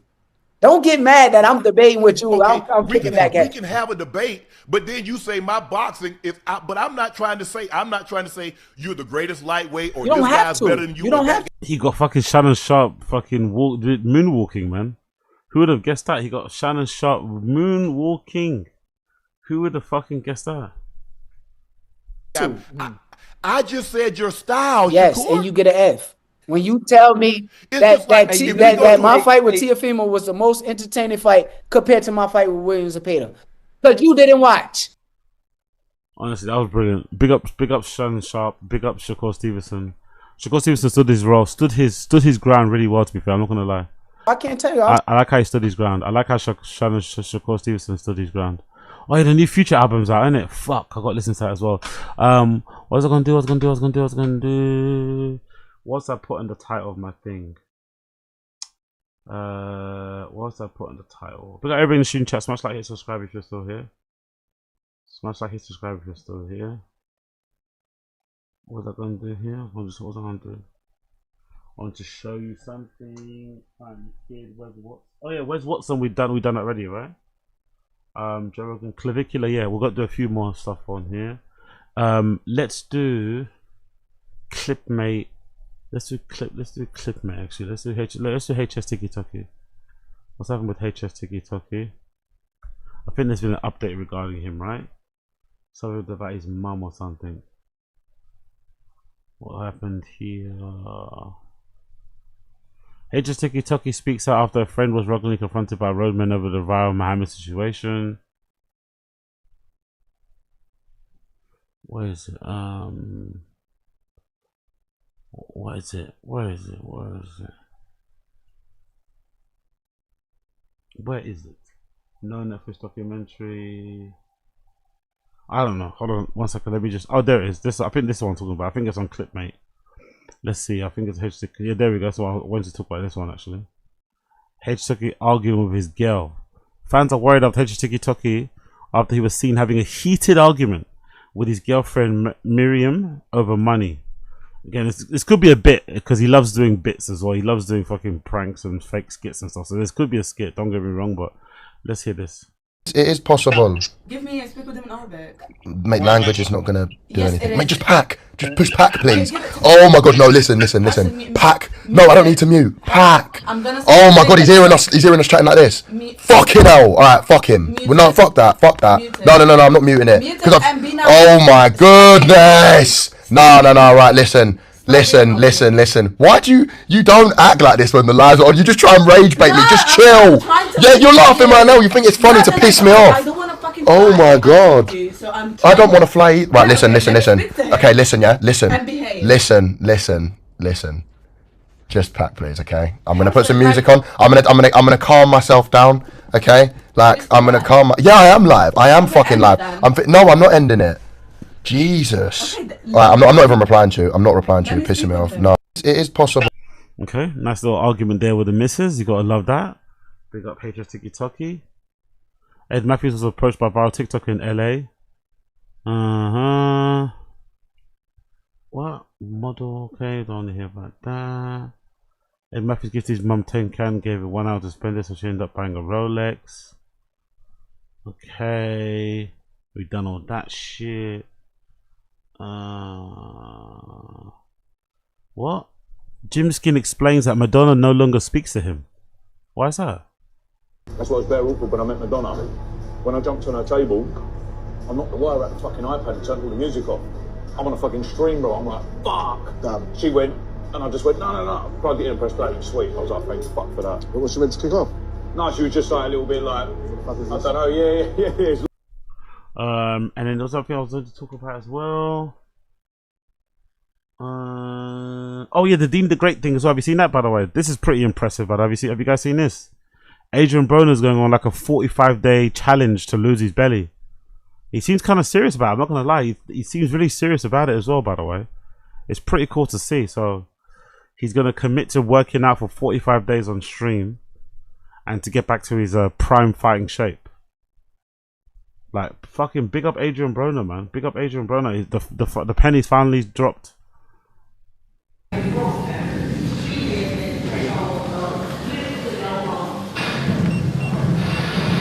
Better hurry up and get that sauna in here. Because after I do my exercise, I don't want to get in the sauna. You gotta ask. Oh, shit. You okay? Injure yourself the first time. Like, we need you. Nah, this is a new treadmill, so I didn't know the width. So yeah, he's doing a 45-day training session or training thing to get back fit and shit, which is fucking sick, by the way. Adrian Broner's ex-coach gave Dean the Great a quick reality check after Dean tried to follow AB's training advice. Yeah. We're coming for strip training next week. I mean, in the meantime, bro. In the meantime, either I'll come, me and AB will coordinate. We just do some strength training too. A couple days a week, 2-3 days a week. Until he comes. Wait, huh? Don't need to run no more than 3 miles a day. Respect her. No 3-piece? That's all you need is 3 miles a day. You don't need nobody, you don't need to do it every single day. I wasn't gonna do no more anyway. I told you had to, nigga, you had to. But I wasn't told to do no more, to do any. So I did 3. So you doing what you want to do again? We on that? AB told you to do 3. I say, I bet. AB ain't the coach. Full-time world champion. Hey, nigga, I understand, but coaching and world champion different. AB gifted. AB is gifted. That nigga special. He's special. That don't mean he did everything right. You can't. That nigga. Shit had to do something right. That nigga like Pacquiao. He could do shit wrong and get away with it because he just gifted. Shit, ain't nobody. It may not work for you. Shit. You better tell him, bro. It may not work for me, but I'ma try it. It may not work for me, but I'ma try. If that shit work for bruh. He said, I'm gonna try. I'ma try. I seen him do it. I seen him do it. You don't need no more than 3 miles a day. Yeah. All jokes aside, you don't need no more than 3 miles a day. That shit. That shit take, you know what I mean? That shit. Right now. I think that's something that I remember Joey Diaz saying, which was a really good point actually. I think he mentioned it to fucking Lee Sayat. I think I mentioned that a few times on stream. But I think Lee Sayat was asking for advice about stand-up, or I think Lee was being a bit annoyed that Joey Diaz wasn't maybe bringing him in and like having him open at certain shows or hang around with the big dogs like Bill Burr and shit. And Joey Diaz basically said, you don't need that now. At your level, of comedy, you should be hanging around the people that are your level of comedy. Open micers, people who have been in it like less than 5 years, 2 years, whatever else it may be. But it's not going to do you any good if you're hanging around like, you know, us bigger dogs, let's say, because it's going to give you a false sense of where you actually belong, or what your level is. It's going to give you a false sense of your level, because you're going to be around us, you're going to be joking, fucking around, and you're going to think you're like of that level when you're not. And it's going to fuck up, you know, your development or whatever else it may be. And I think maybe it's the same with boxing. Even though Dean the Great and Adrian Broner are really close and they stream all the time, it might be a bit hampering because, you know, Dean sees Adrian Broner like a normal person because they go out and stream and get fucked up every day. But he also doesn't know that Adrian Broner is like an actual legit boxing champion, like like his coach said, he's gifted. So even though he might not be doing the right things at the moment, when he does lock back in, his level is going to be so much higher than anything Dean the Great's ever done. Even though he's taken, you know, so much time off and abused his body and shit, he'll still, when he eventually locks in, still be better than most. That's the scary part, you know? Which is probably why it's important to hang around with and to train with people who are on the same level as you. If they're too far up, they're going to skew what you think of yourself and whatever else it may be. So yeah, I think it's made a really good point there. In shape, you don't need to be killing yourself. We got 3 months for this fight. You got to turn the AC off. He said it feels so good in here. Yeah, we can't train like that. It's gonna be hard to used to sweat. that dungeon in there. You used to that dungeon with KF. That shit hot. Especially working out. Nah, working out. When I'm laying down, it gotta be cold. Fan in my face and all. I'll be out.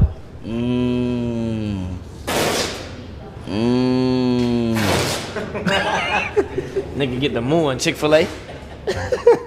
Get Chick-fil-A. Yeah, we're cool. Fair enough, man. Fair enough to the trainer. Good advice from the trainer. Good advice. Ray J was shocked that Adrian Broner said he could beat Ryan Garcia in just 6 months.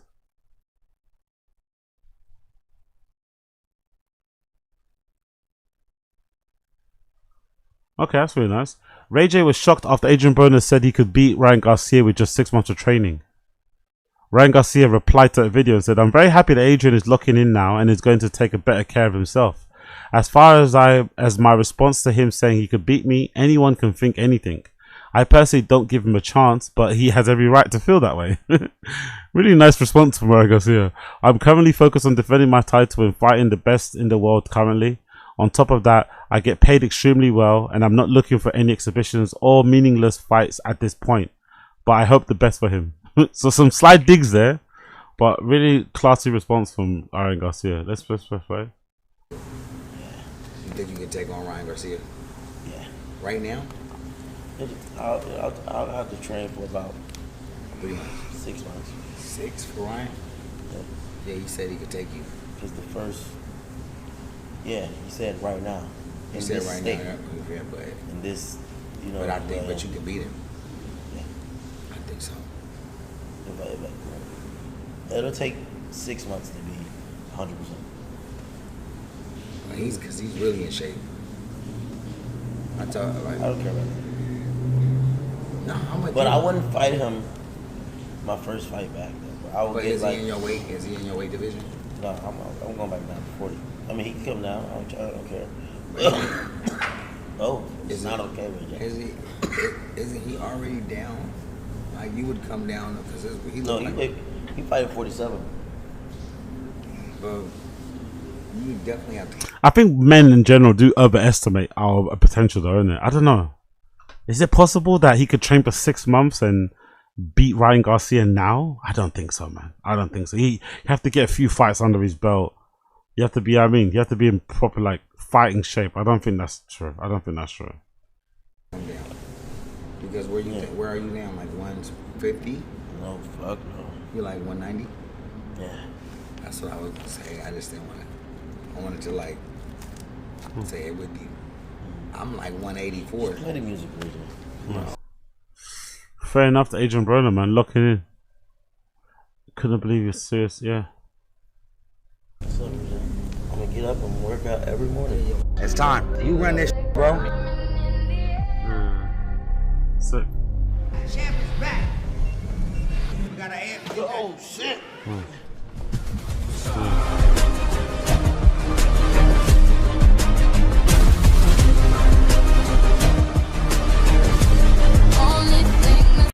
Right, he's back. He's actually taking it seriously. Great to see, man. Great to see. AB said he's not. AB says there's no quitting during his workouts. His entire 45-day locking in. Fair play, man. 30 seconds and I might go off, but right now we don't got to. We got a long way to go. A lot of weight to lose. Got to get back comfortable. I ain't even comfortable yet. And I don't mean comfortable like to where I'm just relaxed. I'm just like to where I feel good. You know what I'm saying? You know how many times I almost threw up in this workout? For real. So I held it together. So I know ain't no quitting me. Ain't no quitting me.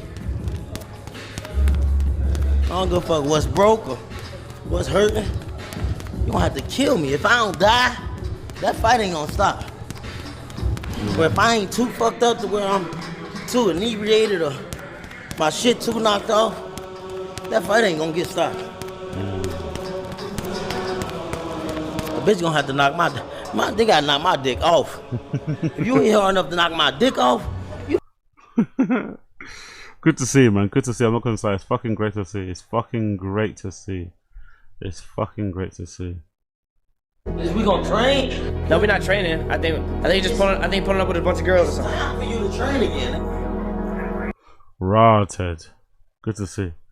Good to see. Good to see. Good to fucking see. Big up Adrian Broner, man. Big up blood clot Adrian Broner. What's else going to talk to you guys about here? Bear with me a second.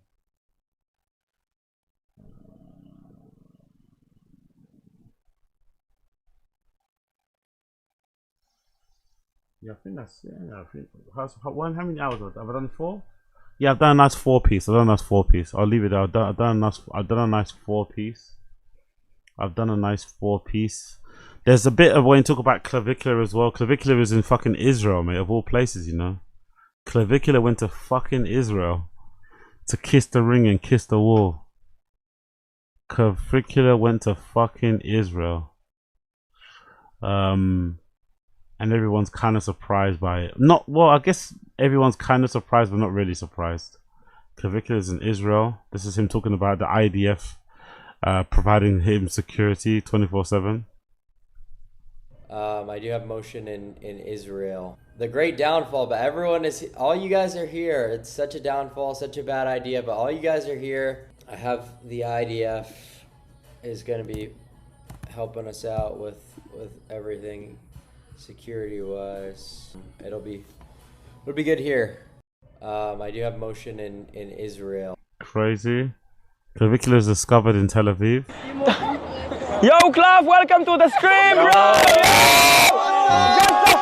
Okay, that's a troll. Clavicular becoming a master G and practicing Pilates in Israel. Where is it? What's that? Clavicular gets gifted an OpenAI Star of David necklace in Israel. Jesus Christ, man. My friend from J-Trip gave me this beautiful necklace. Wow. And I don't really wear necklaces, so I think it would be beautiful for you to have it. So it's an OpenAI logo. You know OpenAI logo? Yeah. And you got a Star of David inside of it. Oh, I think it's a pretty cool necklace. Show the camera, let's try it. Look at this. Look at this. So ChatGPT? Yeah, basically ChatGPT, mugging David. Oh yeah. Let's do it. Anyone know how to put on a necklace? I'll figure it out. I might have to. Yeah, I'm gonna have to make this a little bit. Yeah, I think so too. Yeah, let me make this a little bit. Perfect. Wow, guys, look at this. What a guy. Hey, thank you so much. Oh, 100%. Fair enough. Who's this? The Prince of Paris was visibly upset after Israeli girl mentioned clavicular during his biblical segment of the Western Wall. Wait, there's more, Tal. They're not letting you go. Can you take a photo? You poor thing. Yeah, I'll do it. Come on, ladies, line up. Crazy good. Line up. 1, 2, smile. And smile. Gotcha. Thank you. Wait, you look ridiculous. Yeah. But now it's a God stream. Don't. Take care. The Prince of Paris. Clavicula was seen living his best life partying off stream in Israel.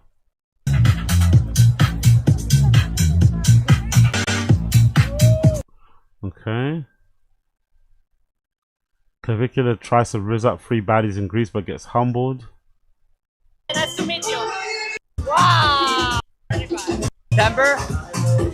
Okay, I can't play that one. Most important man in France. Paris is officially arrived in Israel, take over Jerusalem. Jesus Christ.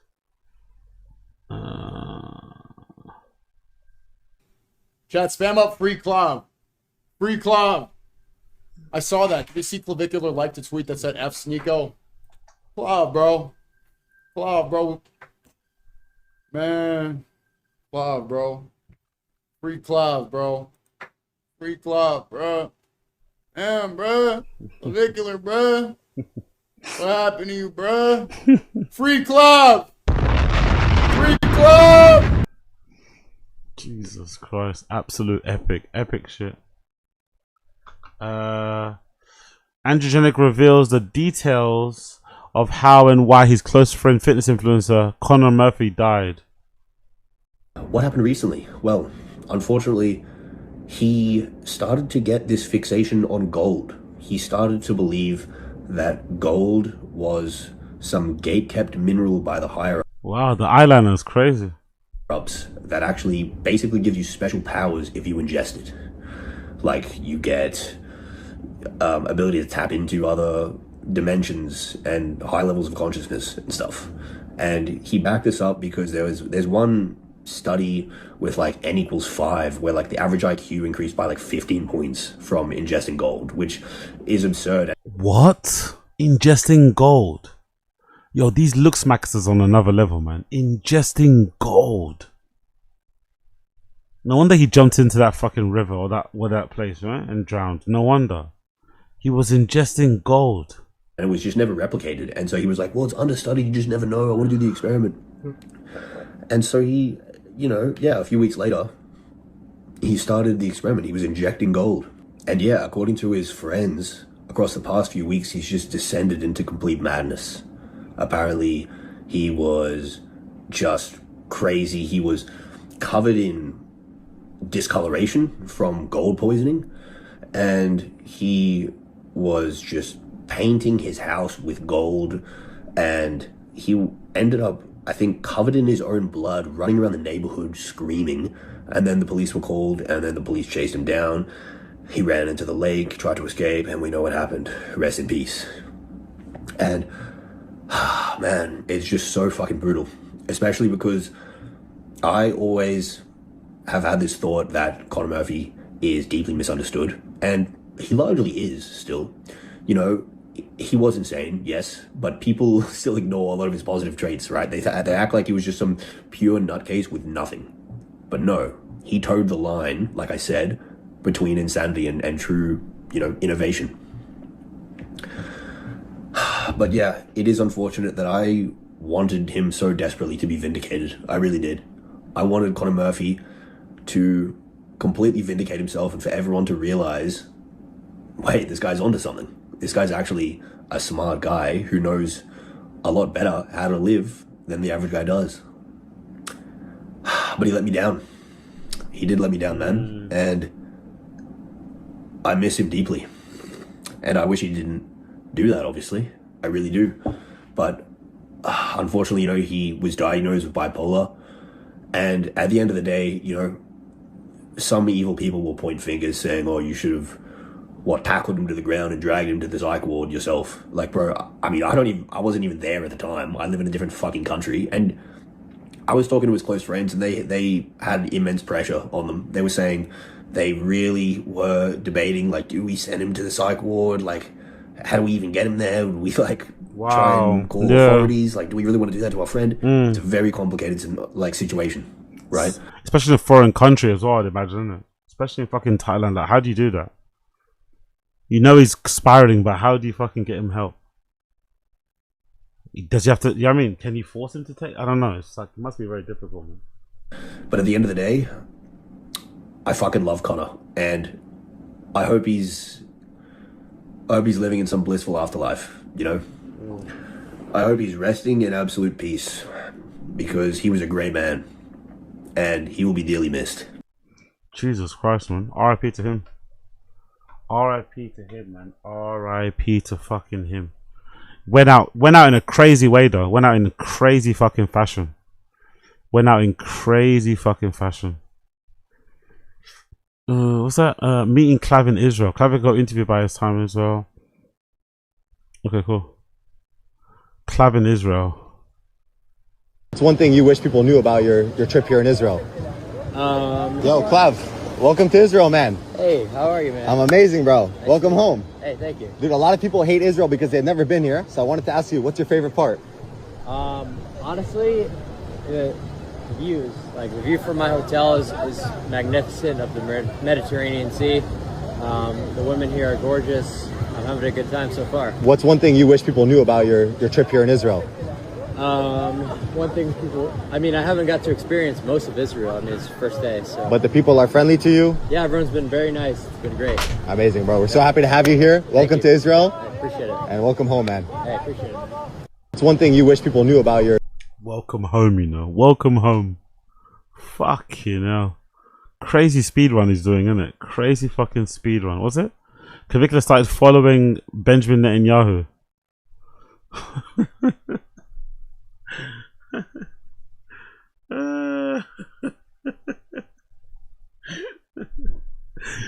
Oh, he's a funny kid, man. He's a funny kid. What an insane trajectory has been in there.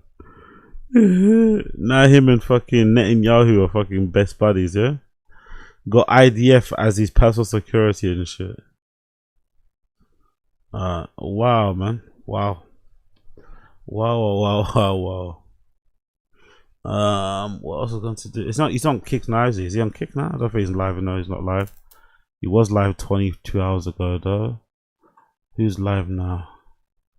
These guys were live a minute ago, but they're not live. Cool. Jay Kyra, is he still live? Yep, but he's not doing anything. Cool. And then the other thing I want to show you, what I want to show you again here. Cozy Cobb. Yeah, maybe the Cozy Cobb thing. What was that? Is it? Yeah, there we go. Local live host gets called a PDF and crashes out. Holy God, what are you showing me? His head. Come on. Hello guys, it's Ozzy back from another video. Hope you're all doing well. Today we got something interesting to talk about. Turbo has quit. Not surprised, not surprised. We're going to talk about everything that happened. We're going to talk about why he quit. So Turbo was on Locale Live. He was one of the main hosts on Locale Live for 3 weeks, maybe a month. He really didn't last that long, nor did I think it was going to last very long. Matter of fact, I think him and Glammy were just supposed to be there till August 1st, and then they were going to get canned anyway. But so Turbo's gone, and there's a few things we're going to talk about as to why he's quit. First things first, I want to address, I've seen this in my comment section, and I don't know if you guys actually watch Locale Live or any of the other side shows or a show where Turbo is on. It's been like a running joke or a meme or whatever, a running bit for like 2 weeks that the chat just calls Turbo a PDF. And they do it wherever he goes. And it always triggers him, which, you know, it would bother me too if somebody was calling me that. So what I figured out is, I think I figured out the origin of this bit or of this joke. Honestly, the chat on these streams are relentless, isn't it? The Local Live audience chat are relentless, man. They drove this guy to quit because they kept calling him, even though he's not a PDF, they just keep calling him a PDF. It gets under his skin, they notice it, and they just keep doing it until he drives him crazy. Honestly, the chat is relentless, man. Ruthless chat, ruthless chat. Did some background, I did some digging. I couldn't find anything weird about Turbo. He wasn't like CD-ROM. I didn't see him defending anything. I didn't see him saying anything sus. Now, he has said a lot of sus stuff, just not when it comes to the PDF crap. Is he a weirdo? Yes. Is he racist? Oh, yeah. Oh, yeah. There's a lot of things that Turbo is, but with the PDF stuff, I found nothing, and I haven't seen anything, except that the fact that the fans think it's funny to call him that, and it bothers them really badly. So, just wanted to kind of clear the air on that front. So Turbo decided it'd be a good idea after him and Tommy went back and forth to hop on Lolcow Cafe and just say the N-word multiple times to Tommy C. So that's why Lolcow Live was deleted. So Turbo basically crashed out because everybody kept calling him PDF. He went on the Tommy show, said the N-word, and he's been crashing out in the Discord and just doing ridiculous stuff. So he's totally canned. He's totally canned. And we're going to get right into it, guys. So we're going to see why, Tommy versus Turbo a little bit. We're going to see Turbo's crash out. And let's get right into it. Thanks for watching, guys. It's a good time. I like the fact that Fuba's on the ground. Yeah. All right, let's check in with Yo Mama. I mentioned and all I talked about, all I mentioned with the CD-ROM and Turbo thing was they were both virgins. Had nothing to do with anything else. I just said Keemstar likes men that are, that are 36 and never been virgin. I like what he kept telling me. He's like, I could pay for sex. Well, kind of not what I'm talking about, Turbo. No. Kind of not what I'm talking about. God. That's wild. Are virgins and they get immediate success in the LCU. That's it. Now, why did Turbo take it to a whole nother level? Here is Turbo going off and wanted to express how he wants to say the N-word again. No. What about what if I go over there and I'll smack you in the face? Huge ass is right. Don't get yourself on a punishment wheel for host abusing. That's true. Turbo don't want the smoke. It's not that I don't want the smoke. I've got to deal with that CD-ROM earlier on fucking live. I don't want to fuck with him because every time I do, he says something to piss me off, and I'm gonna drop a racial slur if he continues to consider me a child touch. People who find this type of stuff entertaining, honestly, the amount of slop that's out there right now, it's all-time high, isn't it? The amount of slop that's out there is now an all-time high. I don't know how people watch this shit, man. It's so awful. It's just full of just degenerates. Just I don't know. Just people that make me sad, They kind of bum me out, the people on Lolcow. I'm not going to lie. They kind of bum me out. 5 gifted. 5 Forever gifted. A victim. By Teo. Thank you. Who cares? I mean, yes, ban anybody doxing, but that's it. Everything else flies. Everything else goes. I mean, I was called the cat killer for a long period of time, right? And I let it fly. I mean, that's... I know exactly what he's talking about. I mean, there is and I said, he kept on pulling the victim card and saying, you called me a pet, you called me... I know what he's talking about. It's not, first of all, calling him a pet is wrong, all right? Somebody, you know why people call him a pet? I think I could show y'all. Somebody sent me, this is not even an attack on him. Somebody sent me this. Let me find it real quick. Yeah. There's some, no, relax. ALR took the title from Yo Mama. This is him. Yeah. Here. This is why they call him a pet. This is 100%. Want me to leave? Start calling me a fucking PDF. Start saying I look at that shit. Super chatted $19.99. I get a feeling that Turbo owns the entire series of Full House on DVD. Does he? This now I don't feel as bad about it. I don't think you call. First of all, I don't think Turbo's a pet, and I mean that. All right, and I think this shit's cruel, and I wouldn't want it to happen to me because it has happened to me. Andy Warski started a bunch of fucking horse shit. But this, it's tough to feel bad for him when he does this. If accusation comes out, I will leave. We are not doing those kind of accusations, not whenever I'm fucking here. And if that shit starts happening and that kind of accusation comes out, I will leave the LCU. So you guys want me? He's the most unpopular host. Exactly. He said, I'll leave the LCU if you call me a pet. Strange threat, by the way. Don't promise us a good time or something, right? Is that the quote? Oh no! Oh no! Me to leave? Miss you Start so calling me a much. fucking PDF. Start saying I look at that shit. I will hide it. You see Boogie. I was like, Jesus. He knows. It's like that moment when Dragon Lord says, "If you want to fight me, come to my house." I think he's got to own it to a certain extent. Okay, cool. I'm gonna leave it there. It's fucking doing my head in anyway. I'm not gonna lie. We're 4 hours in anyway, so thank you for tuning in. It's been a pleasure. I'll see you guys again tomorrow, hopefully. Hopefully tomorrow. If not, later on today for a bit of Taz. I'm going to get some sleep in, head to the gym later on. And then, yeah, man, I'll see you guys again later on tonight. Or later on tonight or later on today. Later on today. But for now, take care, people.